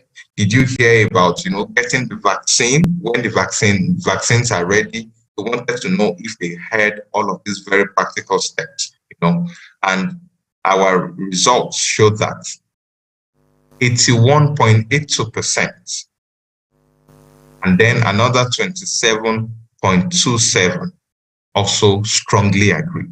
So we have about more than 90% of our respondents agreeing that the radio did not only tell them about the problem, but give them practical steps to take. Okay? And this also is in alignment with what some of the things that the World Health Organization, UNICEF, and other international bodies, about the risk communication and community engagement here. We discovered that in this regard, our respondents favored radio's approach, okay, to the radio's approach when it comes to providing psychosocial support. Those who are traumatized, as it is a calm voice for all who hear it during the pandemic. During the pandemic, people were so agitated, they were confused, there was conflicting reports here and there. They didn't know what to believe, and there was so much anxiety. But our respondent told us that just listening to the radio, radio voice, when a presenter or the announcer on the radio, we have what is called a radio voice, they said that just listening to the radio's voice, the voice of the speaker or the announcer on the radio, help them to be calm. You know, their soothing voice. It supported them, those of them who are traumatized, you know, as a result of this radio's approach, communicating, you know, and engaging community members, right? And so, this is going to take me now to the next slide, please. Oh, okay. Previous slide before we go to the next slide. Let me just quickly elaborate on some things. Now, the analysis. Okay, what some of the things we discovered from this analysis is that one, analysis of this survey showed that radio in that Ilorin metropolis is still a credible source of news and information.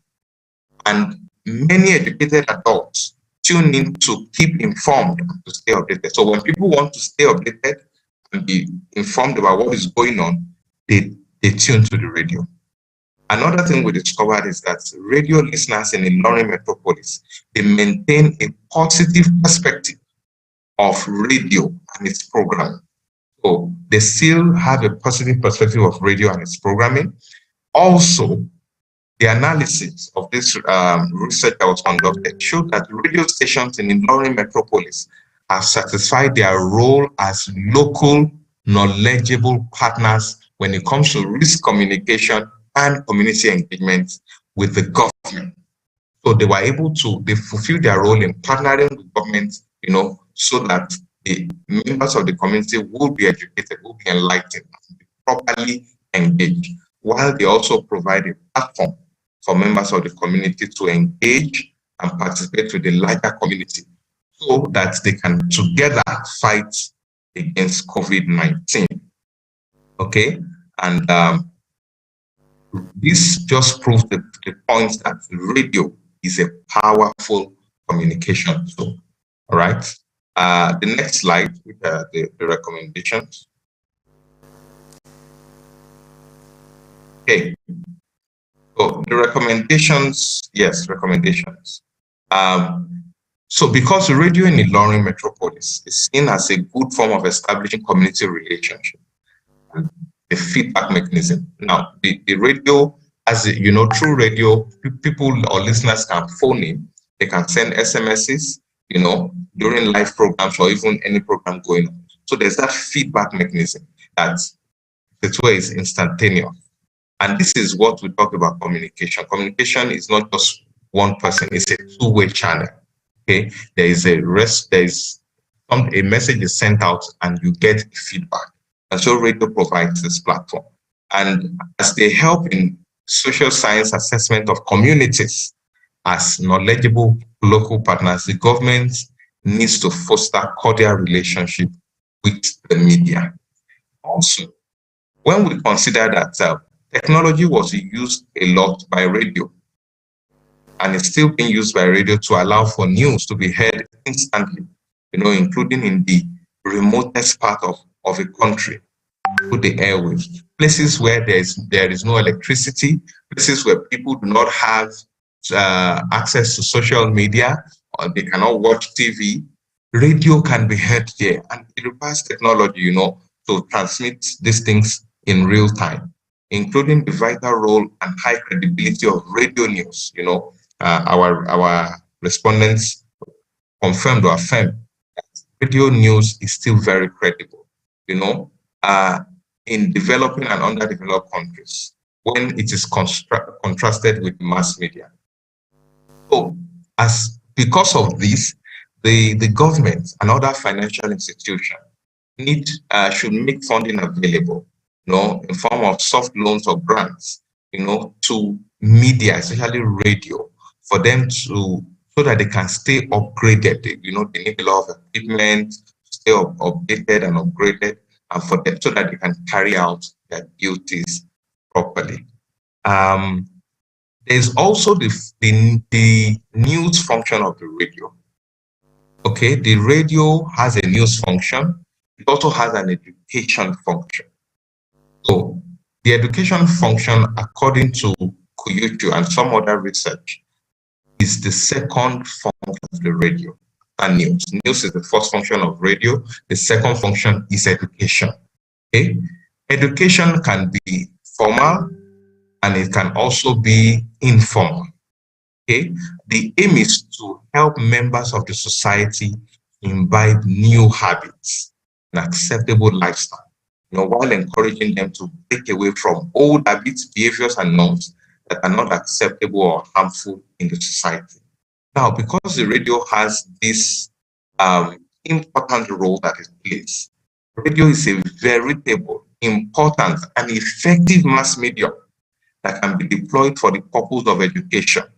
Okay? There are other researchers that have confirmed this. So this function of radio, therefore, comes in handy in encouraging behavior and attitudinal change that is needed among community members to deal with the events, to reduce the risk, to even stop the spread of coronavirus, not only coronavirus, but any kind of virus, as it were, not in Ilorin metropolis, and not just in Ilorin alone, but even nationally in Nigeria.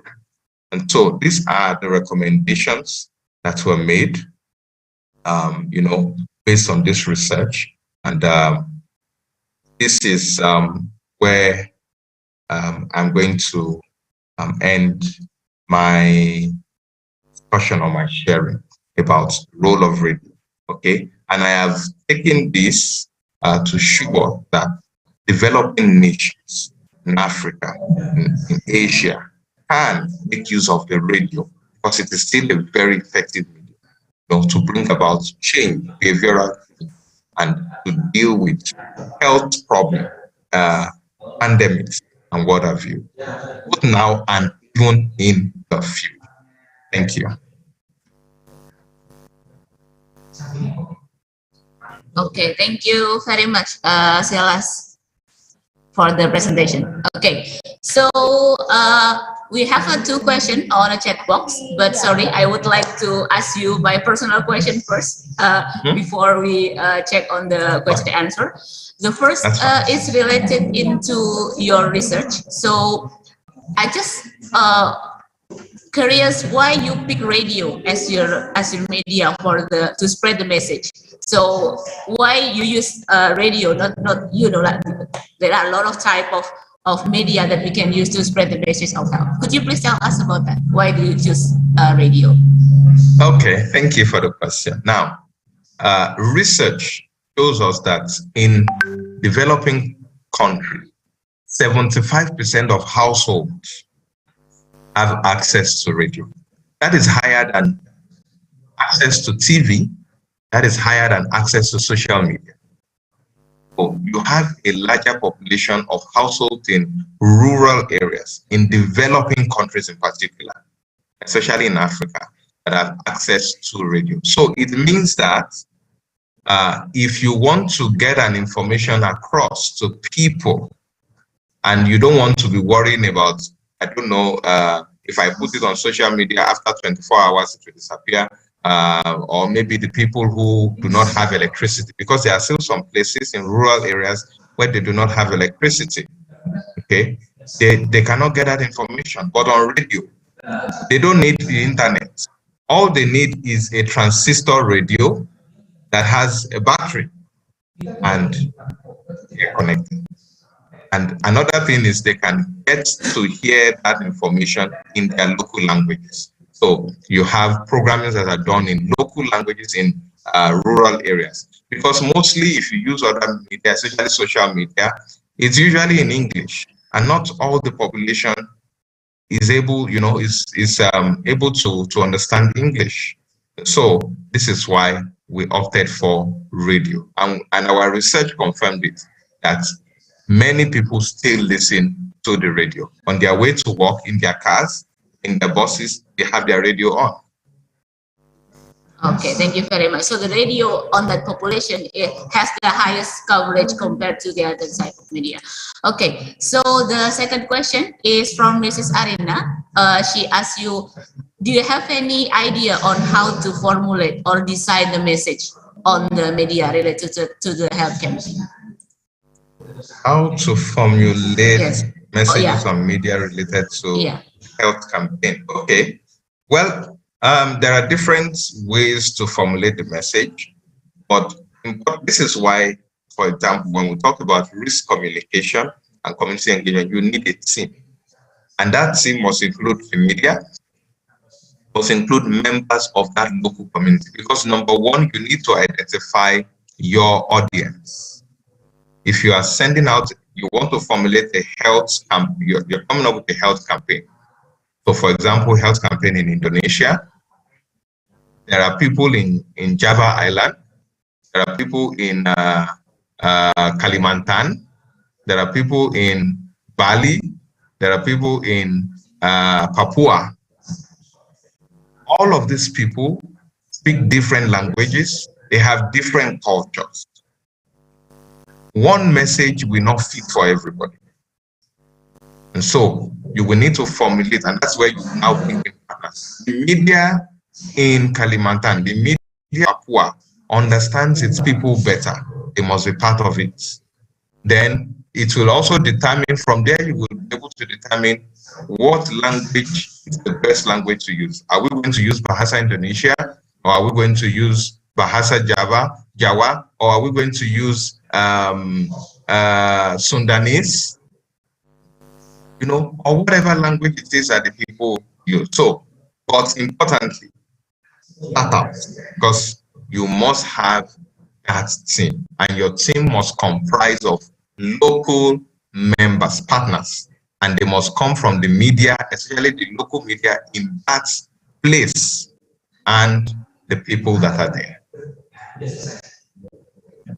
Okay, thank you very much. So we have to identify and we have to understand who is the participant or the who we want to talk to. Okay, the last question is from Mrs. Eva.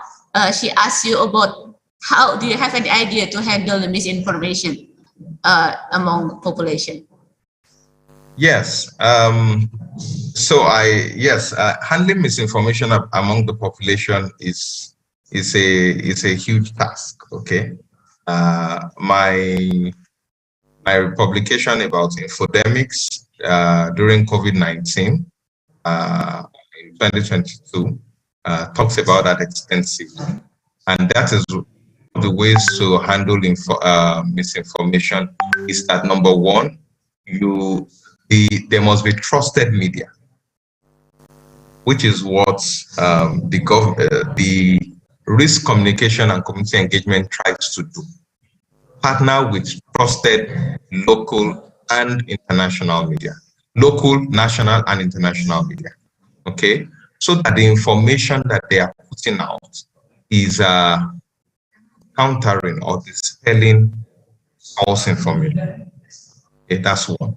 Another way to deal with this is that those who are seen as leaders, because when we have issues like this, people have people they look up to. For example, you look up to the Ministry of Health in a health pandemic.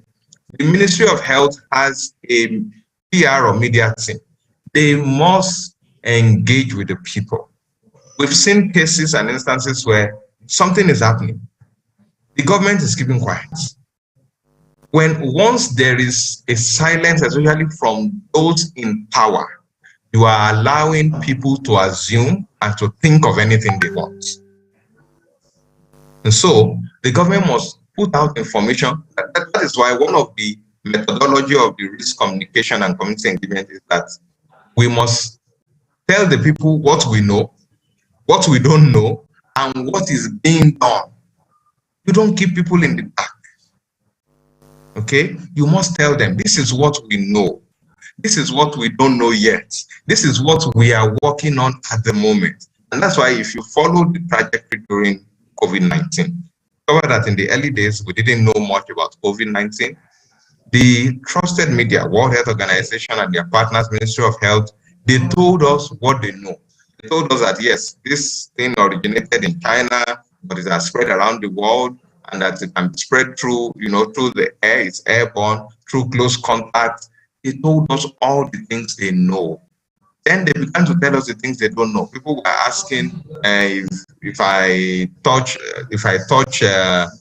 maybe the door or something, and somebody who has been COVID positive has been there, can I be infected by touching it after the person has left? You know, and the research was ongoing. After some time, they told us, the virus can live up to 4 days or 7 days on metal surfaces, and then you started having what do you call this thing? What is this machine that you can use to purify your room? You know, so technology like that began to emerge, but they kept telling us, this is what we know, this is what we don't know. So if you want to deal with false information or infodemics, you must engage the people, you must not be quiet, and you must say the facts, what you know. Let them know what you don't know, and let them know what is being worked upon. But make sure you do not keep people in the dark. Make sure you do not go away from them for too long. Message must always be there in their face. Okay, thank you very much for the answer. Okay, so now is the session for us to present the certificate for our last speaker. So please share the certificate for our last speaker. Thank you very much, Silas, for the great presentation and then great insight as well, especially related into media in the pandemic setting. Thank you for having me. Okay. To the IT team, please share the certificate. Okay, this is the certificate of appreciation from us, the Institute of Health Science Strada Indonesia, to you, Silas Ogenemaru Emuwodo. Hopefully, I read your name well. Okay, thank you very much, Silas. Thank you very much. Thank you very much for having me. It's a pleasure to partner with the Institute of Ilmu Kesehatan Strada Indonesia, and we look forward, myself and my research organization, Astra Research, we look forward to many more collaborations with you and many more visits to Air Tanah, Indonesia. Saya akan ke Indonesia kali. And I look forward to visit. Okay, hopefully we can do more collaboration in the future. Thank you very much, Silas. Okay, that's all. The last session. So we will. So for now, I will give the session to the MC. So now is your turn, Mrs. Arina and Mr. Sotik. Okay. Thank you, Ms. Riza Zuliawati, for handling this session and make the discussion running smoothly. Okay, ladies and gentlemen. So this is the end of the first day on Strada International Conference on Health Today. Thank you very much to all attention to participants and also speakers. We apologize if there is some things less pleasure during our agenda. We will see you again. Don't forget for tomorrow to oral presentation. Exactly, we will start at 8 p.m. Okay? Thank the last you. issue. Thank you very much. Assalamualaikum warahmatullahi wabarakatuh.